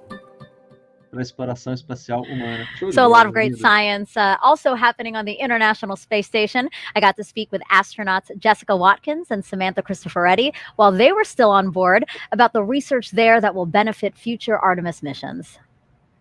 Jessica, Samantha, your primary job on the space station is to maintain the orbiting lab and conduct science experiments, more than 200 before Crew 4 returns home. Jessica, can you tell me about one of the experiments that will help return us to the moon with the Artemis program? We do a lot of experiments where we are looking into developing new technologies that will enable us to go further into the solar system. And one of those technologies was the AstroRad experiment. Radiation is one of the challenges that we face when we think about going further into the solar system. And so this vest is an option for providing the crew member with protection. And then one of the mannequins on Artemis 1 launching here later this month will also be wearing the vest. We'll get a sense for its effectiveness on board as well. Samantha, I know that you've been doing a lot of work to test how we would grow crops in space. What crops are you growing on Space Station right now, and what's unique about them? Indeed. Actually, right next to us as we are talking to you, we have a little space station vegetable garden. It's called X-Root, and in a few weeks it will be full of fully grown, hopefully tomatoes and carrot plants. I don't have much of a green thumb, I must confess, but when I harvested those plants and I could really breathe in all that smell, even if there is no soil, it still has that smell that you would associate on the ground with walking, through a vegetable garden after a rainy day, when there is that moisture in the air, and that was just so pleasant after such a long time living away from any kind of natural environment. It was very, very pleasant for me. If it makes you feel any better, I also do not have a green thumb. So what about water? How are you testing critical life support systems like water to hopefully help us stay off Earth longer than we ever have before? Sure. Yes. So we kind of use the tagline that yesterday's coffee becomes today's coffee. So there's a process by which we can filter our urine, and so we are at the point now where we are able to recycle about 96% of the essentially of our water on board, and are continuing to test new technologies to get even closer to the 98% utilization rate that we'll need for the moon in particular. Samantha, what are you most excited about for Artemis 1? Seeing that gigantic rocket take off. And I think it will be just, a sign of all those great things to come. Jessica, you could one day walk on the moon as part of the Artemis program. How does that make you feel? The idea of being able to explore the surface of another planetary body, especially for me as a geologist and a planetary geologist specifically, is just super exciting. All of the science that we're going to be able to conduct from the surface of the moon. Jessica, Samantha, thank you so much. And before you go, I'd love to see a flip. Dando flip ali, né? Laugh, I love it. And a double backflip at that. Now, Kayla, you, of course, lived and worked on the International Space Station as part of Crew 3. Do you enjoy, or did you enjoy doing all those science experiments while you were there? It's a lot of hard work. Yeah, it's incredible to be a part of every single experiment. It's an honor to play a small role in it. We got to do some really cool tech demonstrations while we were up there, too. So for me as an engineer, that was really fun. That's a photo of me doing the first scanning electron microscope samples on the International Space Station. And it was cool for me because I worked with a scanning electron microscope in my graduate school research that took up it was as big as this desk. But seeing a miniaturized version of those that we have up there and imagining how we could use it in a lunar or Martian laboratory to better analyze samples and decide what to bring home was really exciting. Yeah. And you touched on this earlier before, but I do think it's just so important to note again that you're doing science for scientists who've been working on their studies for decades. Estamos aí então chegando na manobra de elevação de perigeu, que aí eu termino a We're live. almost like their laboratory technicians for that little moment in time. Quase 5 horas de história aí ao vivo, né? A gente vendo aí essa retomada depois de 50 anos das missões Apollo, And it's a really unique laboratory as environment. expedições Apollo, né? Depois de 50 anos, né? Like you heard talked about in Eagle this has videos, landed provides aqui, an né? opportunity to do science that we just can't do here on Com Earth. aquela plaquinha que tá lá na Lua, né? Here man for the planet Earth. Fuel future Artemis First missions. set foot up on the moon, July 1969. Aqui, os homens do planeta Terra, primeiro social media is buzzing right pisaram now since na we Lua launched about em 48 minutes ago. So 20 why de don't julho we de take the first 1969, question, I think again from actor, after Christ. Let's see, We came in Kayla, peace for all how do you mankind. Nós feel viemos em after paz launch? para toda a humanidade. Que Super bonito, né? A inscrição inspired. aqui I da mean, placa na Lua, do Buzz We Aldrin e talked Neil about it Armstrong. earlier with the Red Então, aqui, Crew depois and in dessas the missões moments just Apollo after launch, maravilhosas but aqui, que this is really the culmination of a giant team effort. It takes tantas every single member of our team maravilhas to nos pull off a proporcionaram na successful década launch. de It's 60. incredibly complicated, Olha aqui, a primeira incredibly pegada do challenging, homem na and in Lua, some cases kind of dangerous for a o Red Crew team módulo, who went inside o the módulo blast Columbi danger aqui. area to make a fix that was critical to today's launch. And so to A see Eagle aqui, ó, the a team Eagle aqui, ó, o Aldrin succeed descendo aqui and da Eagle. feel that Depois excitement de todas was essas incredible. maravilhas da I Apollo, really still 50 anos have depois, Charlie Blackwood Artemis Thompson's está words ringing retomando in my essas head. The explorações fact that she said the espaciais harder 50 the anos climb, the depois, né? better the view. Artemis, que é a irmã 100% gêmea de correct. Apollo, All right, next question retornando à is Lua from aí, né? actor Jack Black. Muitos He objetivos, starred né? in a Que a movie gente called vem falando em Apollo todas 10 as and a lives, half. né? He has a question for Kayla. A base de exploração humana na Lua tem os objetivos aí, vários objetivos, né? Pesquisar sistemas de vida em outros mundos, descobrir aí outras tecnologias, formação geológica, formação do sistema solar e da Terra em si, né? Geologia da Terra, saúde em microgravidade, pesquisas de saúde. Olha só, revestimento de cadeira de roda foram feitos aí com pesquisas da ESSE, hein? A ESSE é um laboratório perfeito. Então, esse aprendizado todo aí, né? De desenvolvimentos científicos são benefícios para a Terra, né? Aqui para a Terra, benefícios econômicos, por isso que tem vários países envolvidos aí nessa nova geração aí de exploração da da Lua. O gateway, né, que é esse entreposto em volta da Lua, e vai possibilitar essa mais fácil aí, exploração aí de levar tanto cargas como seres humanos para alunizar e chegar no gateway, e depois um próximo passo aí 2030, década aí de 40, 2040, exploração de Marte, né, que é um pouco mais complexo aí, né? Então, isso tudo aí para manter aí o que o Bill Nelson, diretor da NASA, diz que é o porquê, né? Porquê? Somos exploradores do desconhecido, e nós construímos nosso destino com as palavras do Bill Nelson, né? O ser humano é naturalmente um explorador. Então, desde as grandes navegações aí, que movimentou o homem a conhecer novos locais, agora nós estamos navegando, só que agora as navegações são com espaçonaves, né?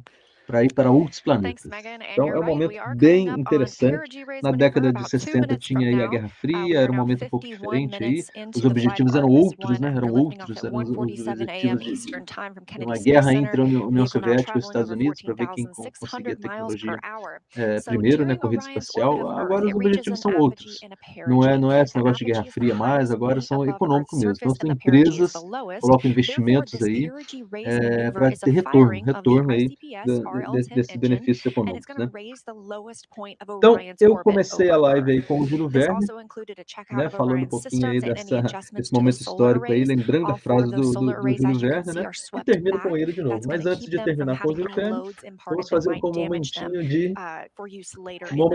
de abrir aqui o champanhe que eu prometi aqui que ia ter o champanhe, e vai ter então. Vai ter o champanhe e cortar um pedacinho do bolo aqui também. O bolo aqui da Artemis, né? Agora não posso fazer barulho, que são 4 horas da manhã. Se eu fazer muito barulho aqui, a galera me manda embora aqui do condomínio depois, e a Regiane me mata aqui também. Então, sem muito barulho, tá? Não vou fazer barulho. Não posso fazer o barulho, mas vou estourar champanhe. Deus abençoe a Artemis de hoje, retomando a exploração espacial da Lua. God bless Artemis, deusa da Lua. Deus te abençoe, minha linda. Vou tentar aqui sem fazer barulho agora, hein?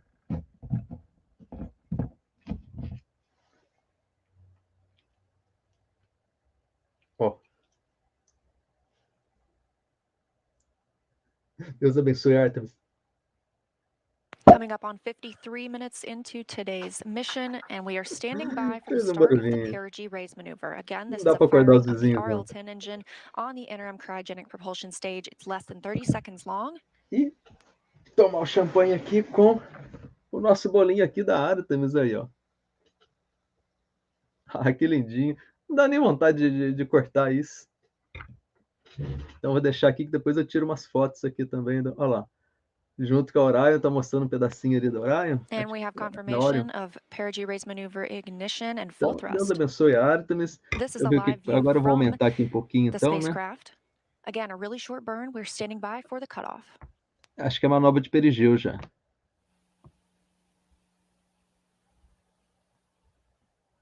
(53 minutos, manobra de perigeu. Opa! Então fiquei aqui até a manobra de perigeu, né? Que é entrar na órbita terrestre. And we have confirmation of perigee raise maneuver cutoff. Flight Dynamics Officer reporting on the loops here in Mission Control Houston that it was a good burn. We are now 54 minutes into the flight, Orion traveling 14,700 miles per hour, and that was the perigee raise maneuver, lifting the lowest part of Orion's orbit around the Earth and putting us right where we want to be for the translunar injection burn. We're looking for that translunar injection burn to happen about 1 hour and 26 minutes after launch, so about 30 minutes from now. That'll be that long burn that helps us break free from the pull of Earth's gravity and commits the spacecraft to a lunar trajectory. So with successful completion of the perigee raise maneuver, I'm going to toss it back to Megan at KSC. 1 hora e 25, então manobra de injeção translunar, daqui a 30 minutos. Que aí ela vai sair da órbita terrestre, onde ela está agora, e vai pegar o direção à Lua. E eu vou cortar aqui um pedaço do bolo para... um pedacinho desse, vou cortar aqui atrás, que dá para tirar foto aqui amanhã, eu vou cortar aqui na traseirinha dele aqui. Que lindo. Não dá vontade nem de cortar, mas tem que cortar, né? Então, vamos cortar. Vamos cortar o bolinho.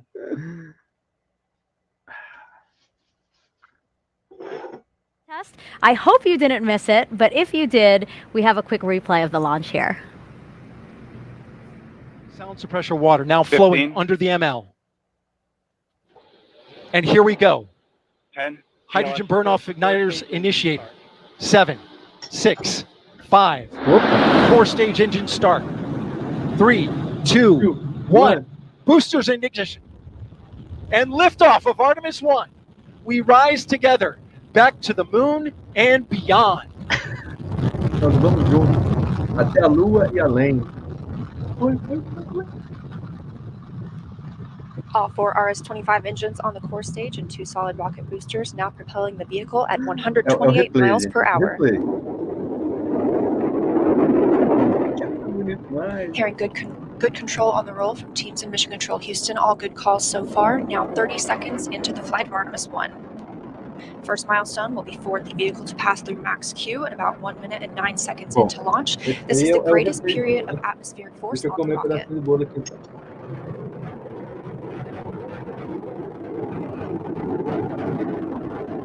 SLS now traveling 607 miles per hour. Deixei buraquinho aqui no bolo. Deixei buraquinho no bolo. You're looking at 8.8 billion pounds of maximum thrust. Quiet here in the loops in Mission Control. The 4 core stage engines are throttling down ahead of passing. Now to celebrate Artemis 1's successful liftoff is NASA Administrator Bill Nelson. Administrator, you got to share what you just told Kayla and I. You said that was the biggest flame you've ever seen. That's the biggest flame I've ever seen.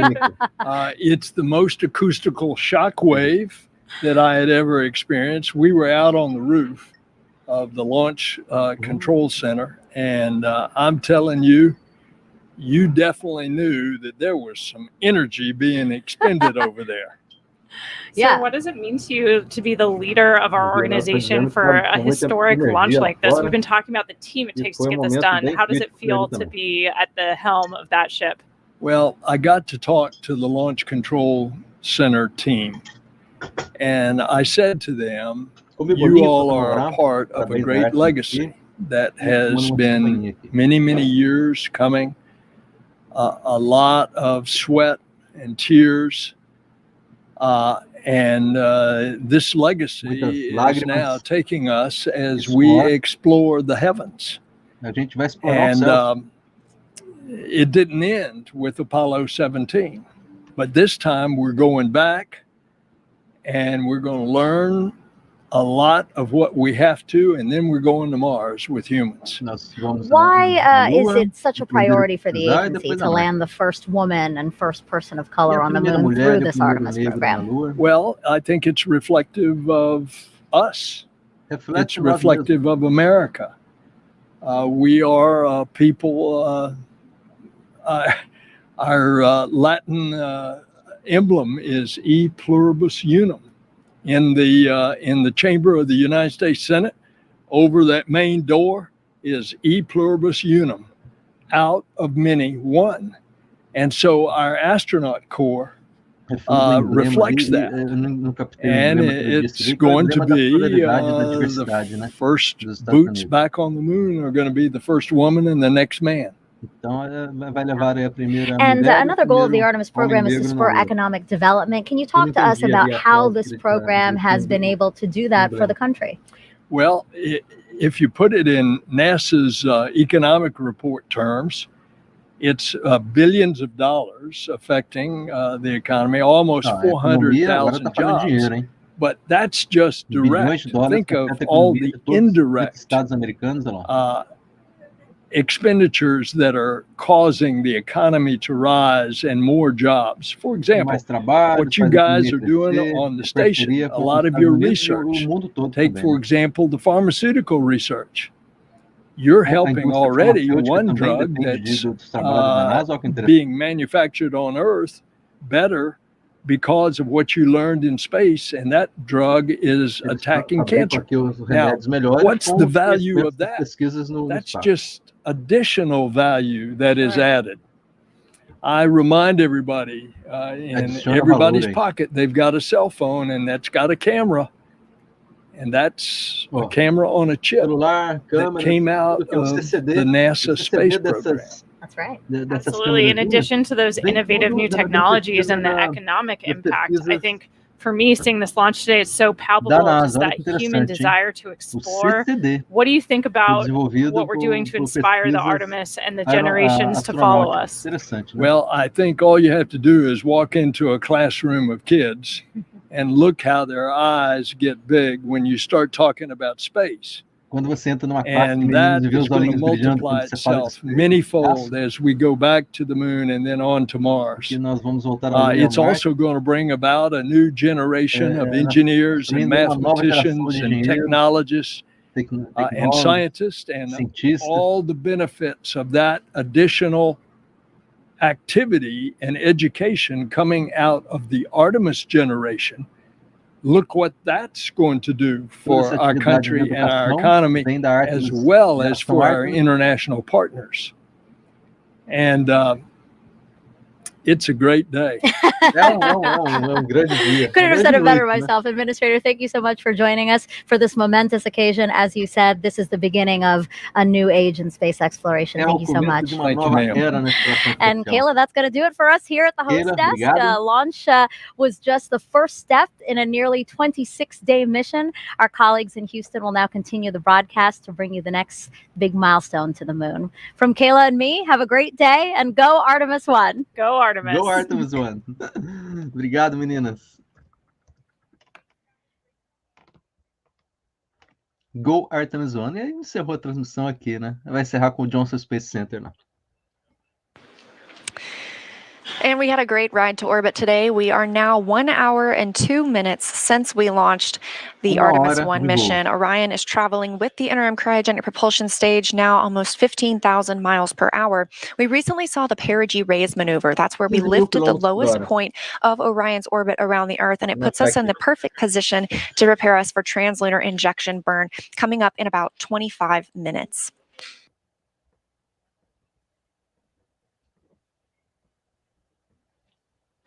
1 hora, 15.000 km por hora. Interessante, acho que diminuiu a velocidade ali. Era 16.000, né? Diminuiu para 15.000. Interessante. 1 hora de voo. So again, we are looking forward to that translunar injection burn. That's what it's going to commit us to our journey to the moon. And to tell us a little bit more about the translunar injection burn, we've got Dan Hewitt standing by to show us on the moon board how it's all going to go down. Thanks, Leah. Everybody, welcome back to the moon board. So translunar injection, this is the big one. Just a refresher, we're going to be using this, the interim cryogenic propulsion stage. This is what's taken over for all of our in-space propulsion maneuvers after that core stage and those boosters have since dropped away. Modified upper stage from the Delta IV family of rockets from United Launch Alliance, hydrogen, oxygen, fueling the RL-10B-2 engine produces about 24,000 pounds of thrust in a vacuum. Now, the translunar injection is what's going to give us the energy to go from low Earth orbit all the way out here. Now, what does that mean? Here comes a really overly simplified orbital mechanics lesson. Let's say you're in orbit around a planet, say Earth, and you're in a nice circular orbit, but you want to have that orbit be even higher. Well, what you can do is fire your engine behind you, increase your speed, and that then increases the corresponding apogee, or the highest point of your orbit, on the other side, and that's how you raise it up. Well, if you wanted to make it into a nice circle, you could follow up and do another burn right here, and that would raise your perigee, or your lowest point, and then you're in a circular orbit around Earth. That's essentially called a Hohmann transfer. If you've ever followed our missions to the space station, that's what we're doing to kind of gradually raise our orbit until we get to the space station. But for this, we're talking about a lot more energy to get somewhere a lot farther away. So what we're essentially doing is we're going to be in this circular orbit around planet Earth, and we are going to be firing that engine with 24,000 pounds of thrust for about 18 minutes. And what that does is it doesn't just increase your apogee by a little, it increases it all the way out, and it's timed. So by the time Orion is hitting its apogee, the highest point of that orbit, the moon will have moved into position that you're entering into its sphere of influence. You're entering into that area where the lunar gravity is going to be able to capture you. And so that's why we're firing the engine for that long. We need to have that much thrust, that much time to get the energy to go out there. So that's the rough orbital mechanics of what we're doing. Now, after that TLI burn is done, the ICPS is going to separate. Its job largely done in the Artemis 1 mission. As we heard, it's got some secondary payloads up in this stage adapter here that it's going to deploy on its way out. The ICPS will have one more burn after TLI called the disposal burn. And what that's going to do is put it on a trajectory almost looking parallel to that of Orion, where it's going to go around the moon, slingshot away, and then go into what's called a heliocentric orbit. It's actually going to go into orbit around the sun, just like Earth. It's going to leave the Earth-Moon system completely. And then after that, all of the propulsion duties get handed over to the European Service Module.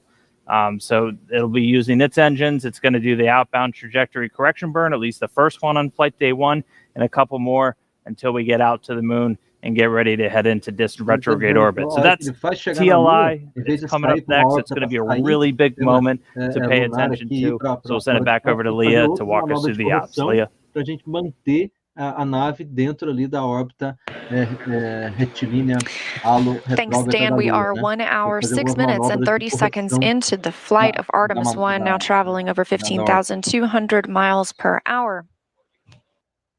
Again, we've recently had the perigee raise maneuver, and in less than 20 minutes now, we'll be looking for the translunar injection burn that Dan just showcased that's going to send us to the moon. But our mission started off with an epic show from the Space Launch System.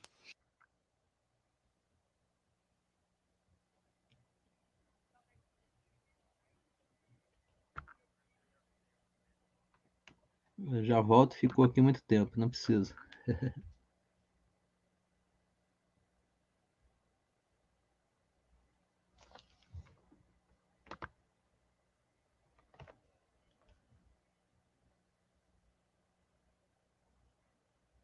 Again, the Space Launch System is what carried us into orbit today, launching off at 1:47 a.m. Eastern Time.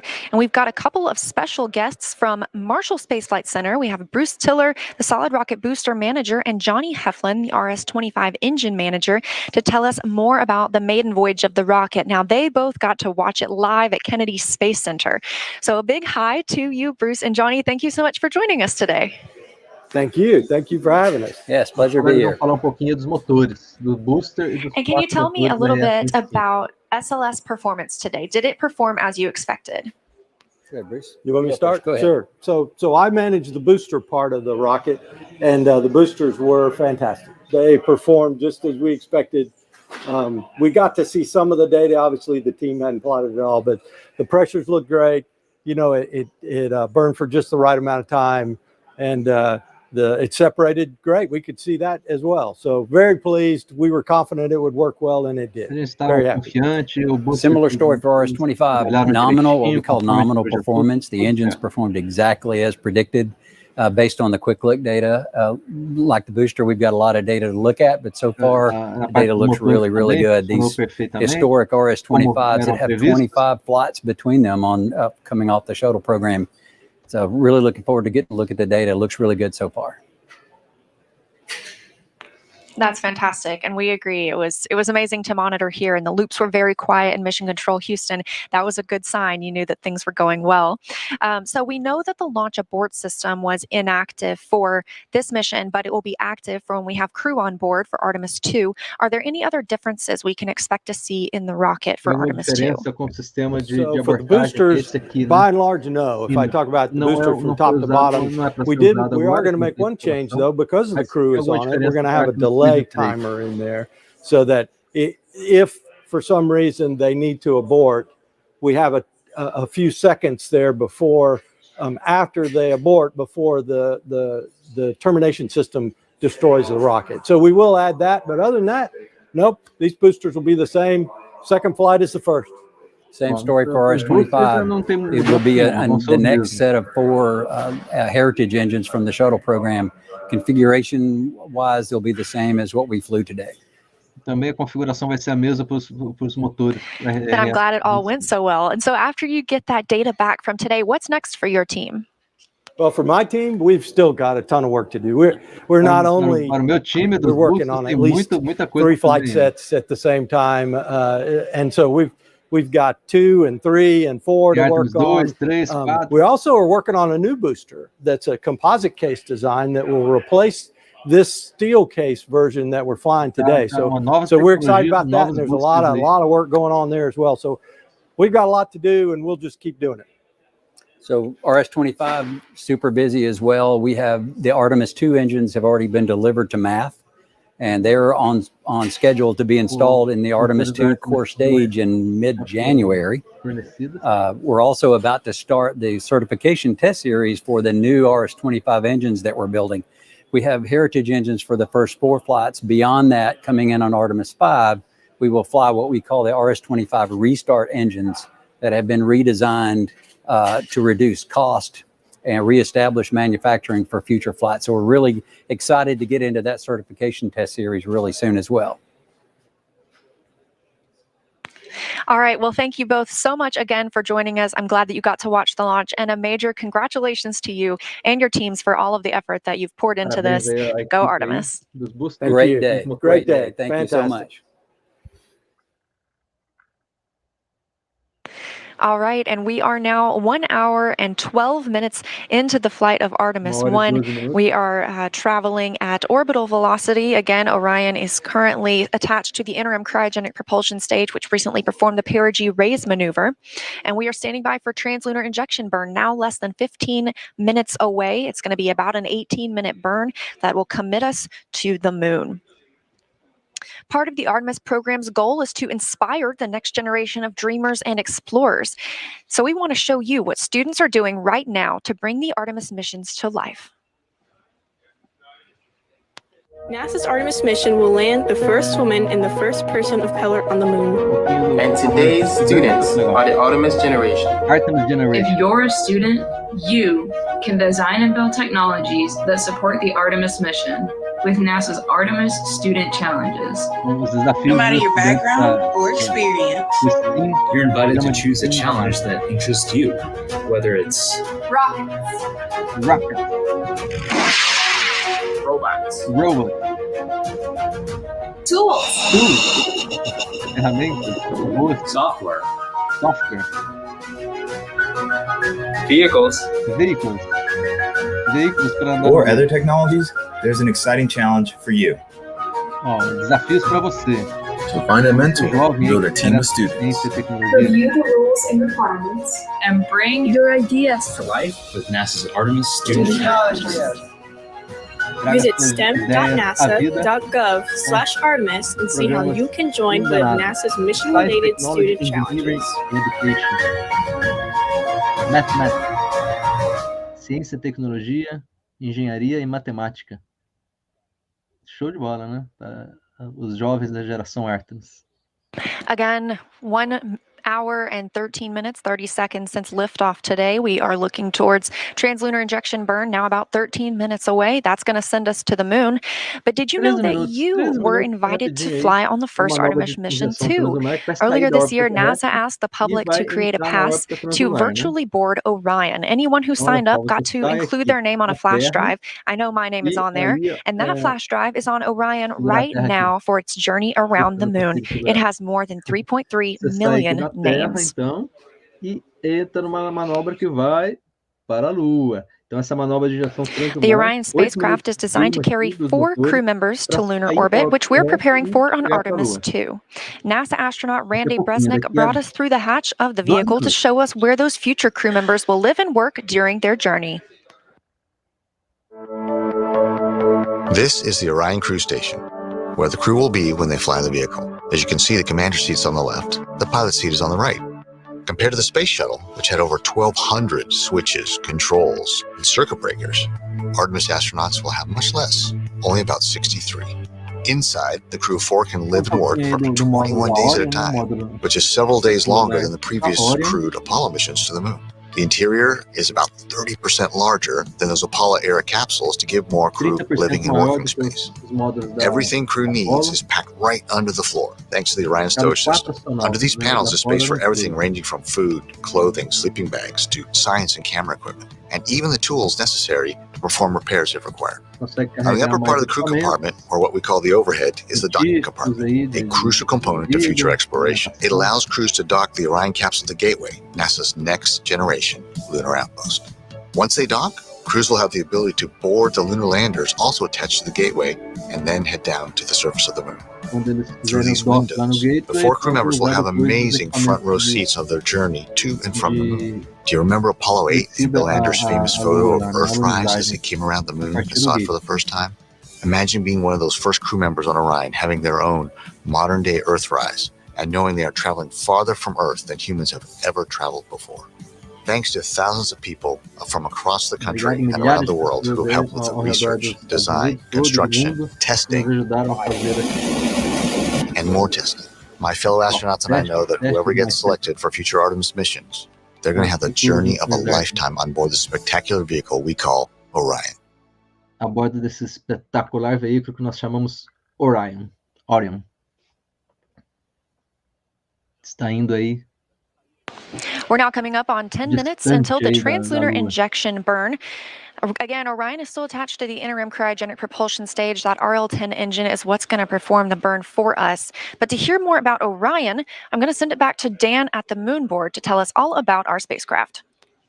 Hey, thanks, Leah. Welcome back to the moon board and Orion. So it's still attached to ICPS, still flying on the very upper part of SLS, but pretty soon it's going to be flying free. And after that happens, it's going to take over all of the propulsion, all of the flying, everything for the rest of the mission. And so to talk a little bit more about propulsion, let's focus in on this, the European Service Module. So this is what's going to be doing all of our maneuvers after we're done with ICPS and that translunar injection burn. And it's going to be doing that with a mix of 3 different types of engines. First one here on the bottom is the Large Orbital Maneuvering System engine. This one produces about 6,000 pounds of thrust. That's going to be doing a lot of your really major pushing maneuvers when we get into the powered flybys, the insertion into distant retrograde orbit, the burns to start sending us back home. That's the one that's really applying the most force. It can also gimbal, which essentially means it can swivel around, and that can help your steering. It's helped out by these 8 auxiliary thrusters. They're in pairs. Those are a little bit smaller. Each one of those produces about 105 pounds of thrust each, but they add some additional push to that orbital maneuvering system engine. And then we also have 24 reaction control system thrusters, these smaller ones that you can see all around Orion. Those are used for a lot of attitude control, so again, they can help which way you're pointing, but also small translational maneuvers, so moving side to side, up, down, those can be called into play. Now, all of those engines share a common fuel source. They're using what are called hypergolic fuels, a mix of a fuel and an oxidizer, in this case, monomethylhydrazine, and nitrogen tetroxide. Now, those are long names, and they're hypergolic fuels. What does that mean? A hypergolic fuel essentially means you take your fuel and your oxidizer, you put them together, you get a reaction. You get an exothermic reaction, which creates that thrust, which comes out. You don't need an ignition source like we have on SLS, which is using oxygen and hydrogen. They're extremely reliable. They're very stable. You don't have to store them at cryogenic temperatures, which is really necessary for smaller spacecraft in orbit because it takes a tremendous amount of electrical energy just to keep fuels that cold. And so we can store them at a much closer to room temperature, essentially, when they're on board this spacecraft. So that's all of the primary propulsion that's going to take over. And again, that's going to be after we get through translunar injection. We're going to be doing correction burns on the way out, a number around the moon as we hang out in distant retrograde orbit for about a week, and then eventually sending us on the way back home. But still attached to ICPS right now, going to detach shortly after that burn is complete, and then Orion will be flying free, the service module pushing it for the rest of the way. So with that, I'll send it back over to Leah as we get closer to that TLI burn. Então, tá chegando próximo ainda da manobra que o STS... Thank you, Dan. And yes, indeed, we are looking for TLI coming up in about 7 minutes from now. Again, that's it's a long burn for us, about 18 minutes long. But before we get to that milestone, I have a friend of mine here. It's Stu McClung, the Program Planning and Control Office Chief of Staff for the Orion program. Stu, I am so glad that you could join us today. Thank you. Good morning. Good to be here. So how is the spacecraft performing so far, and what's next? So far so well. Good. We were clean during the pre-launch and ascent. The team's down the hall in the MIR, taking a look, working everything. It looks good so far, so that's good. And of course, we got the burn coming. After the burn, we'll start ticking through all of our planned events. Like we have a solar, the SAW modal survey. The wings will have a modal survey that we'll do later this morning. One of the first DTOs that we'll take a look at, evaluate how they react. So DTO, designated test objective. What's another one of those that we'll be looking at over the next 26 days? We have probably a good 100 of them. They, culminate from everything from like the modal survey to how the cooling system behaves, common track system. On entry day, one of our major test objectives is looking at how the heat shield and how it handles entry heating. So how does it feel to be here today and see the future of human space exploration unfold? It's great. I was doing my shift in the MIR earlier today. Haven't slept. The emotion and the adrenaline's got me going. It's great to be a part of this. It's great watching watching the KSE team execute, and now this is day one for us. We've got 26 days for our team to execute now, and we'll go do our job and set the stage for future Artemis exploration. And we're excited. We're going to be here along the way for all those major milestones, burns, all the other exciting events that we are looking forward to. So thank you so much for joining us here. We are really excited. A big congrats to you and your team. Thanks. Let's go have a good burn and let's go to the moon. Let's do it. We are now less than 5 minutes away from the translunar injection burn. Again, this is the burn that's going to send us around the moon, going to commit us to a lunar trajectory. It is approximately an 18-minute burn. It's a firing of that RL-10 engine on the interim cryogenic propulsion stage.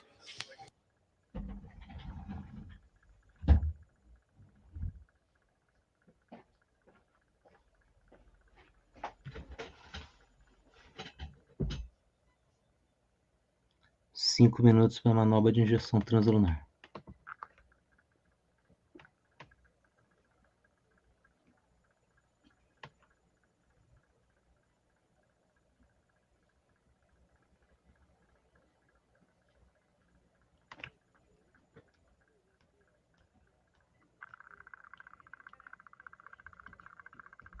You've got a view here of the White Flight Control Room in Mission Control Houston. This is where all of the teams will be monitoring the mission over the next 26 days.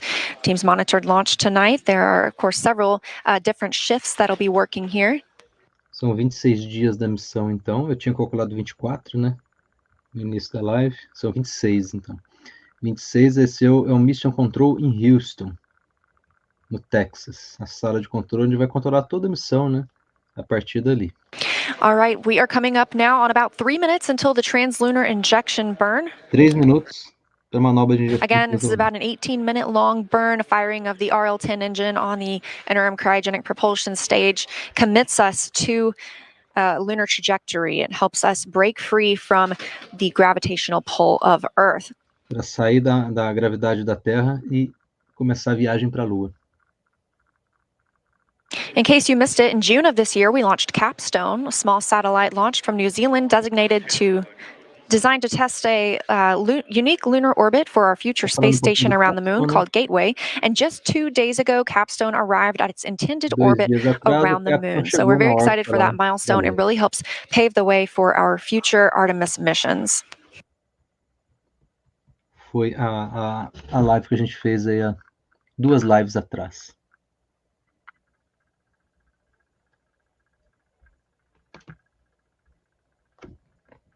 Claudinha, Morrendo de sono aqui. Vocês estão acordados aí ainda? Estão acordados aí, meus queridos? Obrigado aí. Comentou nada, achei que você não tinha visto nada aí, mas viu a subida para a Lua? We are now 1 hour 20, coming up on 25 minutes since liftoff from Kennedy Space Center today at 1:47 a.m. Eastern Time. We had a really smooth ride to orbit. We saw solid rocket booster jettison as well as launch abort system jettison. Eventually, we had core stage separation, which put us in the configuration that we have now, with Orion connected to the interim cryogenic propulsion stage and flying free. The solar arrays deployed and have been swept back in preparation for the translunar injection burn. Earlier, we had the perigee raise maneuver, which lifted the lowest part of Orion's orbit around the Earth, put us in this perfect positioning ahead of translunar injection burn. A good shot here of our two flight controllers. On the left, you saw Judd Freeling. He is the ascent flight controller. He's been with his team here for the last several hours. And to his right is Rick LeBrode. He's the lead flight controller for a majority of the rest of the mission. Judd's team will take over again once we get back into the re-entry portion. We're now less than a minute away from translunar injection burn. Brinde aqui a Artemis. And this is a live view from the spacecraft.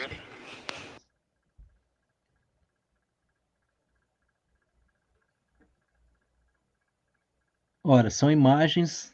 Meu Deus do céu, são imagens da Orion. Meu Deus do céu. Para fazer a manobra de injeção translunar. Gente do céu, eu vou tirar umas fotos aqui. Meu Deus do céu. You can see from this view, we have all four of those solar array wings swept back. Orion now traveling off the northwest coast of Australia towards the Pacific Ocean. This translunar injection burn will begin to take it away from the Earth, breaking it free from the pull of gravity. We're standing by for confirmation that the burn has started. Que magnífico.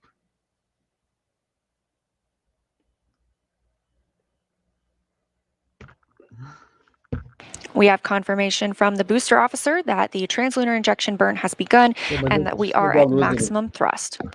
Again, this is a long burn, about 18 minutes. It commits us to a lunar trajectory. This ICPS firing now is an RL-10 engine. It's a design that's been around since the 1960s, and it's a proven, reliable engine. This single engine has 25,000 pounds of thrust. We've already seen the ICPS in action today as it powered the perigee raise maneuver just about an hour ago. Começou a manobra de são 8 minutos. And if you look in the background, you can see the sunset of the Earth. This is the closest Orion will be to the Earth until it begins its return home. Right now, we're about 382 miles above the Earth's surface. And to put it into perspective, we are approximately 252,670 miles away from the moon. I'm going to keep reporting that number, and by the end of the translunar injection burn, you will see that start to decrease. We are going to continue to grow closer to the moon and further away from Earth. This really helps us break free from gravity. Now traveling at 17,743 miles per hour, we're about a minute and a half into the burn. And although this is the last burn for the interim cryogenic propulsion stage, there are other burns that will take place throughout the mission to direct Orion exactly where we want it to be. Those include the outbound trajectory correction burns, the first of which will happen later today. We also have the outbound powered flyby, the return powered flyby, and others. Burns after the ICPS separates will be conducted by using the single main engine on the service module, 8 auxiliary thrusters on the base of the service module, or 24 smaller thrusters. Daqui a pouquinho o ICPS separa, que é o segundo estágio, e vai ficar só o pedacinho da nave Orion. Separa aqui essa parte do ICPS aqui que está junto, né? Fica só a nave Orion, que é essa parte aqui de cima. Separa esse CPS todinho aqui, ó. E fica só a Orion para voar até a Lua. Coming up on 2.5 minutes into the translunar injection burn, and we're now traveling over 18,000 miles per hour. Again, that speed is going to increase as well. This is really going to push Orion toward the moon, and we are now 252,400 miles away from the moon. We have 10 CubeSats along for the ride with us today. Those will be deployed after this translunar injection burn and ICPS separation. These are located inside the Orion stage adapter, and they include the Lunar Ice Cube, developed by Morehead State University in Kentucky. This will search for all forms of water with an infrared spectrometer. Luna Map from Arizona State University will create higher fidelity maps of near-surface hydrogen in craters and other permanently shadowed regions of the lunar South Pole with neutron spectrometers. Alma Tanashi is from the Japanese Aerospace Exploration Agency, which is also known as JAXA. They are developing the world's smallest lunar lander to study the lunar environment. And Lunar by Lockheed Martin in Colorado will perform advanced infrared imaging of the lunar surface. Now 3.5 minutes into the translunar injection burn. Again, it's about an 18-minute burn, traveling 18,560 miles per hour.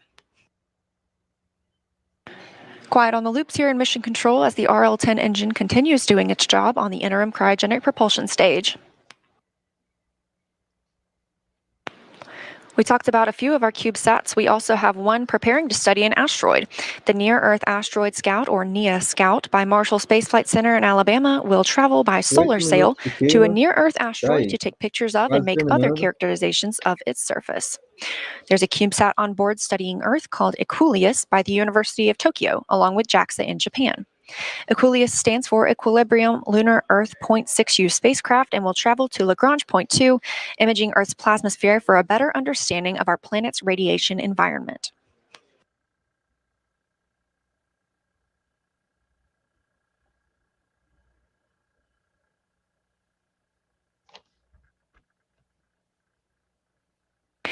We're now coming up on 4 minutes and 45 seconds into the translunar injection burn. Orion traveling at 18,982 miles per hour. Translunar. Our distance from the moon continues to decrease, now 251,900 miles away. Já está se aproximando mais da Lua. To highlight some more of our CubeSats on board, we also have BioSentinel, developed by Ames Research Center in California, and will use a single yeast cell to detect, measure, and compare the impact of deep space radiation on living organisms over an extended period of time. Argo Moon was developed by the Italian Space Agency and Argotech in Italy. This CubeSat will observe the interim cryogenic propulsion stage, the stage that it's firing right now, with its advanced optics and software imaging system. And our last CubeSat through the Centennial Challenge is T. Miles from Florida, who developed a CubeSat that will demonstrate propulsion using plasma thrusters and will compete in NASA's Deep Space Derby. These CubeSats pack a ton of tech and science in a tiny package, so they don't all have redundant systems. And if any of the CubeSats missions don't go as planned, it does not affect our primary objectives of Orion's mission. This rideshare opportunity is a rare chance to send CubeSats beyond low Earth orbit, and we're looking forward to seeing what we learn. We're now 6 minutes into the translunar injection burn. Orion traveling at 19,500 miles per hour, being propelled by the interim cryogenic propulsion stage. Still quiet here on the loops in Mission Control Houston. Teams are tracking no issues during the translunar injection burn. Again, this is about an 18-minute burn, so we have approximately 11.5 minutes left.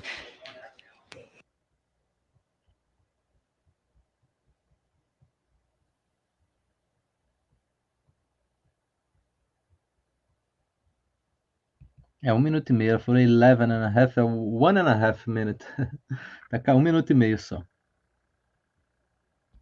It's also been 1 hour and 33 minutes since liftoff today from Kennedy Space Center. That was a 1:47 a.m. Eastern Time launch. A smooth ride uphill, as we heard from Bruce Tiller and Johnny Heflin working with SLS at Marshall Space Flight Center. And this view from Mission Control Houston, teams continuing to monitor the Artemis 1 mission. This is where they will be around the clock for the next 26 days, all the way until we bring Orion home for a safe splashdown. Então, até trazer a Orion de volta no splashdown, né? Fazer a reentrada, voltar da Lua. Coming up on 7.5 minutes until into the translunar injection burn, so less than 11 minutes left in the burn.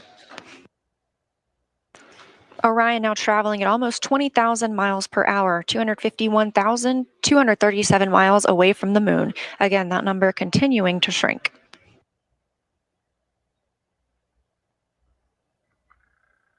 Tá 20 mil quilômetros por hora já. Orion itself is still over Earth. It is over the Pacific Ocean, south of Hawaii. Tá sobre o Oceano Pacífico, sobrevoando o Havaí.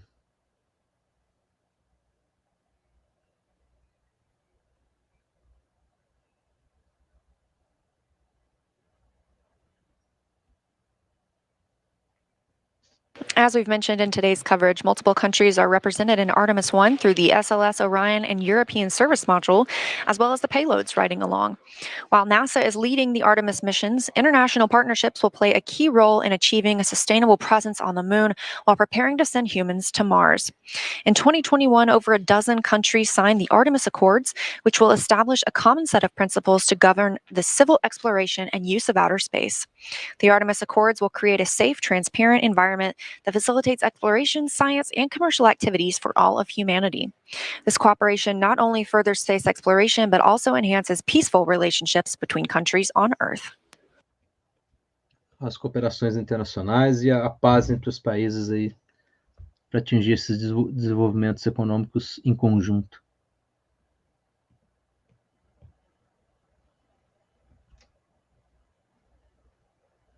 We're now over 9 minutes into the translunar injection burn, an 18-minute burn, so we have about 9 minutes left. We're about halfway through. The RL-10 engine continues to fire at maximum thrust.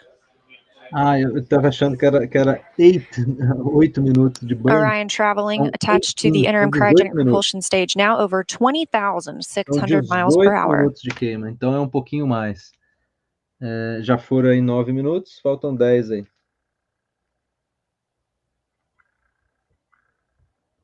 É uma manobra grande, né? 18 minutos de queima do motor aí para sair da atmosfera terrestre. São 18 minutos, bastante, né? Achei que era mais rápido.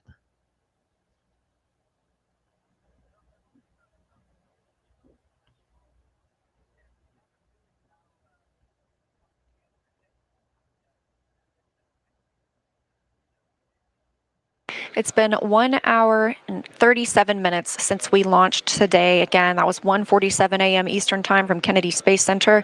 Orion is still attached to the interim cryogenic propulsion stage. This is the last burn for the interim cryogenic propulsion stage while attached to Orion. It will also have a disposal burn later on.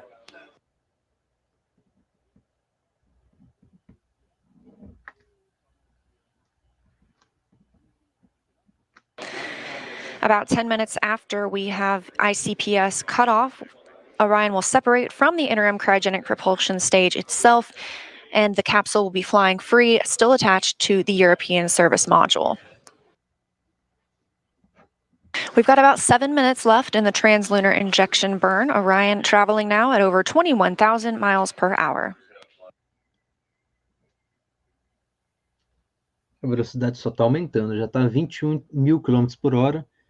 Então, essa queima de combustível aí é para sair da atmosfera terrestre e ganhar velocidade. Então, está ganhando velocidade e saindo da atmosfera terrestre, né? Já está em 1 hora e 40 de voo.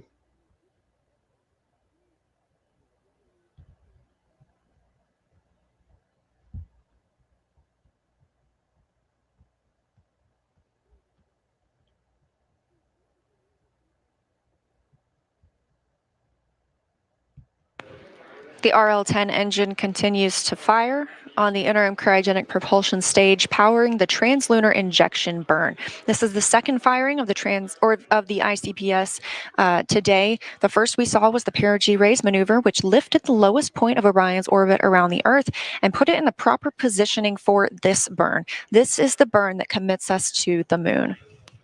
Bom, já vou fazendo meu encerramento aqui então. We're now over 12 minutes into this burn. Again, it's about an 18-minute burn, so less than 6 minutes left. And 1 hour, 39 minutes since we launched. Orion and the ICPS now traveling at over 21,400 miles per hour. And as I promised, we continue to grow closer to the moon, now 249,000 miles away. 5 minutos eu vou fazer aqui então o meu fechamento aqui.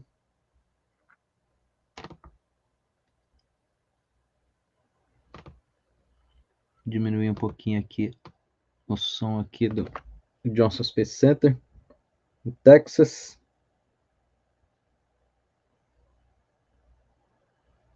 Em Houston. Então é isso, né? One small step for man and a giant leap for mankind. Um pequeno passo para o homem e um gigante salto para a humanidade. É o que o Neil Armstrong disse quando pisou a Lua, lá nas missões Apollo. E é o que nós estamos fazendo aqui agora, né? É o que a Artemis está fazendo agora. É o próximo grande passo aí. Próximo Now over grande 13 passo minutes into the translunar injection burn, putting us less than 5 minutes away from cutoff. We have had a nominal burn so far. That RL-10 engine continues to fire at maximum thrust, 25,000 pounds of thrust. We're now traveling over 21,730 miles per hour. Missões Apollo. E agora esse aqui é o próximo gigante salto. Esse aqui que está aqui do ladinho. Esse aqui, ó. É a Orion das missões Artemis que está indo para a Lua agora, está acabando de sair da atmosfera terrestre nesse momento. Então, muito emocionante. And we've just heard the call for priority 1, meaning we have reached the point at which we could return at lunar return or similar speeds, testing the heat shield as required ahead of flight for Artemis 2. And we are going to stay. Estamos indo para ficar. And we are going to stay safe. Estamos now over 14 minutes into the translunar injection burn, less than 4 minutes until cutoff, traveling now at over 21,900 miles per hour. E preparar o pezinho para ir para Marte, né? Como diz o Bill Nelson, diretor da NASA, somos exploradores. Estamos indo porque nos move conhecer aí o desconhecido, explorar aí espaços aí, o espaço, né? E fazer o nosso destino diferente, né? Vários benefícios vamos tirar disso. Tem econômicos, tem educacionais, científicos, morais, tem vários benefícios a sair dessas aventuras aí do ser humano no espaço, né? Então é isso. Deus abençoe aí Artemis. Esse aqui é a primeira missão de muitas. Eu quero ver ao vivo aqui o lançamento. Now less than 3 minutes away from cutoff of the interim cryogenic propulsion stage, and coming up on 1 hour and 42 minutes into the Artemis 1 mission, the RL-10 engine on the interim cryogenic propulsion stage continues to fire as planned at maximum thrust. Again, this is about an 18-minute burn. That's about twice as long as the ride to orbit today, so that just shows how much power we need to break free from the pull of Earth and take us to the moon. O gatinho está querendo entrar aqui.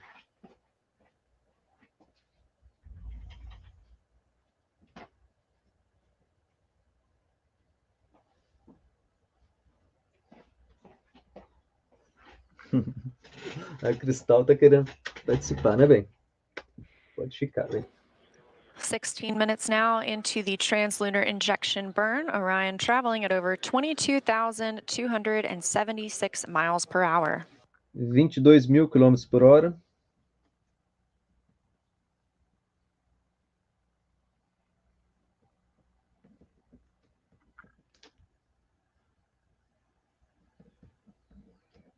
$16 minutos aí de manobra de direção translunar, faltando 2 minutos para acabar, para a gente encerrar aqui também.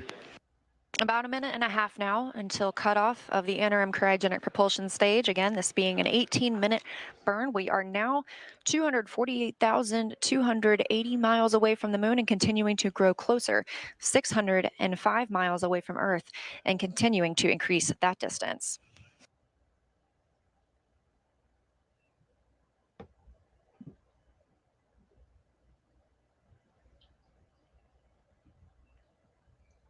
É 600 quilômetros da Terra que ela falou, né? Deixa eu colocar aqui. 600 milhas.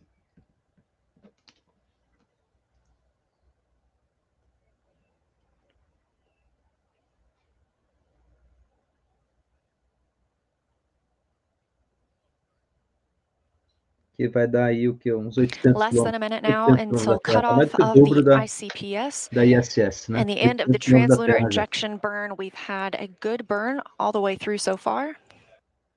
Acabou então a manobra de estação translunar, acabou de acabar. And 1 hour 44 minutes since launch today.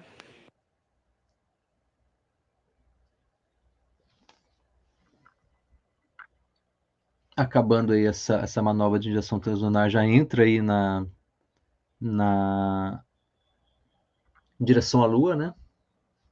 Na órbita, saiu da Terra, já está indo para a Lua, e aí o CPS já fez o que tinha que fazer, ele vai separar, cortar, e se separar da Orion, a Orion vai sozinha aí para a Lua. É o que vai acontecer agora,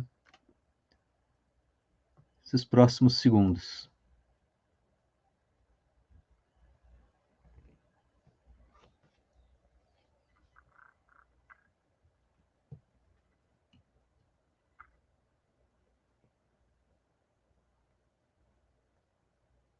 And we have cutoff of the interim cryogenic propulsion stage, which has committed Orion to the translunar conjunction. The spacecraft is moon-bound.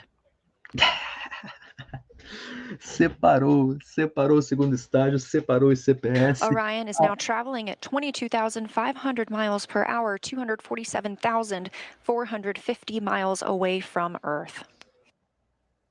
Now that the interim cryogenic propulsion stage has completed its translunar injection burn, it is no longer needed to propel us to the moon. It's done its job and it will separate from Orion. After it separates, those 10 CubeSats we discussed will be deployed from the Orion stage adapter, which is below the service module and above the ICPS. Each payload will be ejected with a spring mechanism from dispensers installed on the Orion stage adapter.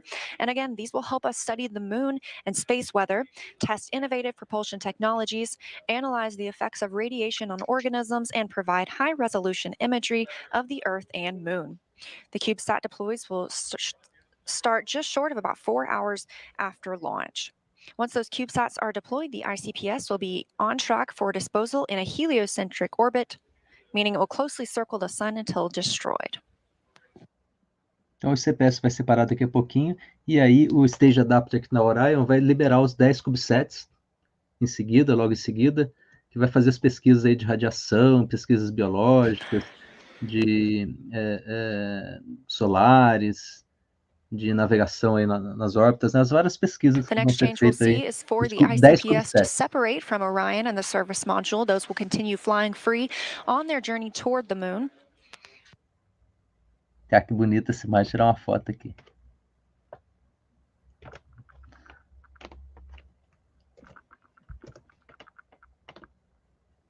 Pô, lindo demais, hein?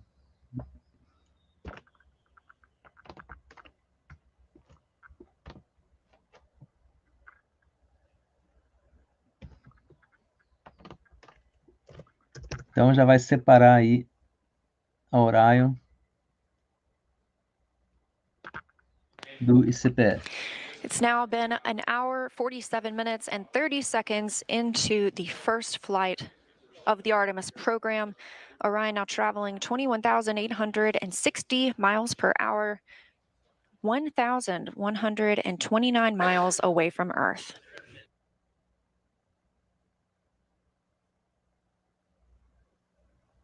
That stage separation from the interim cryogenic propulsion stage, again, should be about 10 minutes after the translunar injection burn is complete, so approximately 7 minutes from now. Shortly after ICPS separation, Orion's service module will fire its auxiliary thrusters to move the spacecraft a safe distance away from the expended stage. Orion continues on an outbound path to the moon, and the Orion stage adapter attached to the interim cryogenic propulsion stage will deliver several small payloads over several deployments. Então, a separação são 10 minutos depois aí da manobra de direção translunar, né? Então, terminou aqui 1h45. A separação, 10 minutos após o TLI. Então, ainda vai alguns minutinhos aí para separar.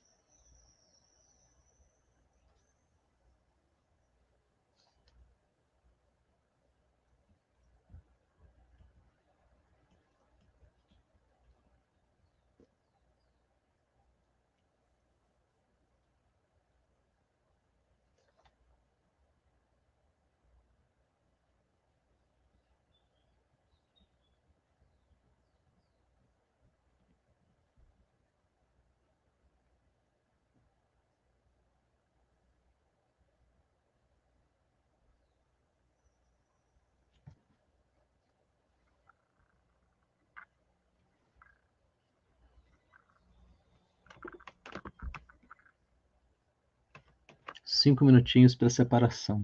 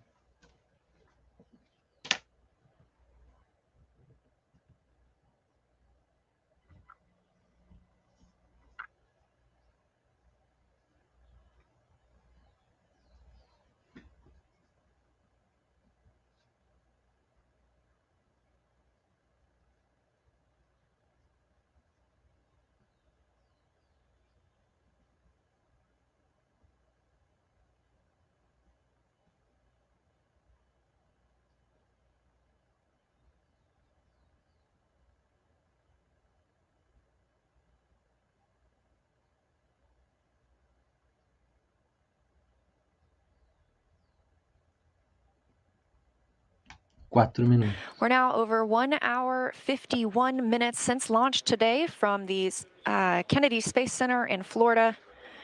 Orion is traveling attached to the interim cryogenic propulsion stage, but not for much longer. We look for that separation to happen in about 5 minutes. At that point, Orion will still be flying attached to the service module, and in this animation, you can see the service module directly below the capsule. Those solar array wings are deployed.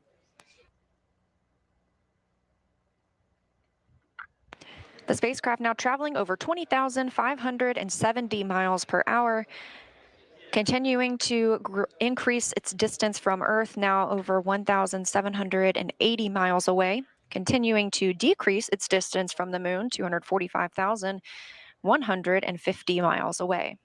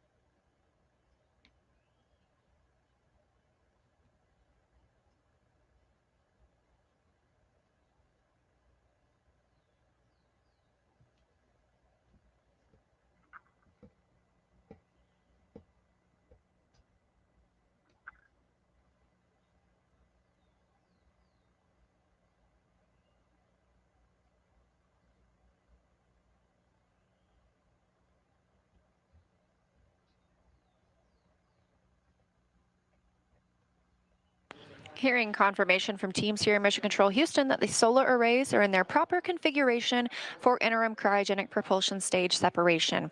Again, we just saw the translunar injection burn, a successful approximately 18-minute burn that has helped Orion break free from the pull of Earth's gravity and sending us toward the Moon. We're now standing by for separation from that stage now that it has done its job for Orion. However, it still has a job to do. It will help eject some CubeSats that will help us study the Moon, Earth, and the space environment. Orion now traveling at 19,700 miles per hour, 2,270 miles away from Earth. We're expecting that stage separation to happen in about a minute. A velocidade diminuiu pouquinho, está 19.000 km/h.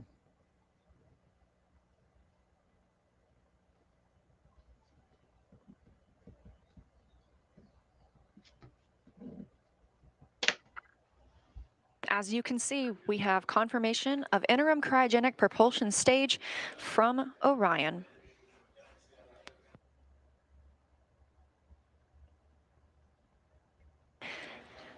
With the Earth in the background and the moon is our destination, Artemis generation, we are going.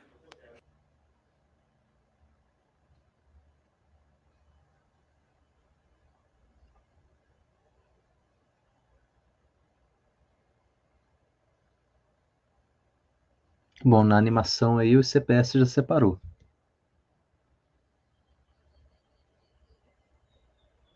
Na animação, o CPS separou já.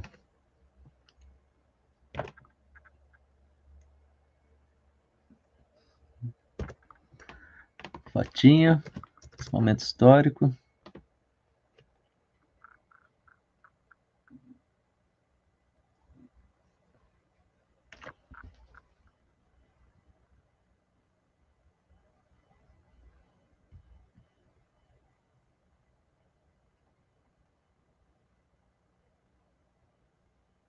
Fez a manobra de injeção translunar, o CPS vai separar, ele vai ajudar a soltar os 10 nanosatélites, que vão fazer algumas pesquisas, soltando esses 10 nanosatélites, o CPS acaba a função dele, ele separa o segundo estágio e vai a Orion sozinha.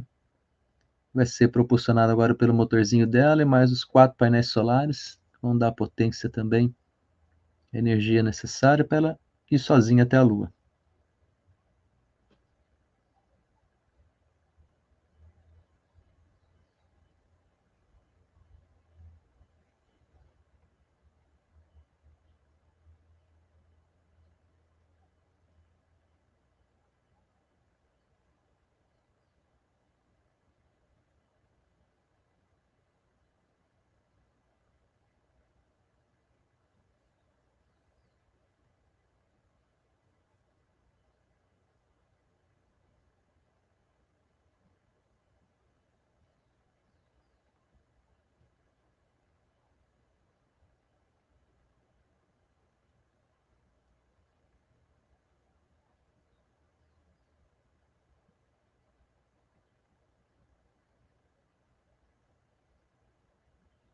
It's been 1 hour, 57 minutes, and 40 seconds since Orion launched atop the SLS from Kennedy Space Center in Florida at 1:47 a.m. Eastern Time.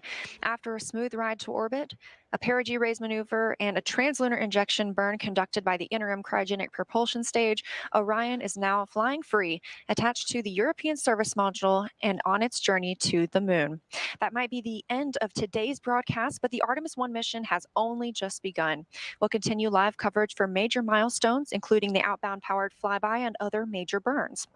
But when we're not live, you can check out blogs.nasa.gov/Artemis and the NASA newsletter for updates on the spacecraft. CPS, vai continuar We're also excited to introduce Artemis All set, Access. It's a short video product that will provide updates about mission accomplishments with a look at what's to come, as well as inside looks and explainers about the mission. And if you want to stay updated on mission activities and how to watch Splashdown, you can still register as an online mission participant with NASA's virtual guest program to stay informed as the mission progresses. Virtual mission participants for Artemis 1 will receive curated resource and mission activities straight to their inbox.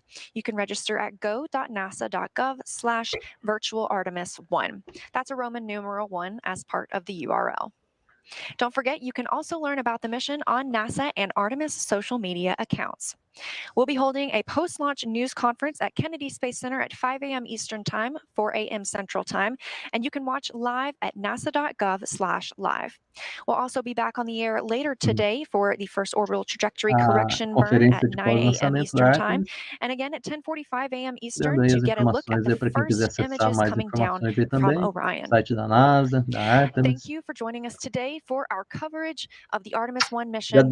We leave you now with a rendition of our national anthem performed by Josh Groban and jazz pianist Herbie Hancock, followed by a look back on today's historic liftoff as we look toward every milestone in this mission.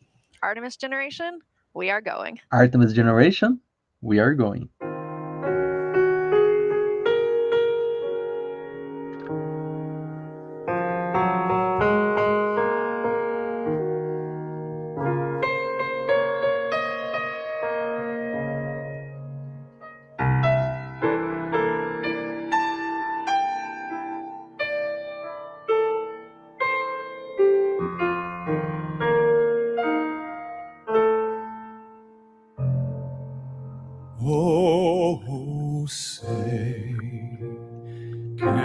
to see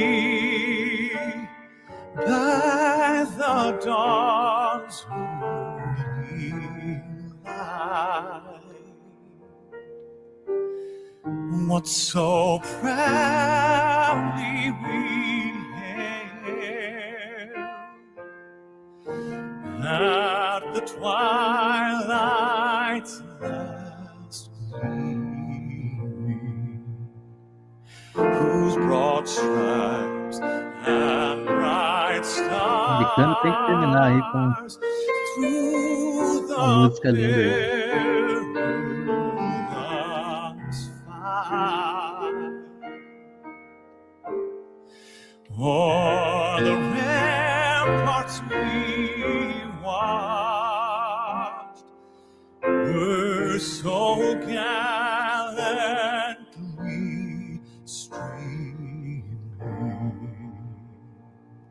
and the rocket's red glare, the bombs bursting in air, gave proof through the night that our flag was still there. Oh, say does that star-spangled banner yet wave o'er the land of the free, oh, and the home of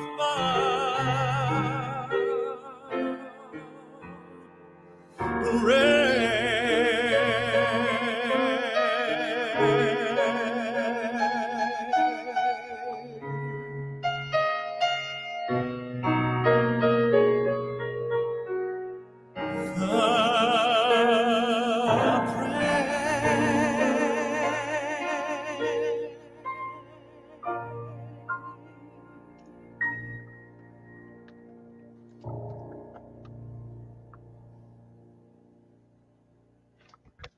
Sound suppressor water now flowing under the ML. And here we go. 10. Hydrogen burn-off igniters initiated. 7, 6, 5. 4-stage engine start. 3, 2, 1. Boosters in ignition. And liftoff of Artemis 1. We rise together back to the moon and beyond.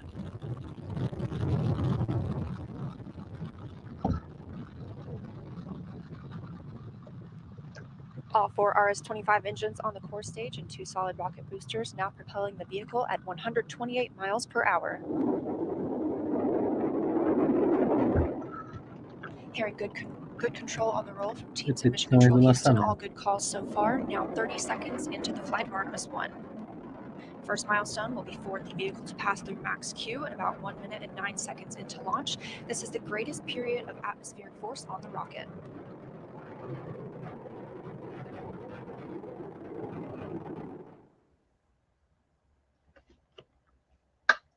God bless Artemis. Well, in my left hand I have a feather. In my right hand a hammer. And I guess one of the reasons